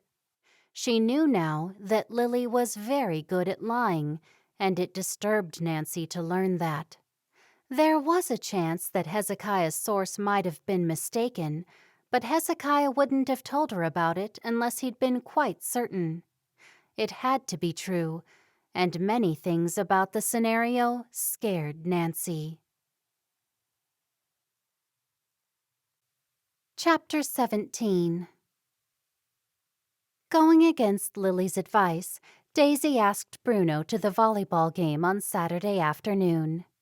When they were sitting together watching the 3 games that were playing, Daisy asked Bruno, Are you going to have a game? I think I'll just watch, unless they need an extra person to play. I'd rather sit next to you. When he smiled at her, her insides tingled with joy. In that case, I'll just watch too. He leaned close to her and said, If we weren't surrounded by so many people right now, I'd hold your hand. She glanced at him and gave a little giggle. Then, beyond Bruno, Daisy noticed that her sister Lily was sitting next to Nathaniel, and another girl was sitting on the other side of him. They were laughing and joking as if Nathaniel was a normal person. But he wasn't a normal person. He had treated her dreadfully. What's wrong? Bruno asked. I'm just surprised to see Lily speaking with Nathaniel. I know you said you went on a buggy ride with him, but is he an old boyfriend of yours or something? You seem to be disturbed by him in some way. I know some things about him, that's all, and those things aren't good. I told you a little bit about it the other day. Bruno turned to look over at Lily. When he turned back, he said, What shall I do? Do you want me to do anything? Shall we tell her we need to talk to her about something? Or shall I tell her you want to see her? Daisy was pleased that he was only too willing to help, even though he didn't know the full circumstances of the matter. He was once again showing that he was a man who would stand by her no matter what. She shook her head. I'm probably worried about nothing. I mean, they're not alone or anything. Marcy is talking to him as well, so it should be all right. Let's not let him ruin our night. Okay, I won't. The rest of the night, Daisy did her best to enjoy Bruno's company, but she kept an eye on Lily. Wherever Lily was, Nathaniel was not far away. When the volleyball was drawing to a close, Daisy asked Bruno, Do you mind if we drive Lily home with us? I'm worried she'll have Nathaniel drive her home, and that won't end well. Of course, I don't mind at all. We must keep her out of trouble. Dinky, I'll just go tell her she can come home with us. Okay. She walked over to Lily and managed to get her far enough away from Nathaniel to speak to her in private. You're coming home with us soon, Lily. Nay, I don't want to do that. You should go home with him, just the 2 of you. You'll be helping me, Lily. How will it be helping you? Remember that you said if you like someone not to act too desperate toward him? Yeah. Don't you see? I have just asked Bruno to take you home as well, and he'll wonder why I don't want to be alone with him. I'm trying to keep him on his toes. Good work, Daisy. I'm proud of you. She glanced over at Nathaniel. "It doesn't hurt to have them think you're not interested in them. You'll come home with us then?" "Of course I will. Just give me a few moments. Give me 10 minutes. I'll meet you at Bruno's buggy." Daisy hurried back to Bruno and glanced back at Lily to see her talking with Nathaniel, and he didn't look at all happy. Daisy guessed that Nathaniel had planned to take her home, and Lily had just given him the news that he wasn't driving her home. Daisy was pleased that she ruined things for Nathaniel. She'd have to make her sister see sense, and do so without being obvious. As soon as they got home, Lily jumped out of the buggy, thanked Bruno, and ran inside. This left Bruno and Daisy some time to say goodnight to one another. Daisy, would you be pleased if I stayed on for a few more months? I don't want to leave Valerie here alone, and I've been offered 6 months' work at the horse auctions. "Oh, Bruno, that would be wunderbar," she said, without realizing she'd touched him lightly on his hand. He took hold of her hand, brought it up to his mouth, and pressed his lips gently onto her hand. She felt as though all her dreams had come true. Bruno was in love with her. She could see it in his eyes, now that he was staring at her. You should go inside right now, or I'll kiss you right on your beautiful lips. She giggled. "I'm going." He squeezed her hand a little before he released it. "Bye," she said before she got out of his buggy. "I'll see you soon, Daisy."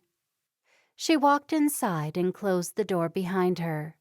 Her heart was thumping so hard that she could scarcely breathe. The man was in love with her. She was glad she hadn't followed Lily's advice about pretending not to be interested in him. Looking around, she saw that her mother and father had already gone to bed. She hurried upstairs to tell Lily the good news that Bruno was staying for longer. When she got to Lily's room, she saw that she wasn't there. She went back into her own room to see if Lily was waiting to talk with her, but she wasn't there either. Daisy checked the dark kitchen and then the bathroom, but she wasn't anywhere in the house. The only answer was that Lily had sneaked out of the house. She must have gone to meet Nathaniel. That's why she didn't protest too hard about coming home with me and Bruno. She must have prearranged to meet Nathaniel somewhere. Fuming, Daisy paced up and down, wondering what to do. She could tell her parents, but her father had a weak heart. The only thing she could do was wait until Lily came home, and then she'd confront her. Daisy being so close to Bruno had driven a wedge between herself and Lily. They'd always shared everything, and Lily had never kept anything from her before. Her thrill about Bruno was now marred by her sister's disappearance. She went back into her sister's room and looked out the window. It was then that she noticed it was slightly open, and once she looked out, she saw a tree close to the house that Lily must have climbed down, and that was probably the way she'd return. Daisy slept in Lily's bed, knowing that once Lily came back through the window, she'd find out what was going on. She'd confront her.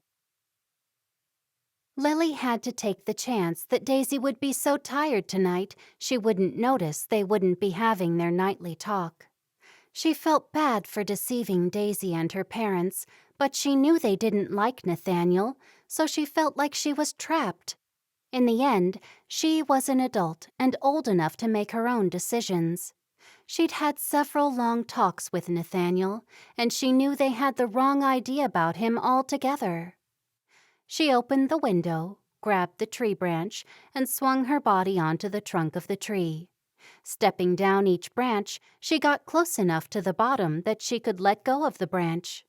Losing her balance, she landed flat on her bottom. Immediately, she sprang to her feet and hoped her dress wasn't too dirty because her mother would see it and wonder how it got stained. With her hands, she dusted down her dress and straightened it. Peeking around the corner of the house, she saw that Bruno was driving away and Daisy was walking back to the house. As soon as Lily saw that Daisy had gone inside, she scampered to the barn in the darkness. From the barn, she stuck to the fence line and hurried down the driveway. Nathaniel said he'd wait for her at the crossroads not too far from her house. Thankfully, Valerie's house was in the opposite direction, so Bruno would not see him waiting there. By the time she reached Nathaniel's buggy, she was breathless. He laughed. "What took you so long?" "I had to wait until Bruno left the house. Daisy and Bruno were sitting in the buggy talking for the longest time. Anyway, you're lucky I'm here at all since my family doesn't approve of you." She climbed up next to him. "I guess you're right about that." He clicked the horse onward. "Where are we going?" "I thought we'd go somewhere for a bite to eat." He glanced over at her. "What do you think?" She shook her head. "Not a good idea. Someone told my father that they saw us together, and close together." "Well, a bite to eat is out of the question then, if we are to remain a secret." "We could just drive around for a while. Are you hungry?" "No hungrier than I usually am. I'll live. Is this the first time you've had to sneak out of the house?" "Yeah, it's not something I plan to make a habit of." "How will we see each other then, if you don't keep sneaking out? It's going to take a long time for them to forget the lies your Schwester told about me." "I haven't thought about it too much." "Fair enough." Lily giggled.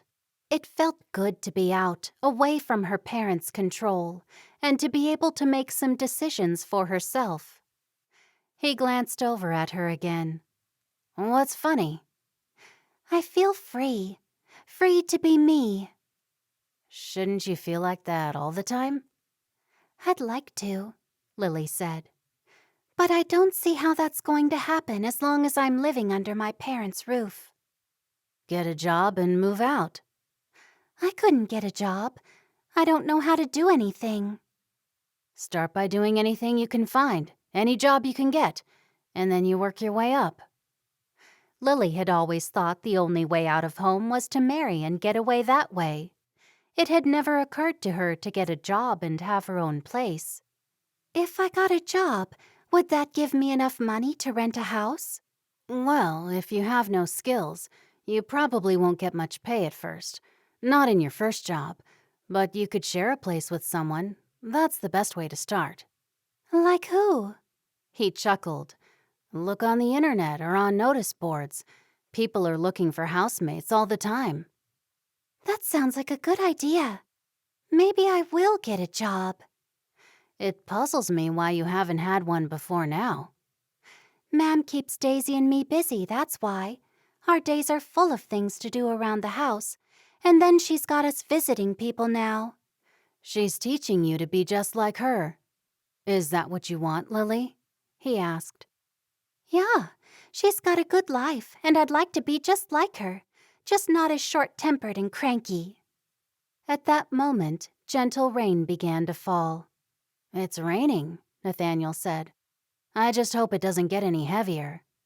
"I love the rain. Let's stop the buggy and walk." "No way in the world. Then I'd be responsible if you caught a cold or pneumonia. I'd never forgive myself."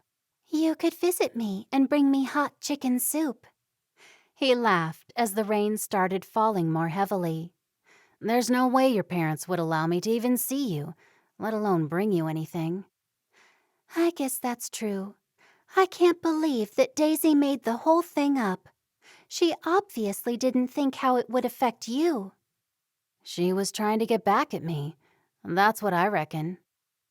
She stared into his face as he watched the road ahead of him. "Back at you for what?" He turned to face her. "To tell you the truth, it was so long ago that I've forgotten." Lily giggled. "I'm going to pull off on the side of the road somewhere.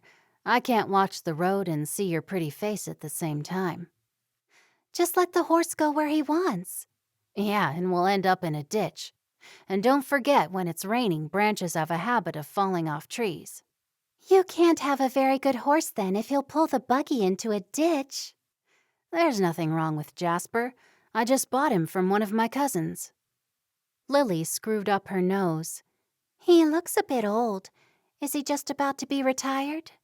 Nay, wait until you see him in the day. He is a real beauty. He stopped the horse at the side of the road. Then he took her hand. I'd like to kiss you, but I don't want you to run away screaming like your Schwester did.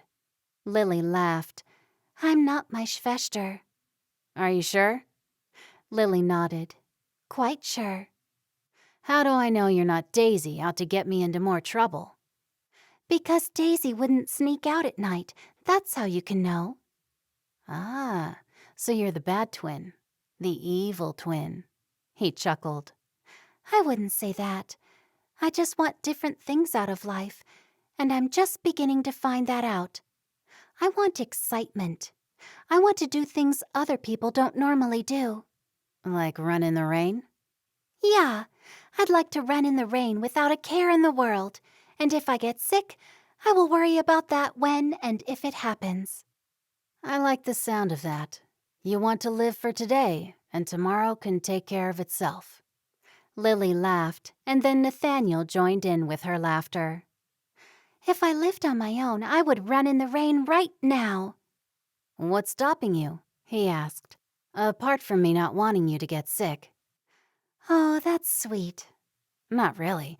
I just don't want you to get sick because then I would most likely catch your cold and then I'd be sick too. Seriously though, why can't you run in the rain because you're still living at home? Lily sighed. My mother is like a detective. She'd somehow find my wet clothes and she'd question me. I'm not a good liar, and the whole thing wouldn't end well. He squeezed her hands just slightly. You should seriously consider making a life for yourself. You've never gone on a Rumspringa, have you? Nay. It figures, he said. Have you? Yeah, not long back. Oh. We live a sheltered life. Not that I'm complaining, but I'm glad I know what else is out there. I don't want to know what else is out there. Why would I have to know if I'm only going to come back to the community anyway? It seems like a waste of time to me. I do hope you get a job, Lily. I think it would help you to get out and meet some different people. I think you'd love it. She looked into his eyes, and all that she saw was kindness. If she had believed Daisy, she wouldn't have gotten a chance to know him at all. I'll definitely give it some serious thought. Next time I'm in town, I'll have a look at some notice boards and see what jobs are on offer. Good. He looked into the dark night as the rain was falling more steadily. Right now, I'd feel better to get you home, Lily. Okay. He turned the buggy around and headed back toward her house. What's the deal with Bruno? How do you mean? He seems pretty interested in Daisy, and haven't they only just met? You think he likes her? Lily asked. Yeah, I told you I bumped into them, didn't I? Yeah, you did, at the candy store. She was showing him around. I reckon they'll marry. Maybe. Lily felt sick to the stomach at the thought of losing her twin and being left in the house alone with her parents. Their sole focus and attention would be on her. Besides that, she'd be lonely without her twin. This is about as close as I can go without everyone in your house hearing the horse. He reached over the back and then handed her a thick coat. Put this on. Won't you need it? Nay, put it over your head to keep dry. She handed it back to him. That's okay. It's not far. He thrust it back into her hands. Take it. Okay. She gave a little laugh. I'll see you soon. Be safe. I will. She jumped down from the buggy, pulled the coat over her head, and hurried to the house. The rain had eased, and by the time she got to the bottom of the tree underneath her bedroom window, the rain had stopped. Getting up that tree wasn't as easy as getting down. She left the coat at the bottom of the tree, intending to get it in the morning, tucked her dress into her knickers, and climbed up the tree. Finally, she reached the window. She clutched at it with both hands, and then when she was deciding how to bring her legs in, a figure appeared before her. Her eyes met Daisy's. Chapter 18. Daisy had woken suddenly when she heard a scratching sound. She'd sat up, remembering that she was in Lily's bed, waiting for her to come home and explain herself. She'd guessed the scratching noises were from Lily climbing up the tree to get back into her bedroom. Daisy squinted at the clock in the darkness to see that it was 3 o'clock in the morning. She walked to the window and opened it fully. Lily clutched the window, and their eyes met. Daisy pushed the window up higher, and Lily made her way into the room. "What the devil are you doing?" Daisy hissed. With a flushed face, Lily asked, "Why are you in my room?"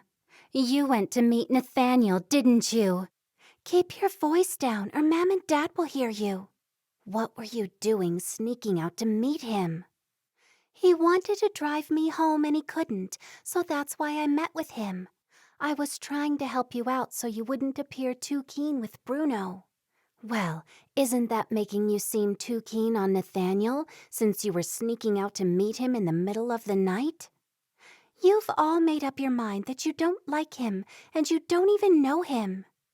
"Why would I like him? I told you what he did to me." "He told me all about it, and I know you were exaggerating. You do that sometimes. He didn't stand up for himself back then, and now he regrets it. He said it's too late to do anything about it now. I think you were unfair to him." "Lily, what sort of man would have you meet him late at night like this? Did you stop to think about that?" "He loves me, and that's why we wanted to meet with each other. What difference is it if it's the middle of the day or if we meet at night?" "In the middle of the day there are people around, but at night he can take you somewhere deserted." "And what? Murder me? Don't be so dramatic. You're just jealous because Nathaniel didn't want you, and that's why you made up that story about him." Daisy said, "Are you accusing me of lying?" "Shush, they'll hear you." "I don't care if they do," Daisy hollered. "I never thought you'd be so mean to me, Daisy. You think you're better than me now because you have a boyfriend, one that Mom and Dad like." "I never thought you'd be so stupid." "Get out of my room!" Lily yelled. Their mother swung the door open. "What's going on? Why aren't you girls asleep?" She looked Lily up and down. "Get changed and get into bed, Lily. And Daisy, you go to your own room. We'll talk about this in the morning, and no more noise. Your father has to get up early in the morning." Daisy rushed past her mother, went into her own room, and closed the door. She jumped into bed, feeling sad and alone. She'd never had a fight with her sister. This had been their first one. Why couldn't her sister see that Nathaniel was no good? And how could Lily accuse her of lying about what had happened with Nathaniel? She'd only been trying to protect her twin. Nancy went back to her own room and got back into bed. "What was all that about?" Hezekiah asked her. "Just a squabble. I'll get to the bottom of it in the morning." She leaned over and kissed her husband on his cheek. "Go back to sleep." A minute later, Hezekiah was snoring. Nancy was worried to see her two girls fight. There was something seriously wrong. Seeing them annoyed with each other reminded her of the ongoing fight she was having with her own sister, Nerida. Maybe it was God's way of telling her she needed to pay Nerida a visit. It wasn't right that sisters didn't get along. She made up her mind to visit Nerida the very next day, and she'd try to make amends if Nerida was willing. Chapter 19. Nancy left the twins at home the next day. They still weren't speaking to one another, which was probably better than them yelling at one another. She'd given them jobs to do at the opposite ends of the house, and hopefully that way it would break down any tension between the two of them. If they had a break from each other, they might calm down. Nancy had no idea what their argument had been about, but guessed that Lily was a little upset that Daisy had Bruno and she had no one.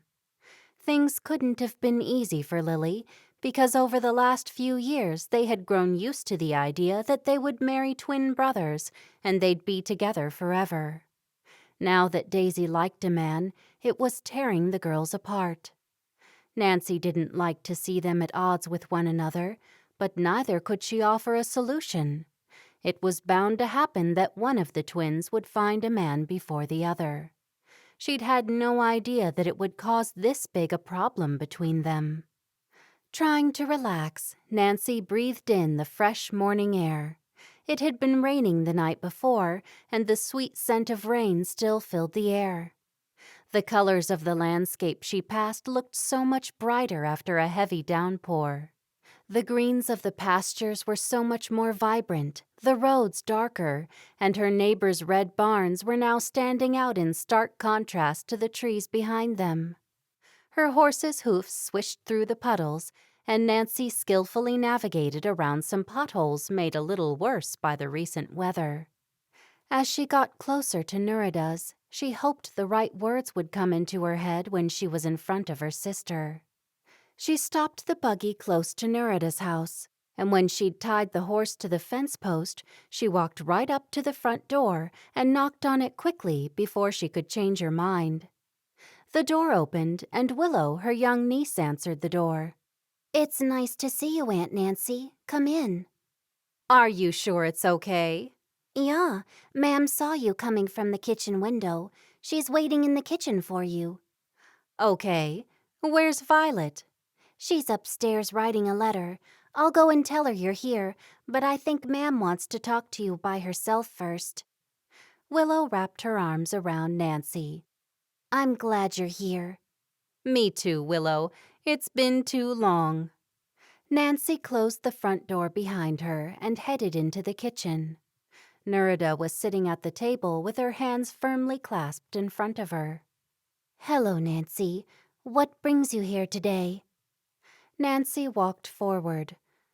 I've come to say I'm sorry. It's silly that we have such a rift that's been developing between us because of... I barely remember how it started. Nancy knew very well how it started, but didn't want to dredge it all up again. "You can sit down." Nurida motioned with her hand toward the chair opposite. Nancy pulled out the chair and sat down. Her younger sister continued. "I was very hurt by what happened." Nancy nodded.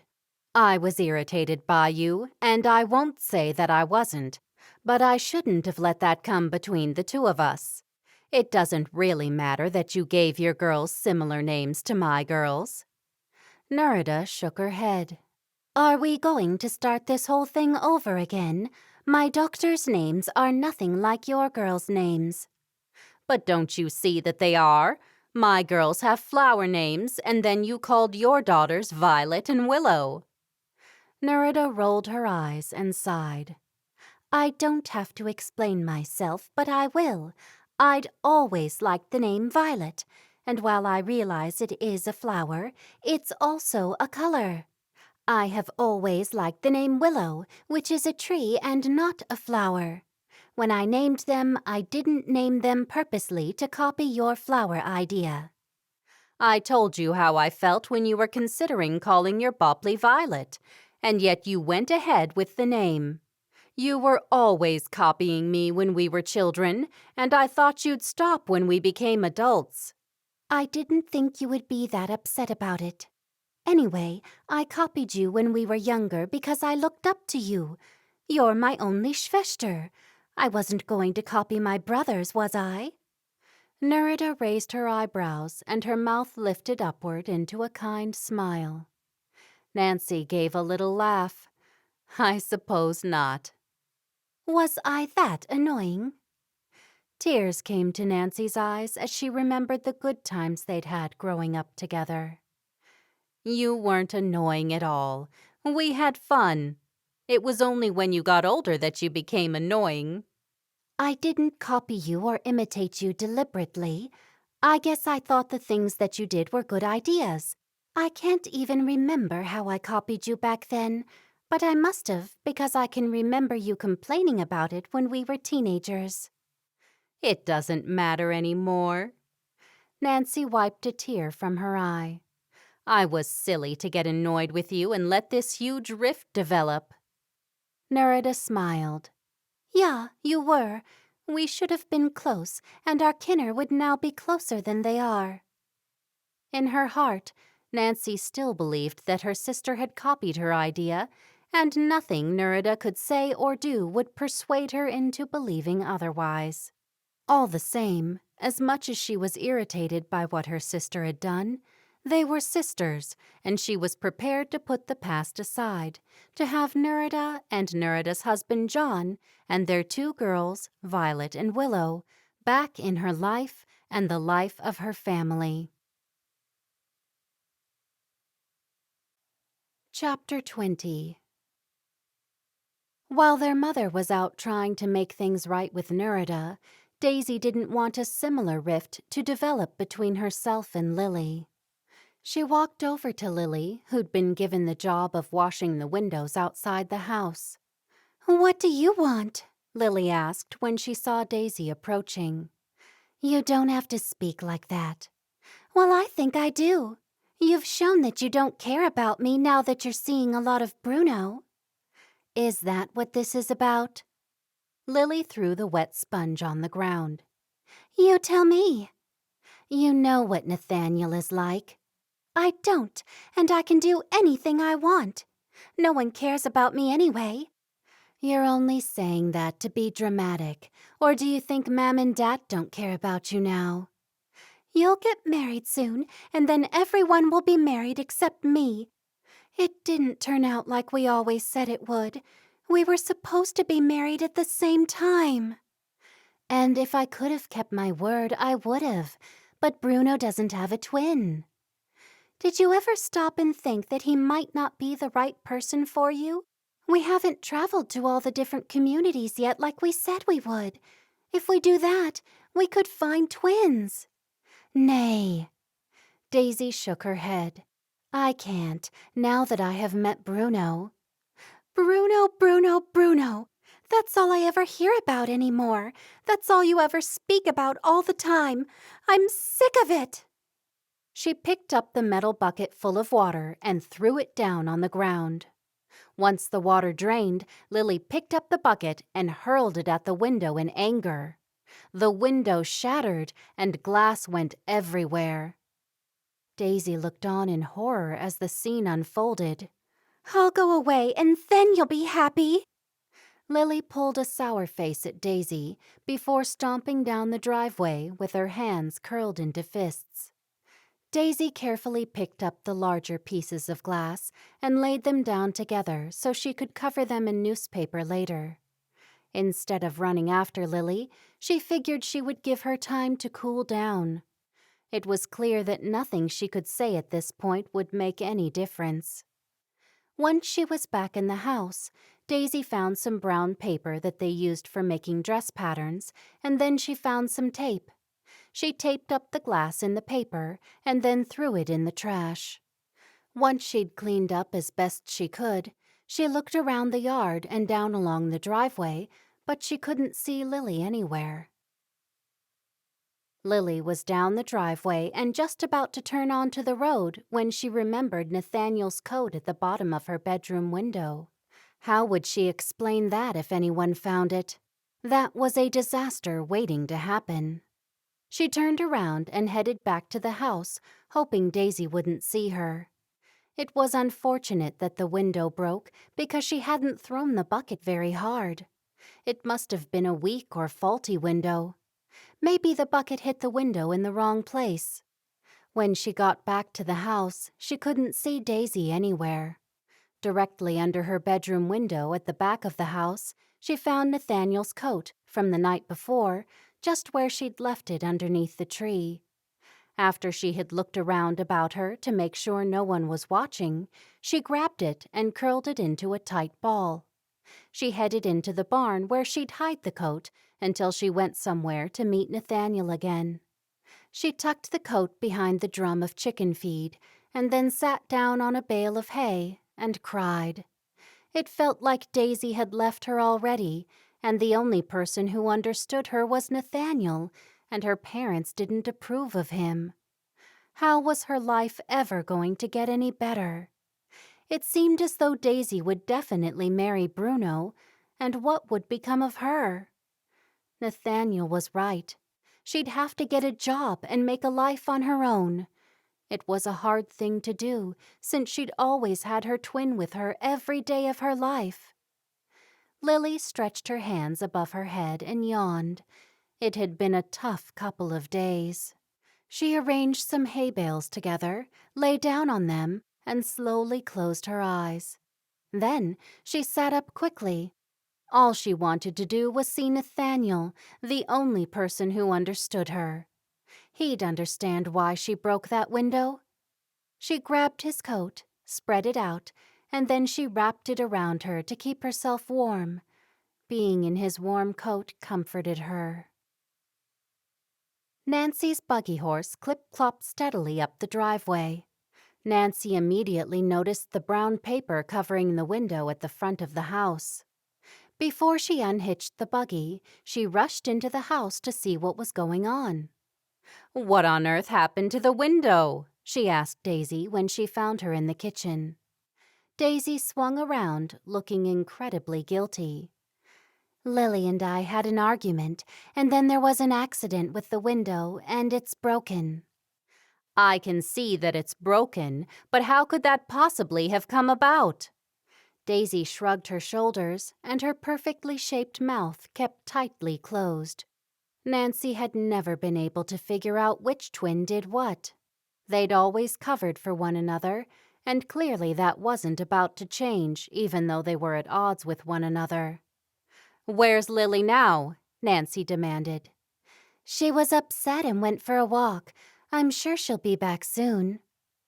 Nancy sighed. "We'll have to get someone out to fix the window. Your father won't be too happy about it when he gets home." Sorry, ma'am. Nancy gritted her teeth. "Sorry won't fix the window." Yeah, you're right. Then Daisy smiled brightly. How did things go with Aunt Nerida? "Make me a cup of tea while I unhitch the buggy, then I'll tell you all about it." Is it good news then? "Yeah. Well, it's not bad news." Hours later, it was growing dark and Lily still hadn't come home. Daisy got more worried. What if she'd driven Lily into Nathaniel's arms? Daisy was helping her mother with dinner. Where could Lily be? It's past time for her to get home. It's nearly time for Dad to get home. "You know her better than anybody. Where do you think she'd be?" her mother asked. Daisy bit her lip. I'll take the buggy out and look for her. "Okay, but don't go by yourself. Stop by Valerie's house and see if Bruno will go with you." Great. Okay. Chapter 21. Nancy took Daisy by the arm. "Come on, I'll help you hitch the buggy. Try to find her before your father gets home because I don't want him to get worried." I will. Together they got the buggy ready before it got dark. They used the fastest horse, not the one her mother had just taken out that day to visit Nerida. A fresher horse could travel better. Daisy was upset. She should have let things cool off more before she spoke to Lily. Valerie's house was on the way to the shoemaker's house. When Daisy arrived at Valerie's, she jumped down from the buggy, hurried over, and knocked on the door. She had hoped that Bruno would answer the door, but it was Valerie. Seeing the look on Daisy's face, Valerie asked, What's wrong? I was wondering if I might be able to borrow Bruno for a short time. Is something wrong? Valerie asked again. By this time, Bruno was at the door standing next to his sister. Daisy, what's going on? It's Lily. She's disappeared and hasn't come home. We had a dreadful argument. I'm trying to find her before my father gets home. He tends to worry, and he's got a problem with his heart. Okay, I'll come with you. Don't worry, we'll find her. He looked back at his sister. You go ahead and eat dinner. Don't worry about me. I'll grab something later. Valerie walked out the door and stood on the porch as they were both getting into the buggy. Is there anything I can do, Daisy? Please pray that she'll be safe. I will. Bruno had immediately taken control and sat in the driver's seat. As they headed down to the main road, he asked, Where are we going? The Schumacher's house. Nathaniel is staying at Matthew Schumacher's. They're cousins. Is this the same Nathaniel I met the other day? Yeah, she's developed a friendship with him, but I think she's only doing it to upset me. Bruno glanced at her and she shook her head.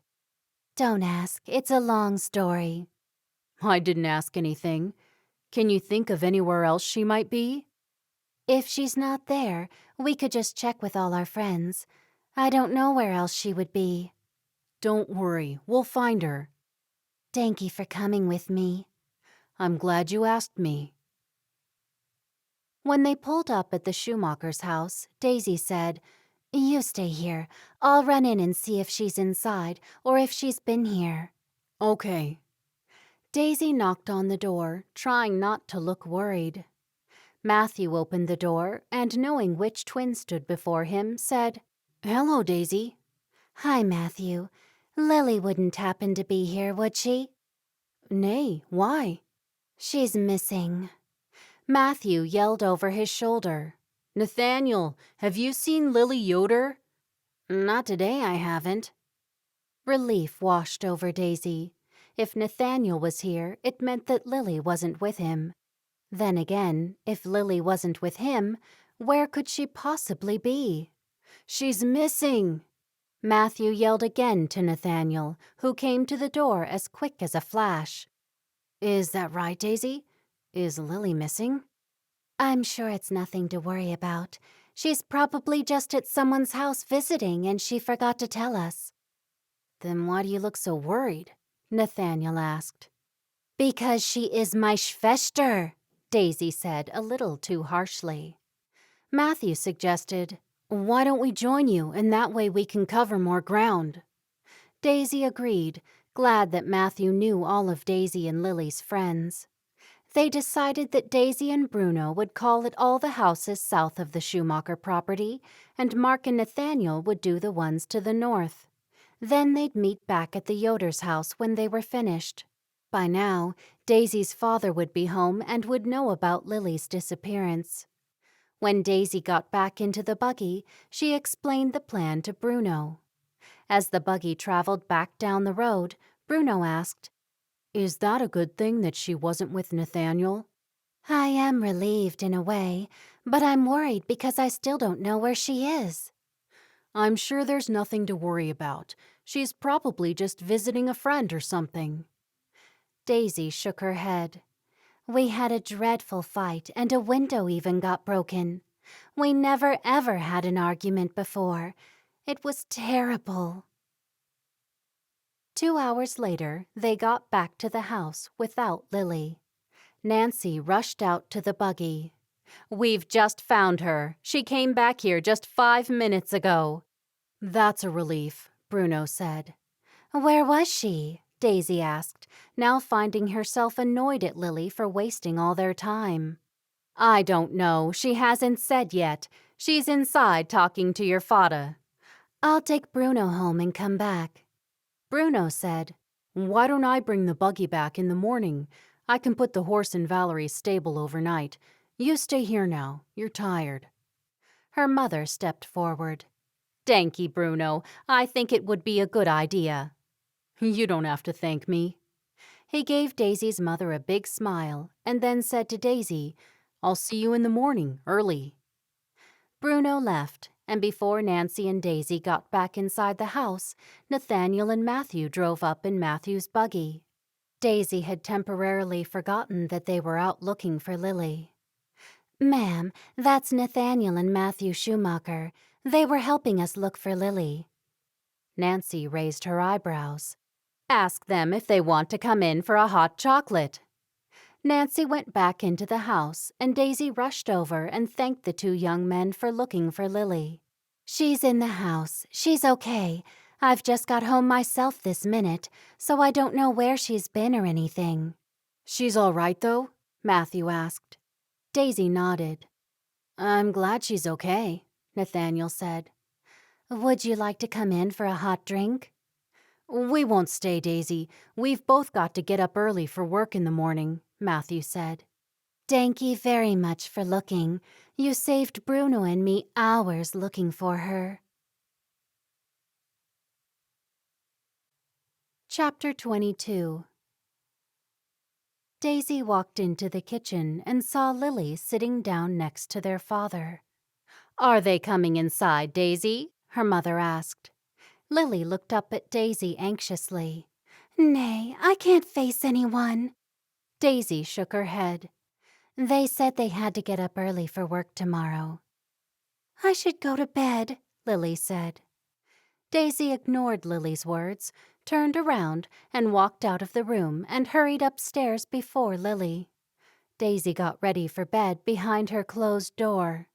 She took off her prayer cap and changed into her nightgown. She was too exhausted to brush out her hair as she normally did. When she'd just dozed off, she felt someone rocking her shoulder.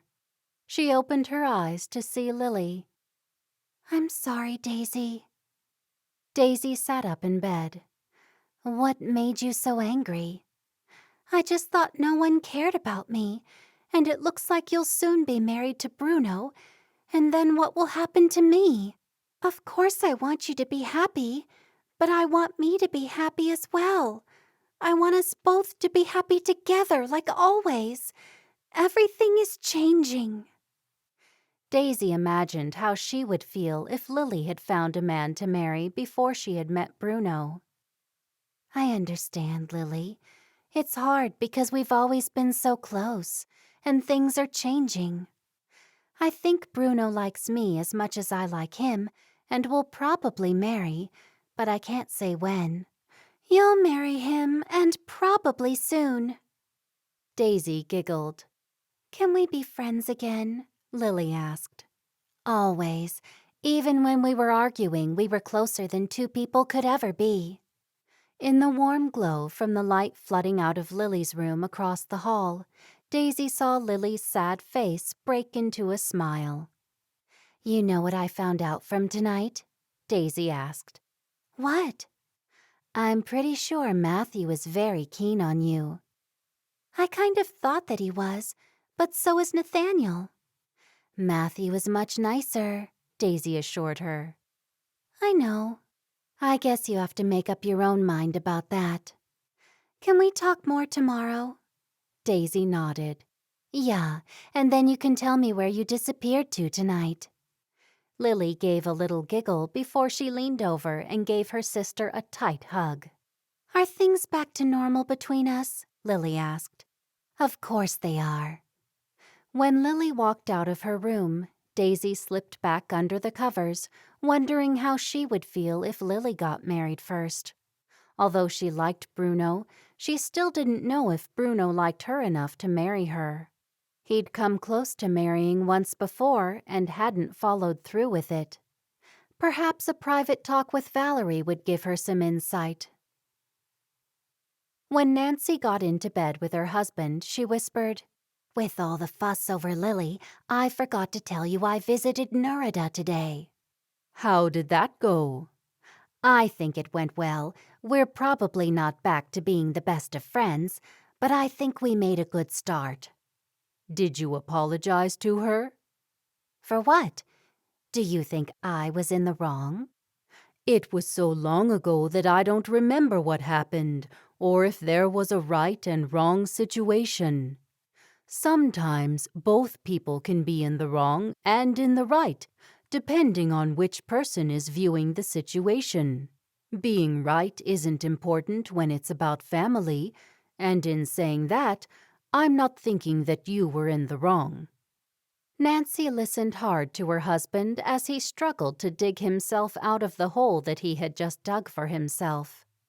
Even though she knew she'd had cause to be angry with Nerida, in hindsight, she probably should have kept her opinions to herself. I would certainly do things differently now. I would keep my mouth shut for one thing. It's often best that we hold our tongues and think before we say things. Do you think I should have kept quiet? Nancy asked. I'm speaking about people in general. Our words can hurt deeply. Yeah, I've learned that lesson the hard way. Tell me what you said to Nerida. I just said I'm sorry that we haven't been speaking, and I'd like things to go back to the way they were. And she accepted that? It'll take time to get back to where we were, but we had a good talk. I think we'll be okay. I'm pleased. What made you take the step of visiting her?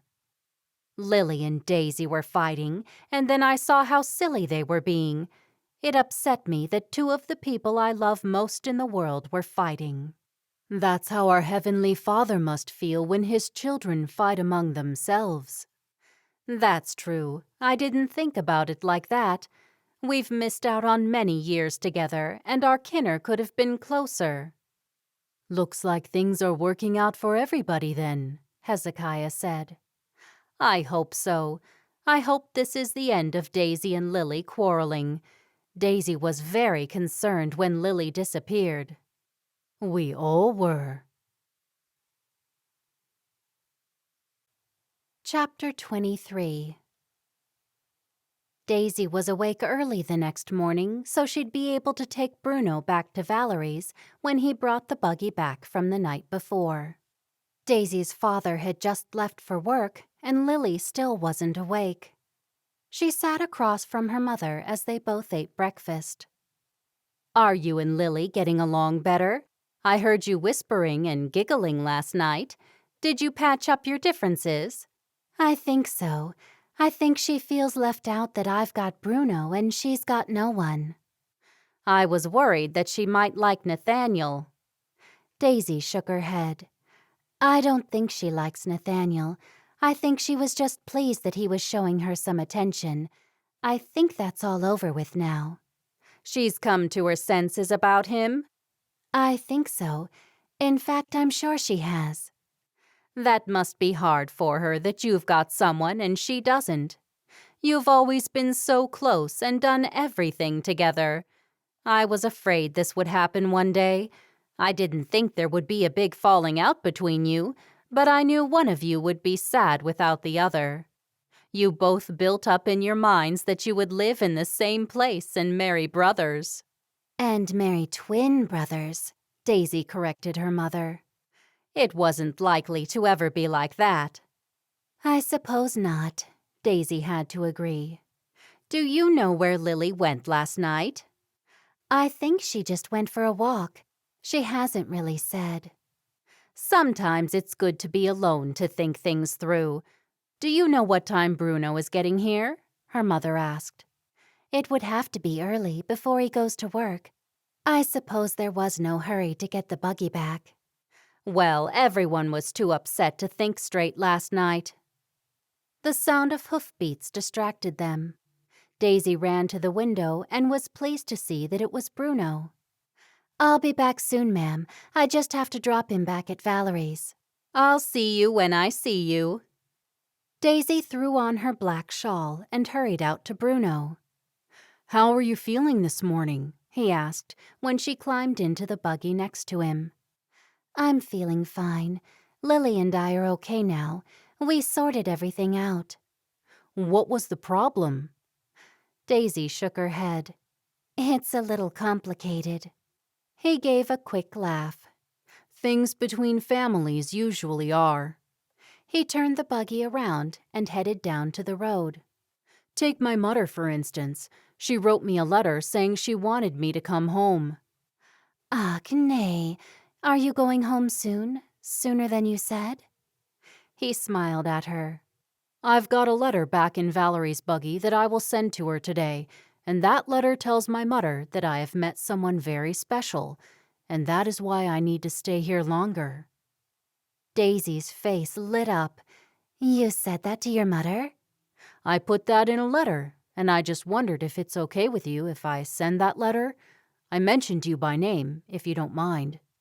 Daisy's heart flooded with gladness. This man was telling his mother about her by name. "I don't mind at all." "Valerie's got a phone in the barn, and my mother could have called, but she prefers to write.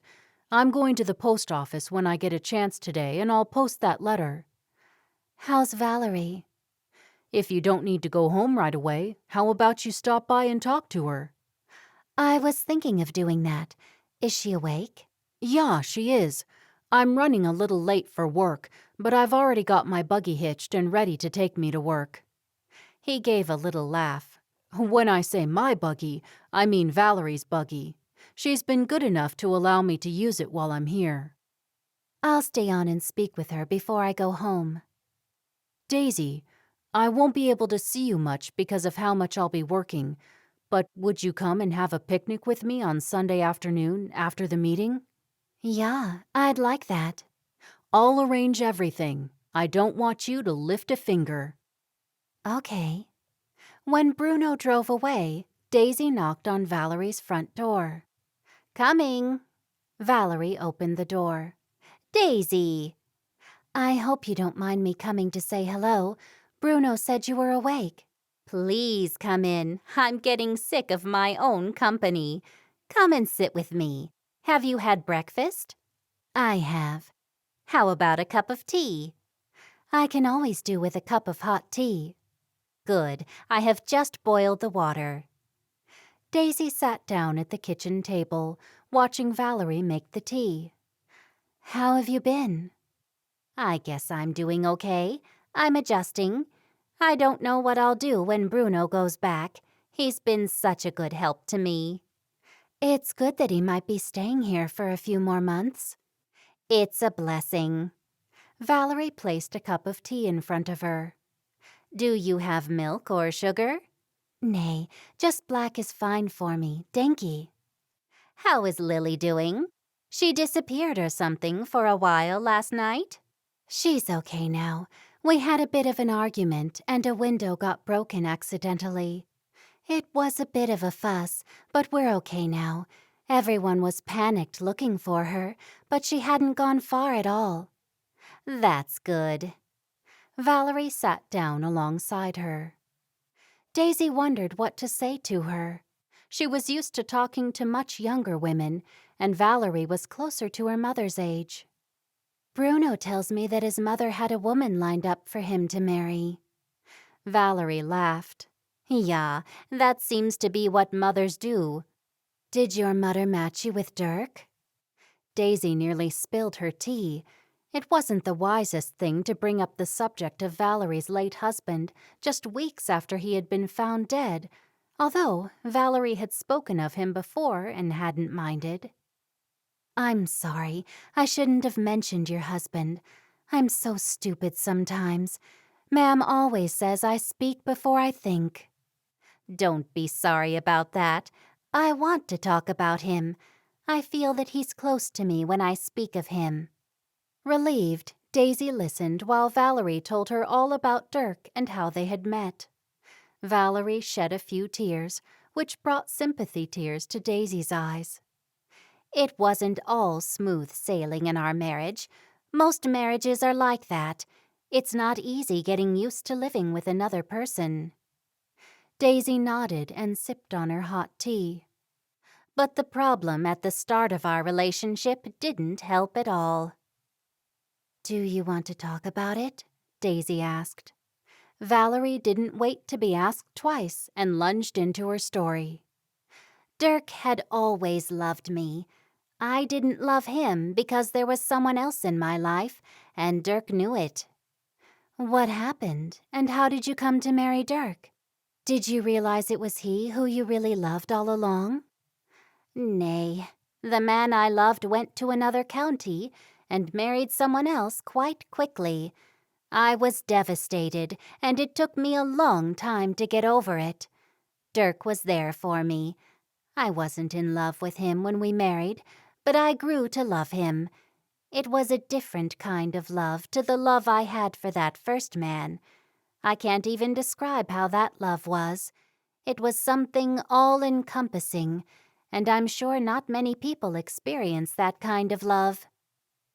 Valerie's whole body trembled. Unfortunately, it must have all been one-sided. It was all going on in my head and wasn't real. If it had been real, there's no way he could have married anyone else.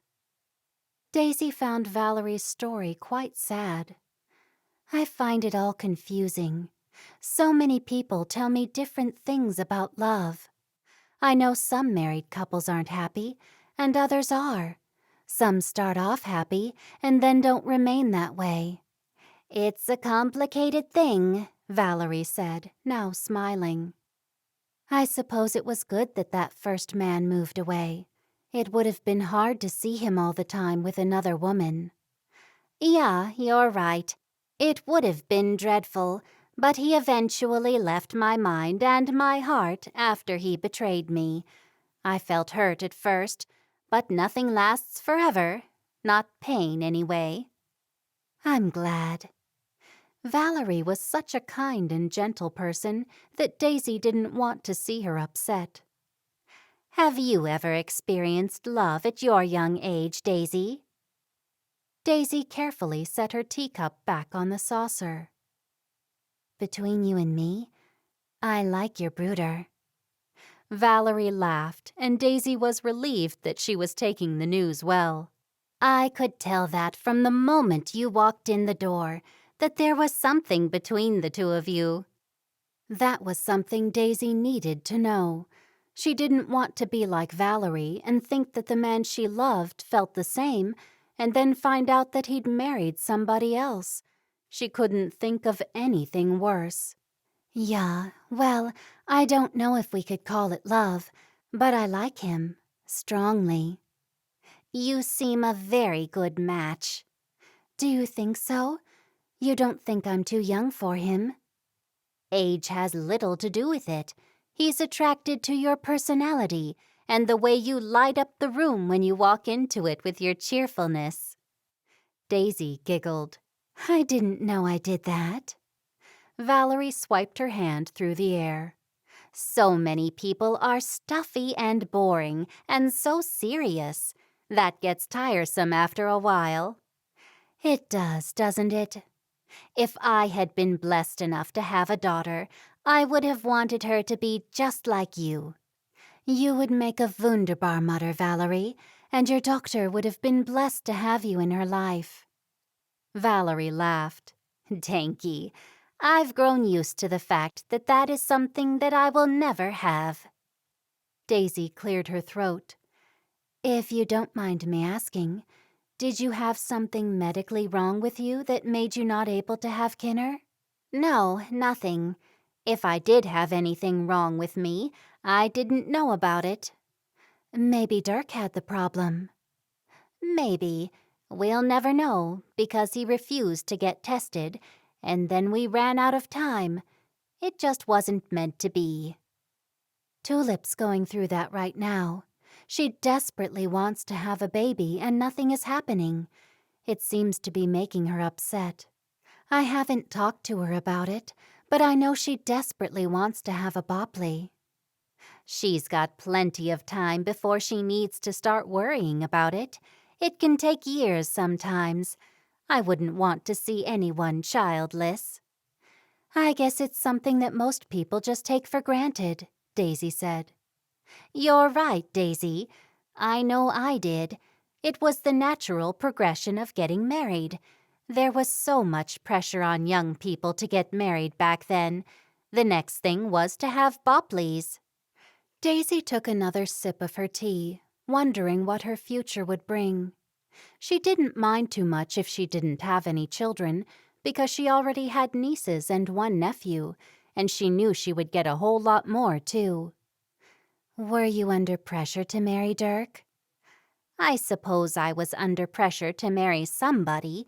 Everyone married so young back then, at 17 and 18. I was nearly 20 and didn't want to remain unmarried. Since I was the oldest girl in the familia, I felt a certain amount of pressure to make a good example, and there was also the financial burden I was to my parents." Valerie shook her head. Nothing was said, but I knew that once I married and left the family home, there would be one less mouth to feed. But also one less person to do all the chores, Daisy pointed out. Valerie chuckled. Very true, but there were plenty of girls in the family to do the chores. If you don't mind me saying, Valerie, I think it's a bit awful that you felt you had to move out of your home for financial reasons. Couldn't you have gotten a job? Very few women worked back then. It's not like it is today where most women work out of the home. They were different times. I'm glad I didn't live back then. If I did, Ma'am and Dad would have already given up on me and probably kicked me out. Or they would have found you someone to marry 2 years ago. Yeah, Ma'am likes to matchmake. I know that for sure and for certain. Yet she hasn't found anyone for you? Valerie laughed. She mightn't want you and Lily to leave since you're the last two, the youngest. Daisy giggled. I think she would love us to go. Half the time I think Lily and I drive her crazy. I can't see how that would be true, Valerie said. It is. Daisy took another sip of tea. I've got cookies somewhere. Would you like some? Nay, Danky, I'm fine. More tea? Nay, I've not finished this one yet. Daisy took the last mouthful and set the teacup down. I should go now. Can't you stay longer, Daisy? Daisy was a little surprised that she'd want her to stay. Okay, if you want me to. There's nowhere that I have to be in particular. I'd like if you could stay a little longer. Then I might have that second cup of tea. Valerie stood and took hold of the teacup in front of her. I'll find those cookies, too. When Daisy left an hour later, she was pleased she'd stopped by to visit Valerie. Once she'd gotten past the initial awkwardness, it had been just like talking with a friend her own age, and Valerie had seemed better afterward. As she drove the buggy home, down the narrow, winding, tree-lined roads, her thoughts went to Tulip and how she must feel watching Rose so happy about being pregnant. Now that Daisy wasn't getting along with Lily all that well, she realized she wasn't as close to Rose and Tulip as she would like to be. Now was a perfect time to change that. Chapter 24. Daisy arrived back home with a plan. She called Tulip and told her they'd all collect her and then continue on to visit Rose. Tulip loved the idea. Daisy ran into the house and found her mother and Lily in the kitchen. "Ma'am, guess what?" Her mother stopped sweeping and leaned on the broom. "What is it that's got you so excited?" "You, me, and Lily are going to visit Rose. We'll collect Tulip on the way. We haven't visited her since she told us she's pregnant. I've called Tulip and she's getting ready." "I think it's a great idea," Nancy said. "Have you called Rose?" "Nay, not yet." "Why don't you call Rose to see if she's got anything on today? She might be busy." "Can't it be a surprise? Mark and she only have one buggy between them, and she's not going to walk anywhere in her condition, especially since she's had 2 miscarriages. She said she was going to rest until the Bopley's born. She'll be home for certain." "All the same, she might have visitors. Call her and see if we can stop by." "Okay." Daisy hurried out to the barn to make the call. It was a waste of time to call Rose to see if she was going to be home, and Daisy knew it, but her mother always had to do things a certain way. Her way. When Daisy came back into the house to deliver the news that Rose was home and looking forward to their visit, her mother had come up with another idea. "You and Lily will stay home today and clean the house. I will collect Tulip and go on to visit Rose on my own. What's more, as punishment, you're both not allowed to leave the house for a week, and you'll come straight home after the meeting on Sunday." "But, ma'am, Bruno has a special thing planned for us on Sunday, after the meeting. He's making us a picnic. And besides that, it was my idea for us all to visit Rose." "You can call Bruno and tell him it'll have to be postponed." "But, ma'am, I think he's going to propose." "You should have thought about that before you broke the window." Lily jumped in and said, "I broke the window. It had nothing to do with Daisy. I picked up the bucket and hurled it in a temper. A filthy, rotten temper." "It doesn't matter to me who threw it," Ma'am said. "Daisy shouldn't be punished for something that I did. It's not fair." "Both of you are being punished for acting like children when you're old enough to act like young ladies." She shook her head at them. "What time did you tell Tulip we were coming?" "At 11, Daisy answered. "I should hurry." They watched at the doorway while their mother went on the visit to Rose that Daisy had planned. "It's so unfair," Lily said. "I know. I can't believe she'd do it. It's my idea. I just wanted us to spend more time with Rose and Tulip. Also, I don't mind staying home today, but Sunday was going to be special. I'm certain of it. Now that's all been ruined thanks to Ma'am." Lily smiled. "Don't worry. Perhaps she'll change her mind before then. She wants us married, so she'll see sense before Sunday. Why don't we cook a really nice dinner and clean the house well?" Daisy sighed and then shook her head. "Nay, it won't make a difference. She'll expect nothing less. I think we're done for. It's no use. She's never gone back on her word when she's punished us before. We're being treated like children." Nancy drove off, laughing at her two daughters, who stared at her out the window with deliberate, sad faces. They had no idea they were about to get a visitor. Earlier that morning, Hezekiah had arranged to have the glass replaced in the broken window by placing a phone call to the Bontraegers, the local Amish glaziers. Ed Bontrager had said he'd send his oldest son Elijah out that morning. Elijah would be perfect for one of her daughters, and since Daisy only had eyes for Bruno, Nancy had a hunch that Elijah could be the man to take Lily's mind off Nathaniel. The Bontraegers were quiet and kept to themselves. There were 5 boys, all close in age.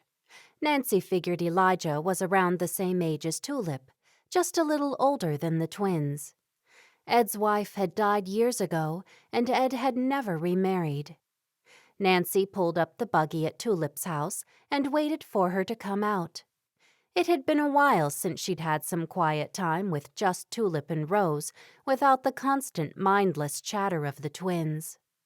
Rose would want to talk about her coming baby, and Nancy wanted to share that joy with her, while reassuring Tulip that her turn would come soon.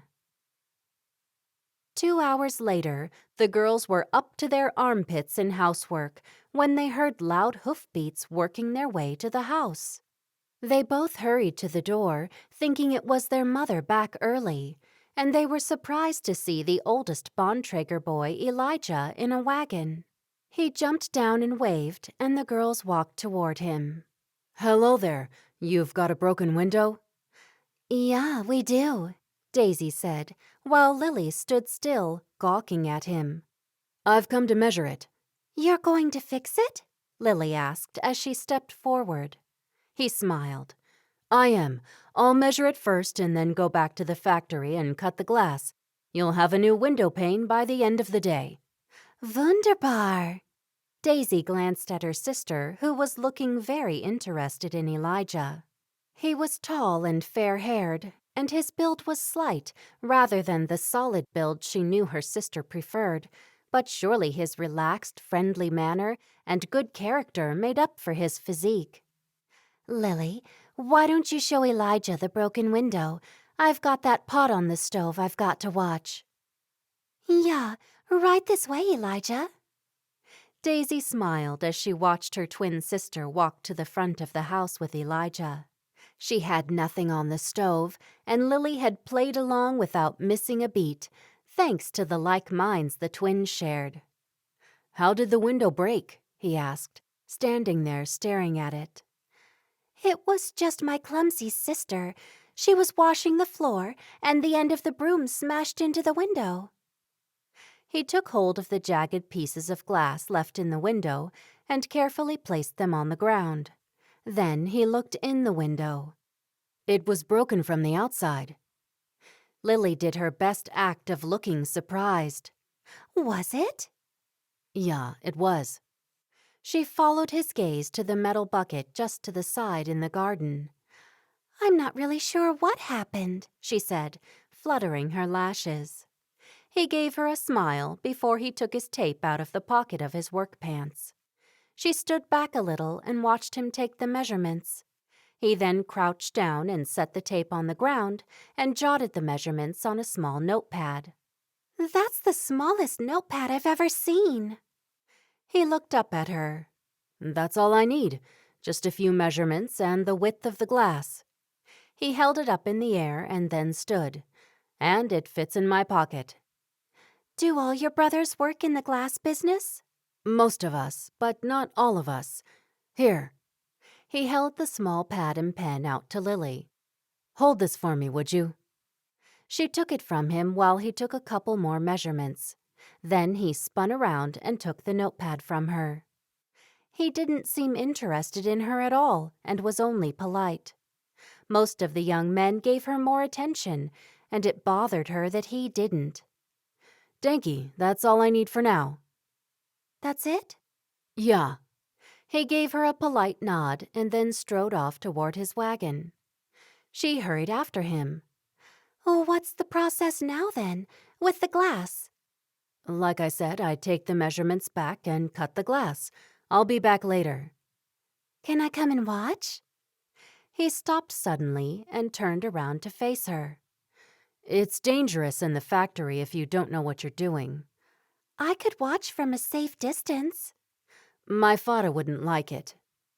A cheeky grin spread across Lily's face. Do you always do what your father wants? Yeah, I do. He climbed into the wagon and said over his shoulder, It's his factory. Lily stood there and watched him leave. Her cute flirty act had always worked in the past, particularly with Nathaniel.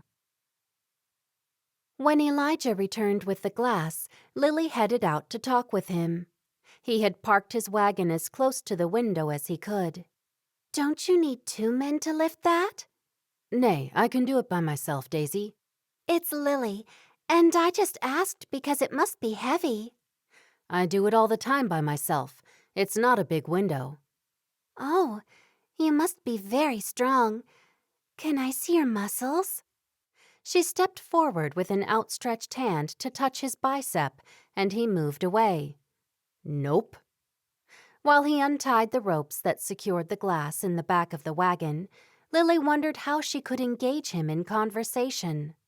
There were only so many questions she could ask about glass. You don't go to many of the young people's outings. That's because I'm not young. Lily laughed. You're young enough. I've got other things to do. Lily stepped closer with her hands behind her back. Like what? Working keeps me busy. You can't work all the time, she said. He answered without looking up at her. I don't, but when I'm not working, I just want to sit and do nothing. Well, that just sounds boring. You need to enjoy yourself more. She was pleased when he finally took his eyes off what he was doing and looked at her. You might want to move back a few steps because I'll need to swing the glass that way. She frowned and stepped back. Is this far enough? He looked across at her. Yep, that'll do it. After he slipped on some large gloves, he took hold of the glass and carried it to the window. Lily was so offended at the way he was treating her, she went into the house and closed the door behind her. She stomped into the kitchen where she found Daisy. Why are you looking so angry? He's a bit rude. Why? Lily repeated their conversation. Try something different. Just go out there and act naturally. I bet you did that coy, flirty thing. Lily pouted. I didn't. I reckon you did. You flirted with him, and that works on people like some people we know, but the nice men probably respond to something different. Lily was furious again with Daisy. So go out there and change my personality, you mean?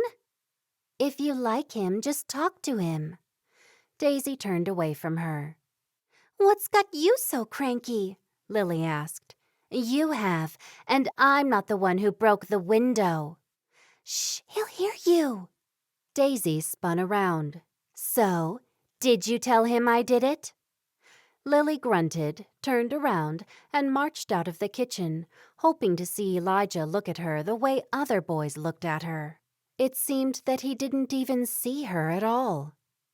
Finished yet? Lily asked as she flounced around the corner of the house. All done. When she saw him smiling at her, she said, It's nice to see your smile. I'm smiling because my job is finished, and it's a job done well. Lily nodded. My parents will be pleased that you've done a good job. I aim to make people happy. Do you? Lily stepped forward, trying to make him think of her as a pretty girl and a potential girlfriend. He laughed at her. What are you playing at, young Lily? Lily's mouth turned down. He thought of her as nothing more than a silly young girl. She opened her mouth and couldn't think of anything to say. I'm sorry, is it Daisy? You're both so much alike. She shook her head and looked at the ground. It's Lily. I'll get a bag and get rid of the glass. Leave it. I can get rid of it, Lily said, just wanting him to go. He wasn't attracted to her, so what was the point of him hanging around? It's fine, I can do it, he said, heading back to the wagon. I'm sure you've got better things to do, she called after him. He turned around. Well, we did have another job come in, and they're waiting for me at the workshop. I can do it. Okay, I'll see you around Lily. She lifted a hand in the air in a half-hearted attempt at a wave. Why didn't Elijah find her appealing? It was odd and annoying. Nancy came home later that day, after the glass had already been replaced and Lily had removed the shattered pieces. How is Rose? Daisy asked, as she made her mother a cup of tea. Lily sat down at the kitchen table next to their mother. I still can't believe you visited them without us. It was Daisy's idea, too. I thought it might teach you two a lesson. Lily grimaced. A lesson in what? If you haven't figured that out yet, maybe you need some more lessons like that. Daisy pulled a face at her sister, communicating to her to be quiet. Go on, ma'am. How were Rose and Tulip? Lily pouted and crossed her arms over her chest. Rose and Mark are buying their own house. They'll be in it before their firstborn comes. You should have seen Rose's face. She's so excited. We would have seen her face if you had allowed us to go with you, Lily said. Nancy stared sternly at Lily. You should have thought of that before you broke the window. When her mother turned back to Daisy, Lily rolled her eyes as she mouthed what her mother had just said, making sure her mother didn't see, of course. When we are no longer under house arrest, we shall go and see her by ourselves, Lily told Daisy. Okay, I'll look forward to that. When Daisy was seated and they all had tea, Nancy said, Elijah came to fix the window, I see. Why didn't you tell us he was coming? Daisy asked. Did he fix the window? It looks like it's done. Lily answered, Yeah, ma'am, it's all fixed and it's as good as new. I didn't tell you because I wanted you to be yourselves when Elijah came here. Lily and Daisy exchanged looks. not knowing what their mother meant and not wanting to ask. "Who else would we be, ma'am?" Lily asked. "He's nice, don't you think?" Nancy looked at Daisy first, and then her gaze rested on Lily. "Yeah, he's nice," Lily answered. "Good. I've invited the Bontraggers for dinner next week." "All of them?" Daisy asked. "Yeah, and I've also invited Valerie and Bruno." Daisy smiled upon hearing that Bruno would be joining them. Her mother always had a plan for everything she did. Did she think that Valerie and Ed Bontrager might be a match? Or Elijah and Lily? Perhaps both. The smug way her mother was acting, Daisy knew she was up to something. It would do no good to ask. Her mother would deny that she plotted and planned such things. She'd insist that it was too early for Valerie to consider another man. The more Daisy thought about it, the more she saw that Valerie and Ed might be a good match, but only some years along when Valerie adjusted to life without her late husband. "Why are you staring into space, Daisy?" her mother asked. "I'm thinking about Valerie and if she might ever marry again." "Nay, not soon at any rate. It'd be far too early for Valerie to even look at another man. Nay, I'm sure that part of her heart died when her husband died. Although I never saw Valerie and Dirk as belonging together. They were an odd match." "Who did you see Valerie with then?" Daisy asked. "Maybe someone like Ed Bontrager," Lily said, causing Daisy to burst out laughing. It was obvious that Lily had the same thoughts about what their mother was plotting. Their mother ignored them and picked up her teacup, taking a couple of sips of hot tea while looking straight ahead. Chapter 25. When Daisy and Lily were sitting in the back row at the next Sunday meeting, Daisy noticed that Lily was doing a lot of glancing in Nathaniel's direction. Nathaniel was sitting on the opposite side of the room, so it made it obvious when Lily turned her head to the far right to look at him. Matthew Schumacher and Elijah Bontrager were both sitting toward the front. Either Matthew or Elijah would be a much better match. Daisy hoped her sister would listen to reason and to what people were telling her. Her sister's life would be ruined if she got involved with Nathaniel. Nathaniel's brother had been involved with a girl and they'd had to get married. Daisy's heart would be broken if her sister was ever placed in the position where she had to marry a man. She wanted Lily to be sensible about her choice of a husband. There was no divorce among the Amish. There was no turning back when they made their decisions to marry. It had to be a forever choice. They both had to choose men they could grow old with because that was exactly what they would do. Either that or live in separate houses and never marry again. Daisy was more than certain that Bruno was the right man for her, and if he ever asked her to marry him, she would jump at the chance before he changed his mind. Daisy looked over at Bruno when she should have been concentrating on the bishop's words. After the meeting was over, Bruno asked Daisy, "How long have we got before you have to go home?" Daisy glanced over her shoulder at her parents. "Whenever they say they're ready to go home." "Daisy, I wanted to do this somewhere romantic, someplace where we'd both remember it forever. But my heart can't wait. Marry me? Would you consider marrying me, Daisy?" She stared into his dark amber eyes. "I will marry you, Bruno." They ducked behind the buggy, and Bruno pulled her close to him. "I've wanted to hold you in my arms since the first time we met." Daisy giggled, but she couldn't speak. Her tummy was full of butterflies flapping their wings hard. "We'll talk more about this soon. Perhaps if we get a chance to be alone on Tuesday night when we're over for dinner." "Nay, Ma'am's invited the Bontragers, Ed and his boys. There's so many of them that I don't think we'll have a chance for a private word. I think I'll be allowed out on Thursday, though." He took her hand and held it. Thursday night. We'll talk more. I'll come and collect you as soon as I finish work for the day. Can you clear that with your parents? Daisy nodded. Where will we live? She didn't want to spoil the moment, but neither did she want to move away from her family. That's something we'll need to discuss before we speak to the bishop or tell your parents. I don't know if I can keep something from Lily. Will Lily keep quiet about it? Daisy shook her head. Nay, not at all. Bruno laughed. Try to keep it from her if you can. I will. Bruno peered around the side of the buggy. I think your parents are looking for you. He squeezed her hand. I'll see you on Tuesday night.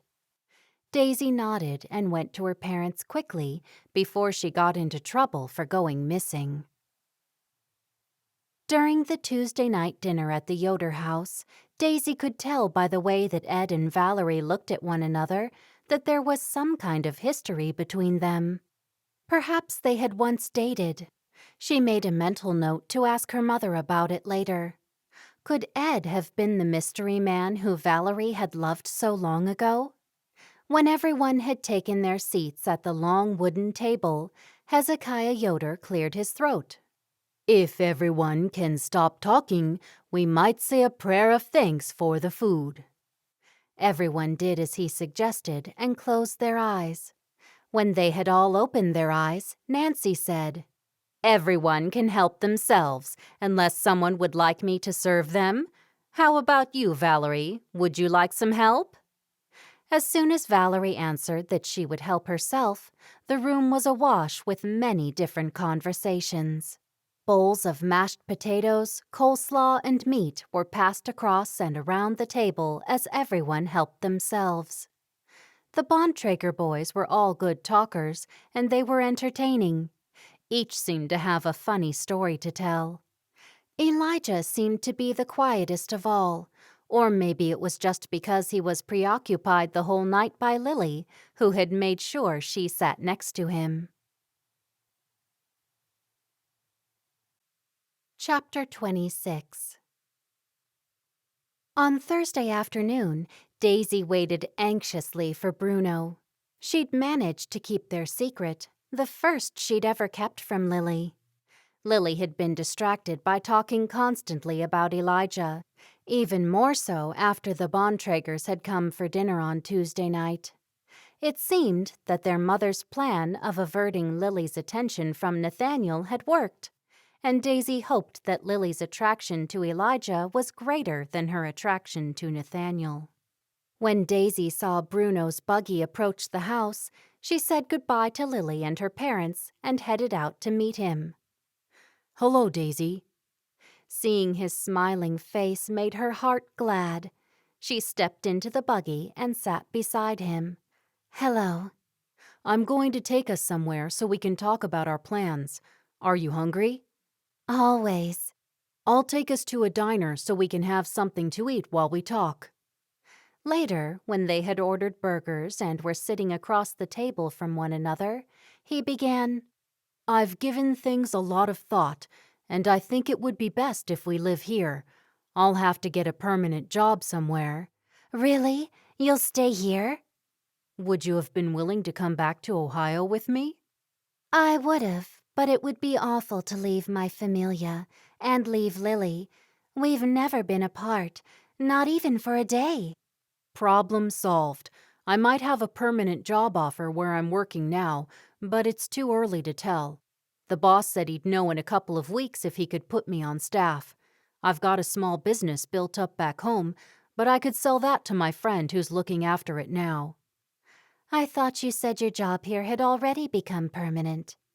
I'm talking longer term. Right now it's kind of permanent for the short term. Daisy smiled and took a deep breath.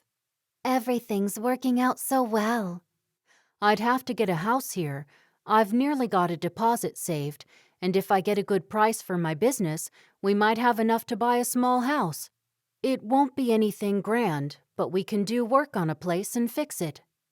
We might be able to stay with Mom and Dad. We've got loads of space. We could do that, Or we could stay with Valerie, but neither of those options suits me. I think we need to start off life in our own place. Does it matter to you if it's only a small house? Anything. Anything would be perfect, as long as we'll be together. He reached across the table and took hold of her hand. I was hoping you'd say that.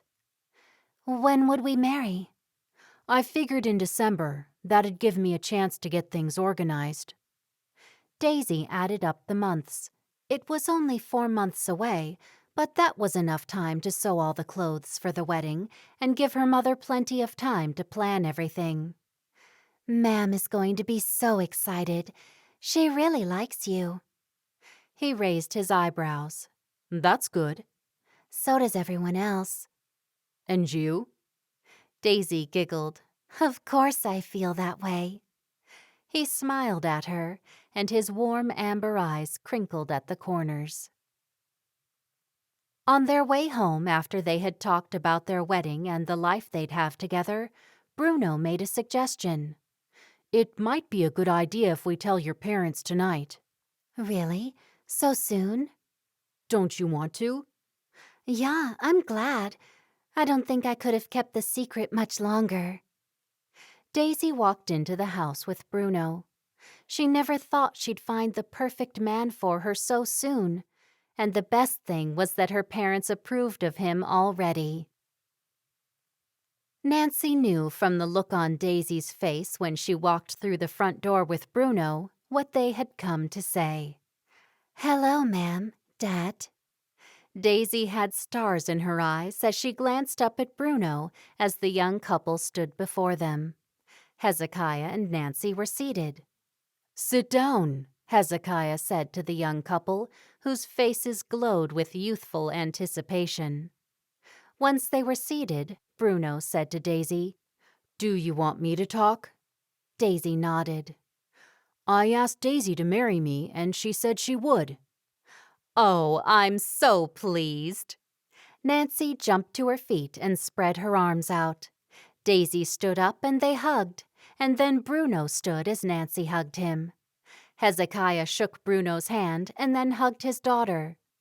That makes your father and I happy, Daisy. Bruno chuckled. I'm happy I meet with your approval.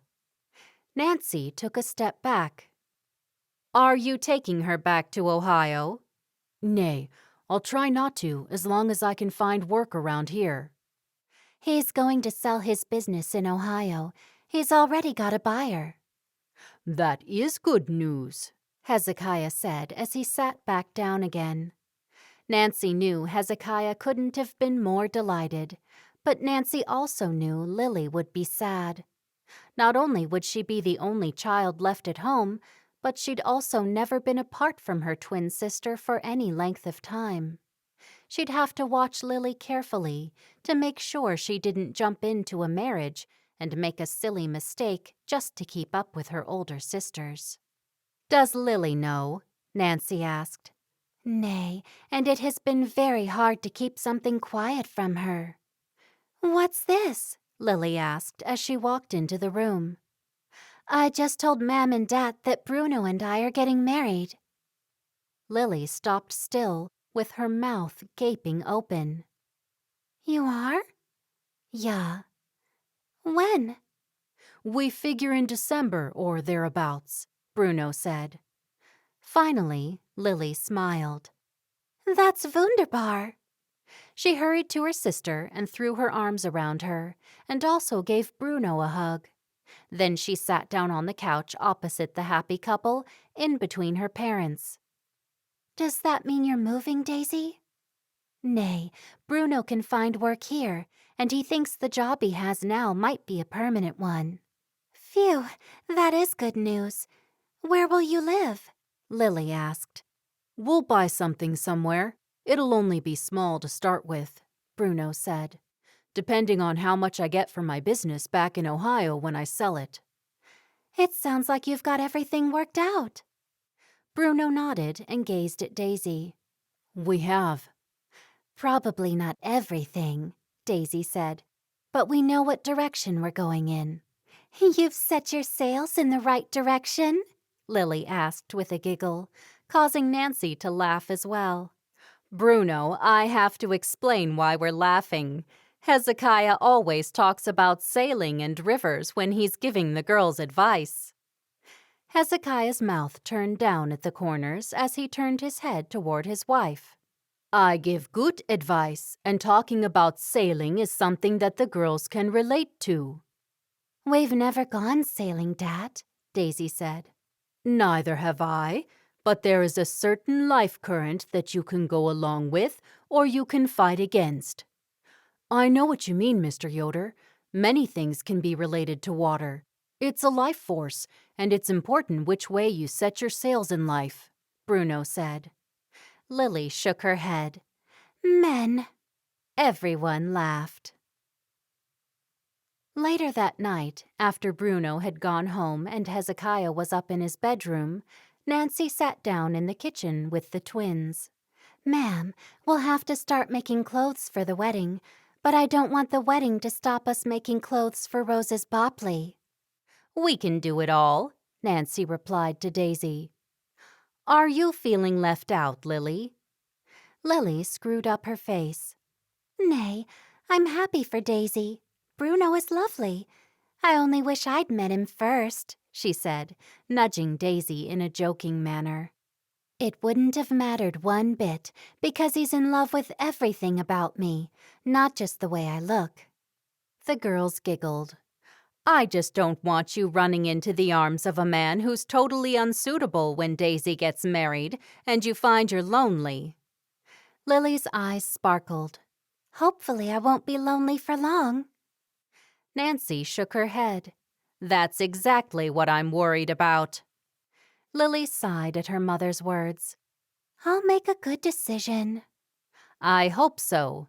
There are so many good men around, and I hope you can sort the suitable from the unsuitable. Is this about Nathaniel, ma'am? You've never liked him, have you? Lily asked. Nancy frowned. It's not about liking him. He's not got a good reputation. Just ask Tulip. And then there's what happened with Daisy, too. Daisy looked down at her hands in her lap. She knew Lily didn't believe that Nathaniel had tried to attack her. Who do you think is suitable for me? Lily asked her mother. Matthew Schumacher or Elijah Bontrager. Either of them would be my idea of a good choice. Well, just as well it's my choice when I choose a husband. Nancy lowered her head while keeping her eyes fixed on Lily. What do you mean? I'm saying that it's my choice who I marry, isn't it? I'm only trying to protect you from making a mistake. You didn't make a big fuss like this with Daisy. I think I did. Yeah, she did, Daisy said, remembering the dreadful night when she jumped out of Nathaniel's buggy and walked all the way home. Good knocked, Mutter. Lily stood up.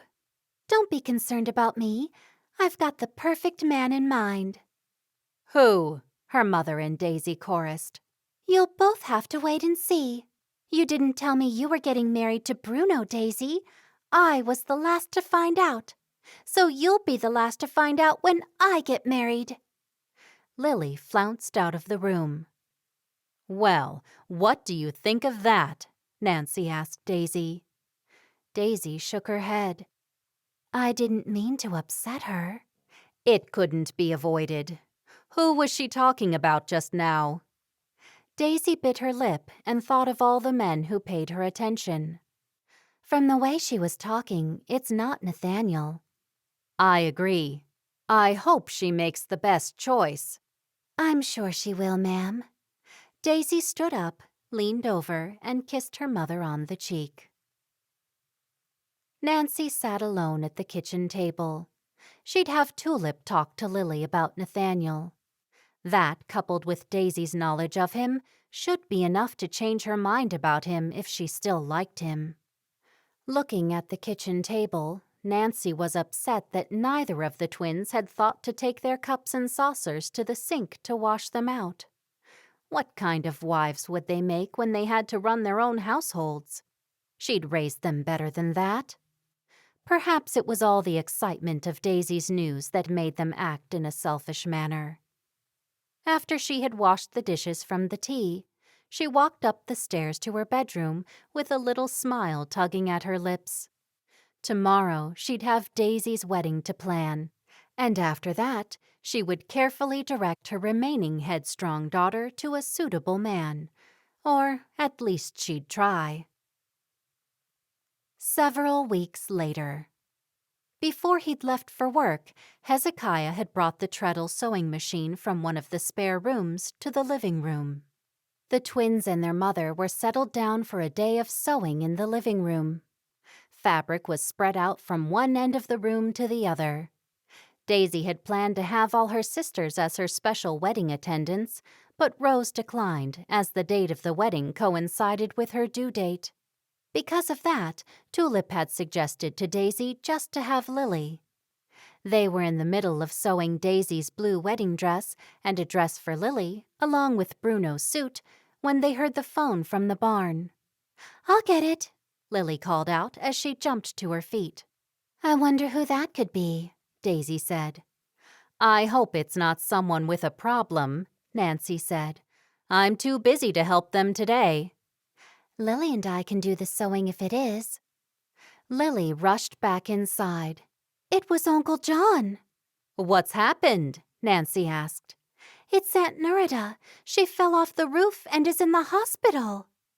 Nancy leaped to her feet. "Is she going to be okay?" "Yeah, she's got a broken leg. John called from the hospital and they're fixing it now." "Call me a taxi, Lily. I must go to the hospital and see her." Lily ran out of the room, and Nancy raced upstairs to change into clothes more suitable for being seen in public. Once she had a nice dress on and her hair properly fixed under her cap, she headed downstairs. "Do you want us to come with you, ma'am?" "Nay, you two keep sewing or we'll never get it all done." "But we want to come with you," Lily said. "It only takes one of us, and she's my Schwester, so you two continue on here, and I'll tell you how she is when I return. If I'm late, don't forget to start cooking the evening meal." "We will, ma'am," Daisy said. On the way to the hospital in the taxi, Nancy was worried. If Lily had been correct in saying that Nerida had fallen off the roof, she could have died falling from such a height. And what if she had died before they had made amends? Nancy was thankful that they had talked recently, and each had made an effort in getting back to the relationship that they once had. Nancy made inquiries at the front desk and was told that Nerida was still in the emergency area. Without waiting for permission, she hurried to the area marked emergency. Making her way through the curtained-off beds, she heard John's voice behind a curtain. She pulled the curtain aside and saw Nerida lying on the bed. "You came," Nerida said, looking up at her. Nancy stepped through the curtain and closed it behind her. "Of course I came." She turned to John. "Thank ye for calling and letting me know." "It's a bad break," John said. "It's broken in a couple of places. I landed on a cement feeding trough that John was about to move." "What were you doing on the roof?" "Cleaning out the gutters. The trees are so close to the house, and with all the rain we had recently, damp patches started appearing on the edges of the ceiling." "Oh, that's not good."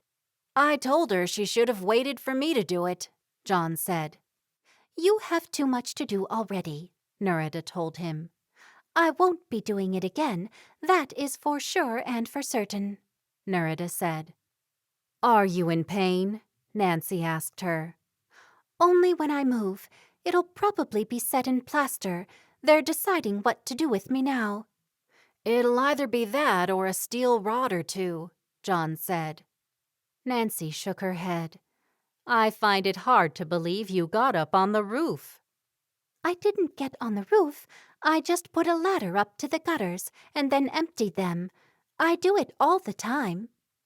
"Nancy, we both have something to ask of you, if you wouldn't mind." Anything at all." "Would you look after the girls until I'm back on my feet?" Nerida asked. Nancy thought it an odd thing to ask because their two girls were more than old enough to look after themselves. She had to agree because of the rift that she was trying to mend. We'd love to have them come stay. Is that what you meant? You want them to stay with us? Yeah, if you wouldn't mind. We know you're busy with Daisy's wedding and Rose's Bopley due soon. It's asking a lot. Nay, it's not. I would be more than happy to have them stay. Daisy and Lily would love it as well. And we've got more than enough spare rooms. They can have a room each. John chuckled. Don't look after them too well, or they might not want to come back. Nancy giggled. Don't worry. There'll be more than enough chores to go around with Daisy's wedding coming up. How long will you be in the hospital? It depends what they need to do to get me better. If they put those rods in, I could be in for a lengthy stay. I'd like to know the girls are looked after, and I need John by my side. I'm not good with hospitals or pain.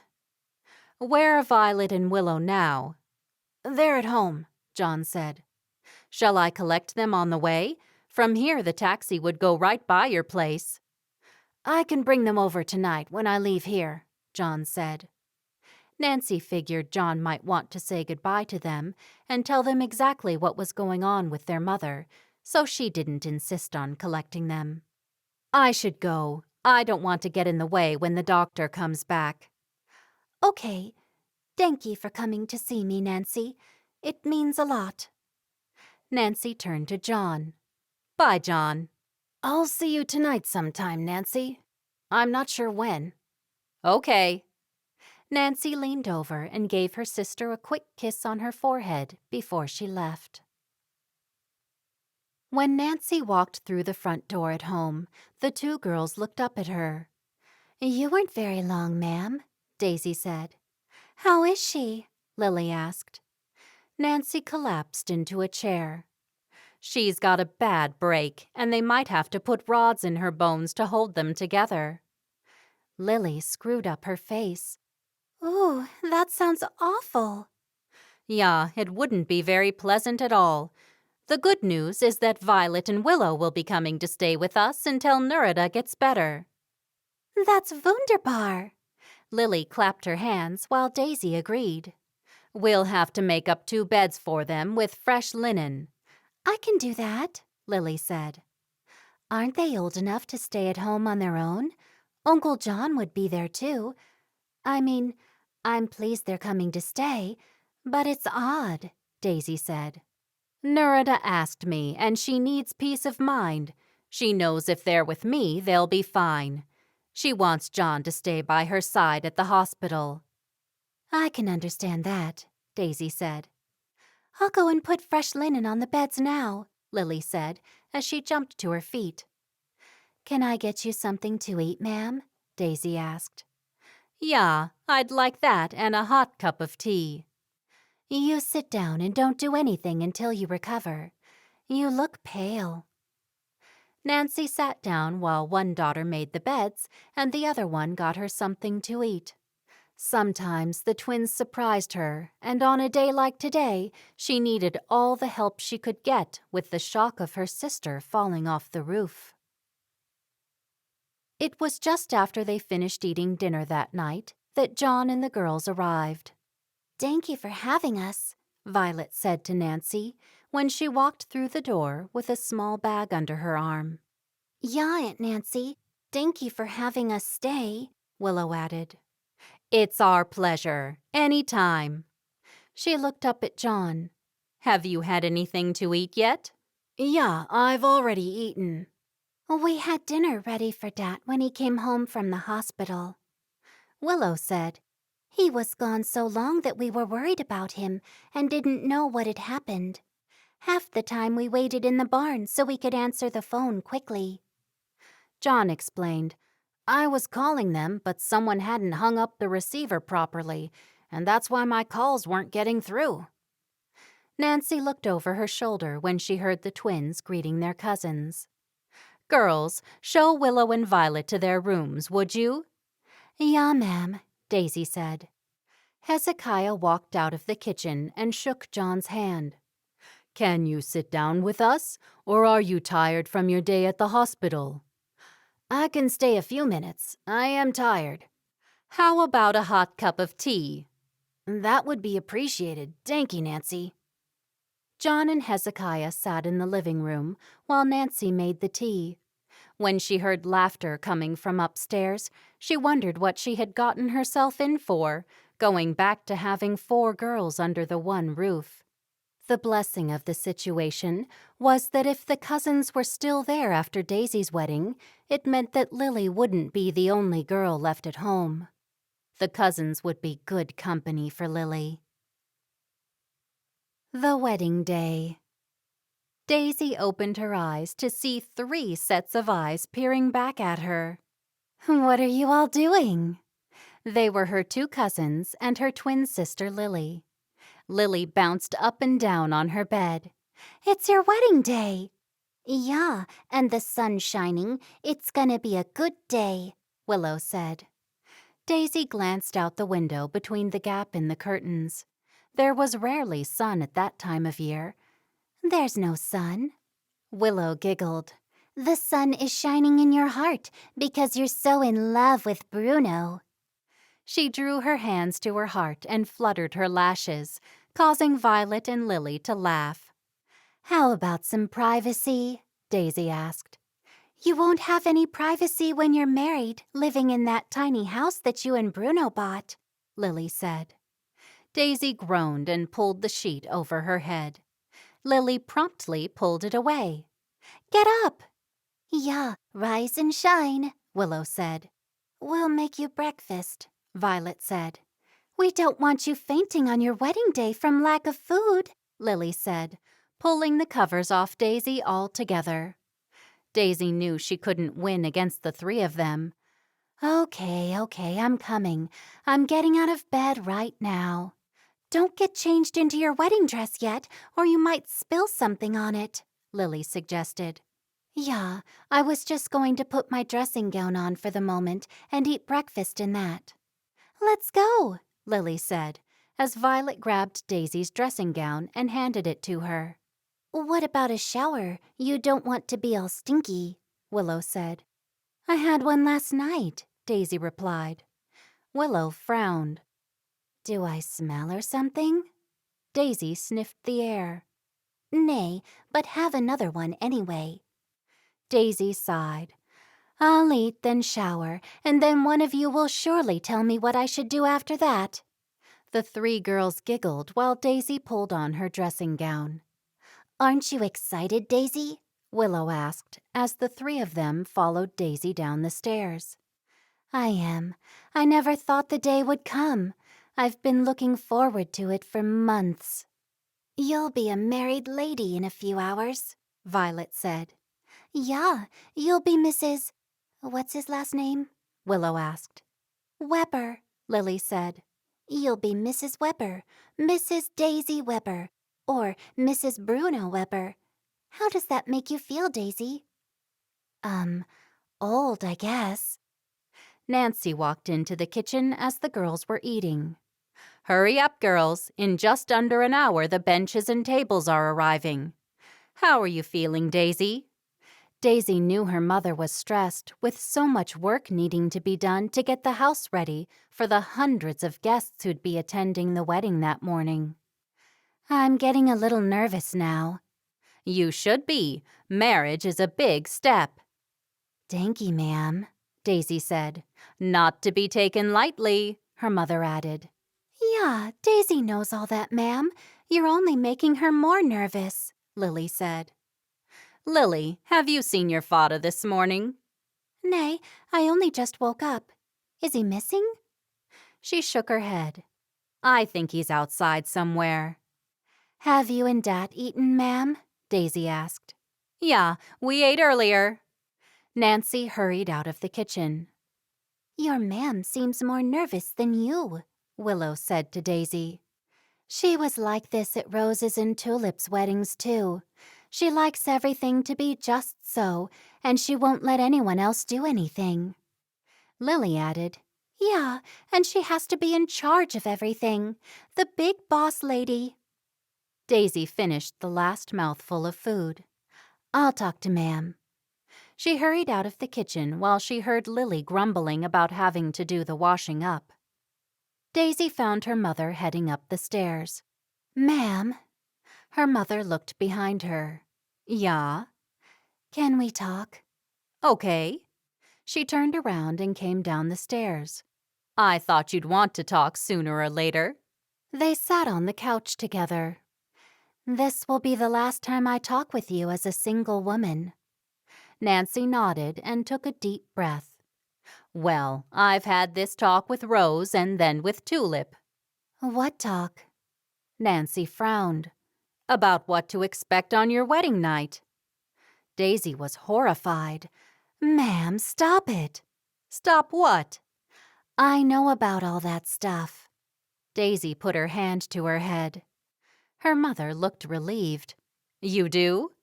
Yeah, I've heard all about it, and I know what to expect, so stop worrying. Daisy put her hand over her mouth and giggled. Well, you might laugh, but no one bothered to have that talk with me, and it was a shock to me on— Enough! Daisy blocked her ears. I don't want to hear it, ma'am. Nancy laughed. When Daisy took her hands away from her ears, she said, I didn't want to talk about that. I just wanted to say danky for being such a good mother.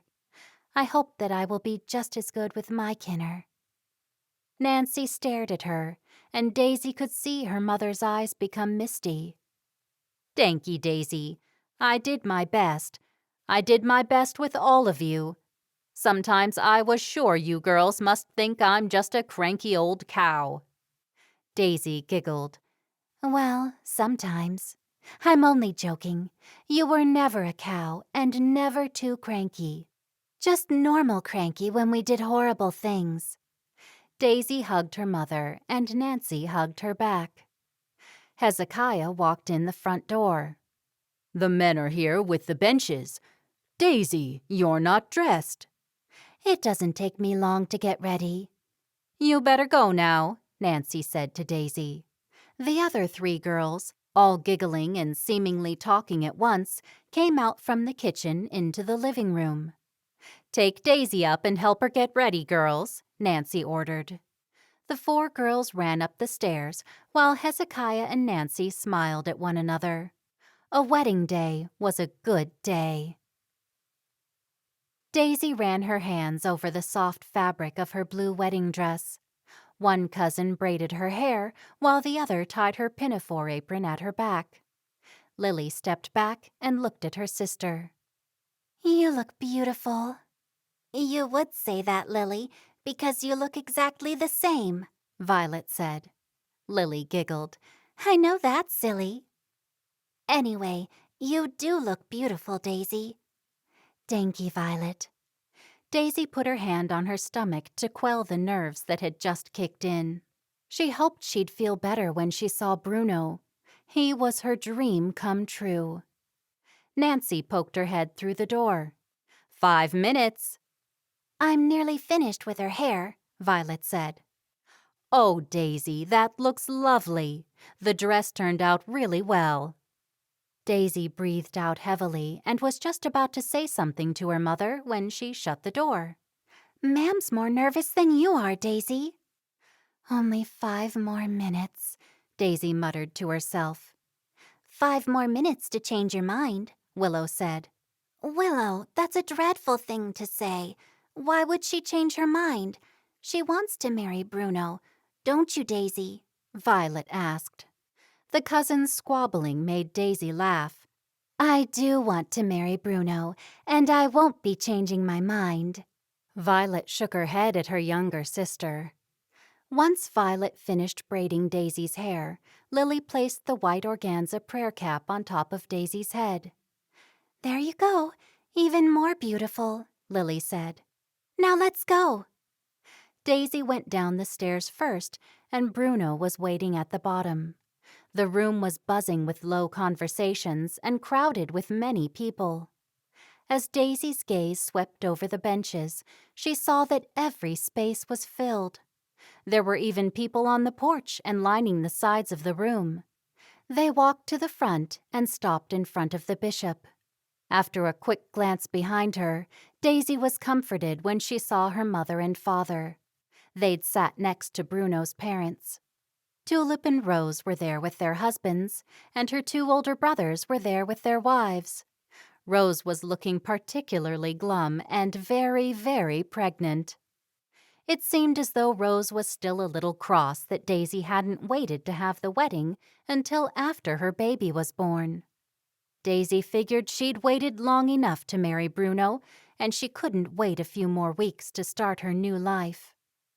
Malcolm Tyler, who had a rich baritone voice, was chosen to sing a hymn in High German. Daisy closed her eyes as she listened to his beautiful lilting tones. When he was finished, the bishop delivered a short sermon on life and marriage. Then he read verses from Genesis and told the story of how man was created in God's image. Then the time came for Daisy and Bruno to exchange their agreements with one another. They were finally pronounced married. Daisy looked into Bruno's amber eyes and thought back to the first day she saw him. In her heart, she'd known even back then that there was something special about him. Another thing that made her pleased was that her mother hadn't pushed them together, and neither had her mother met him first. Daisy had found him all on her own, and somehow that had made everything that little bit more special. Later, when the wedding feast was underway, Nancy was distressed to see Nathaniel continually looking in Lily's direction. There is no way on God's green earth that I will ever allow Lily to marry that man. Hezekiah replied, What are you talking about, Nancy? Matthew would be perfect for Lily. If another woman doesn't. Matthew Schumacher was Mark's younger brooder, and Mark had married their oldest daughter, Rose. Nancy frowned and looked over at Lily again to see Matthew sitting next to her. Seeing Matthew and Lily talking happily distracted her from her dislike of Nathaniel. I've always liked Matthew. I've always liked him too, Hezekiah said. Nathaniel now had competition in winning Lily's heart, and both Matthew and Nathaniel had to watch out for Elijah Bontrager. Just as well Violet and Willow have come to stay. Lily will need the distraction of more girls in the house. Hezekiah shook his head. More girls in the house? Is that what we really need? That's what we've got until Nerida gets stronger and her leg mends. And I think it's a blessing for Lily to have the girls there. Laughing, Hezekiah reached out and took hold of Nancy's hand. One day we'll be on our own again, but it might be in our old age, if we last that long. I think you might be right, but I'm grateful for every day we've got together. Me too. You've made every day of my life much brighter since I met you. You've made me a happy man. Nancy was too choked up to speak. If she lost Hezekiah, she didn't know what she'd do. All she could do was smile at him. He knew how she felt since she told him all the time. "We've been blessed," she managed to say, and he looked into her eyes and smiled. Moments later, Nancy looked over at her newly married daughter Daisy, who was staring at her new husband. She closed her eyes and prayed that Bruno would stay in their local community and not take Daisy back to Ohio with him.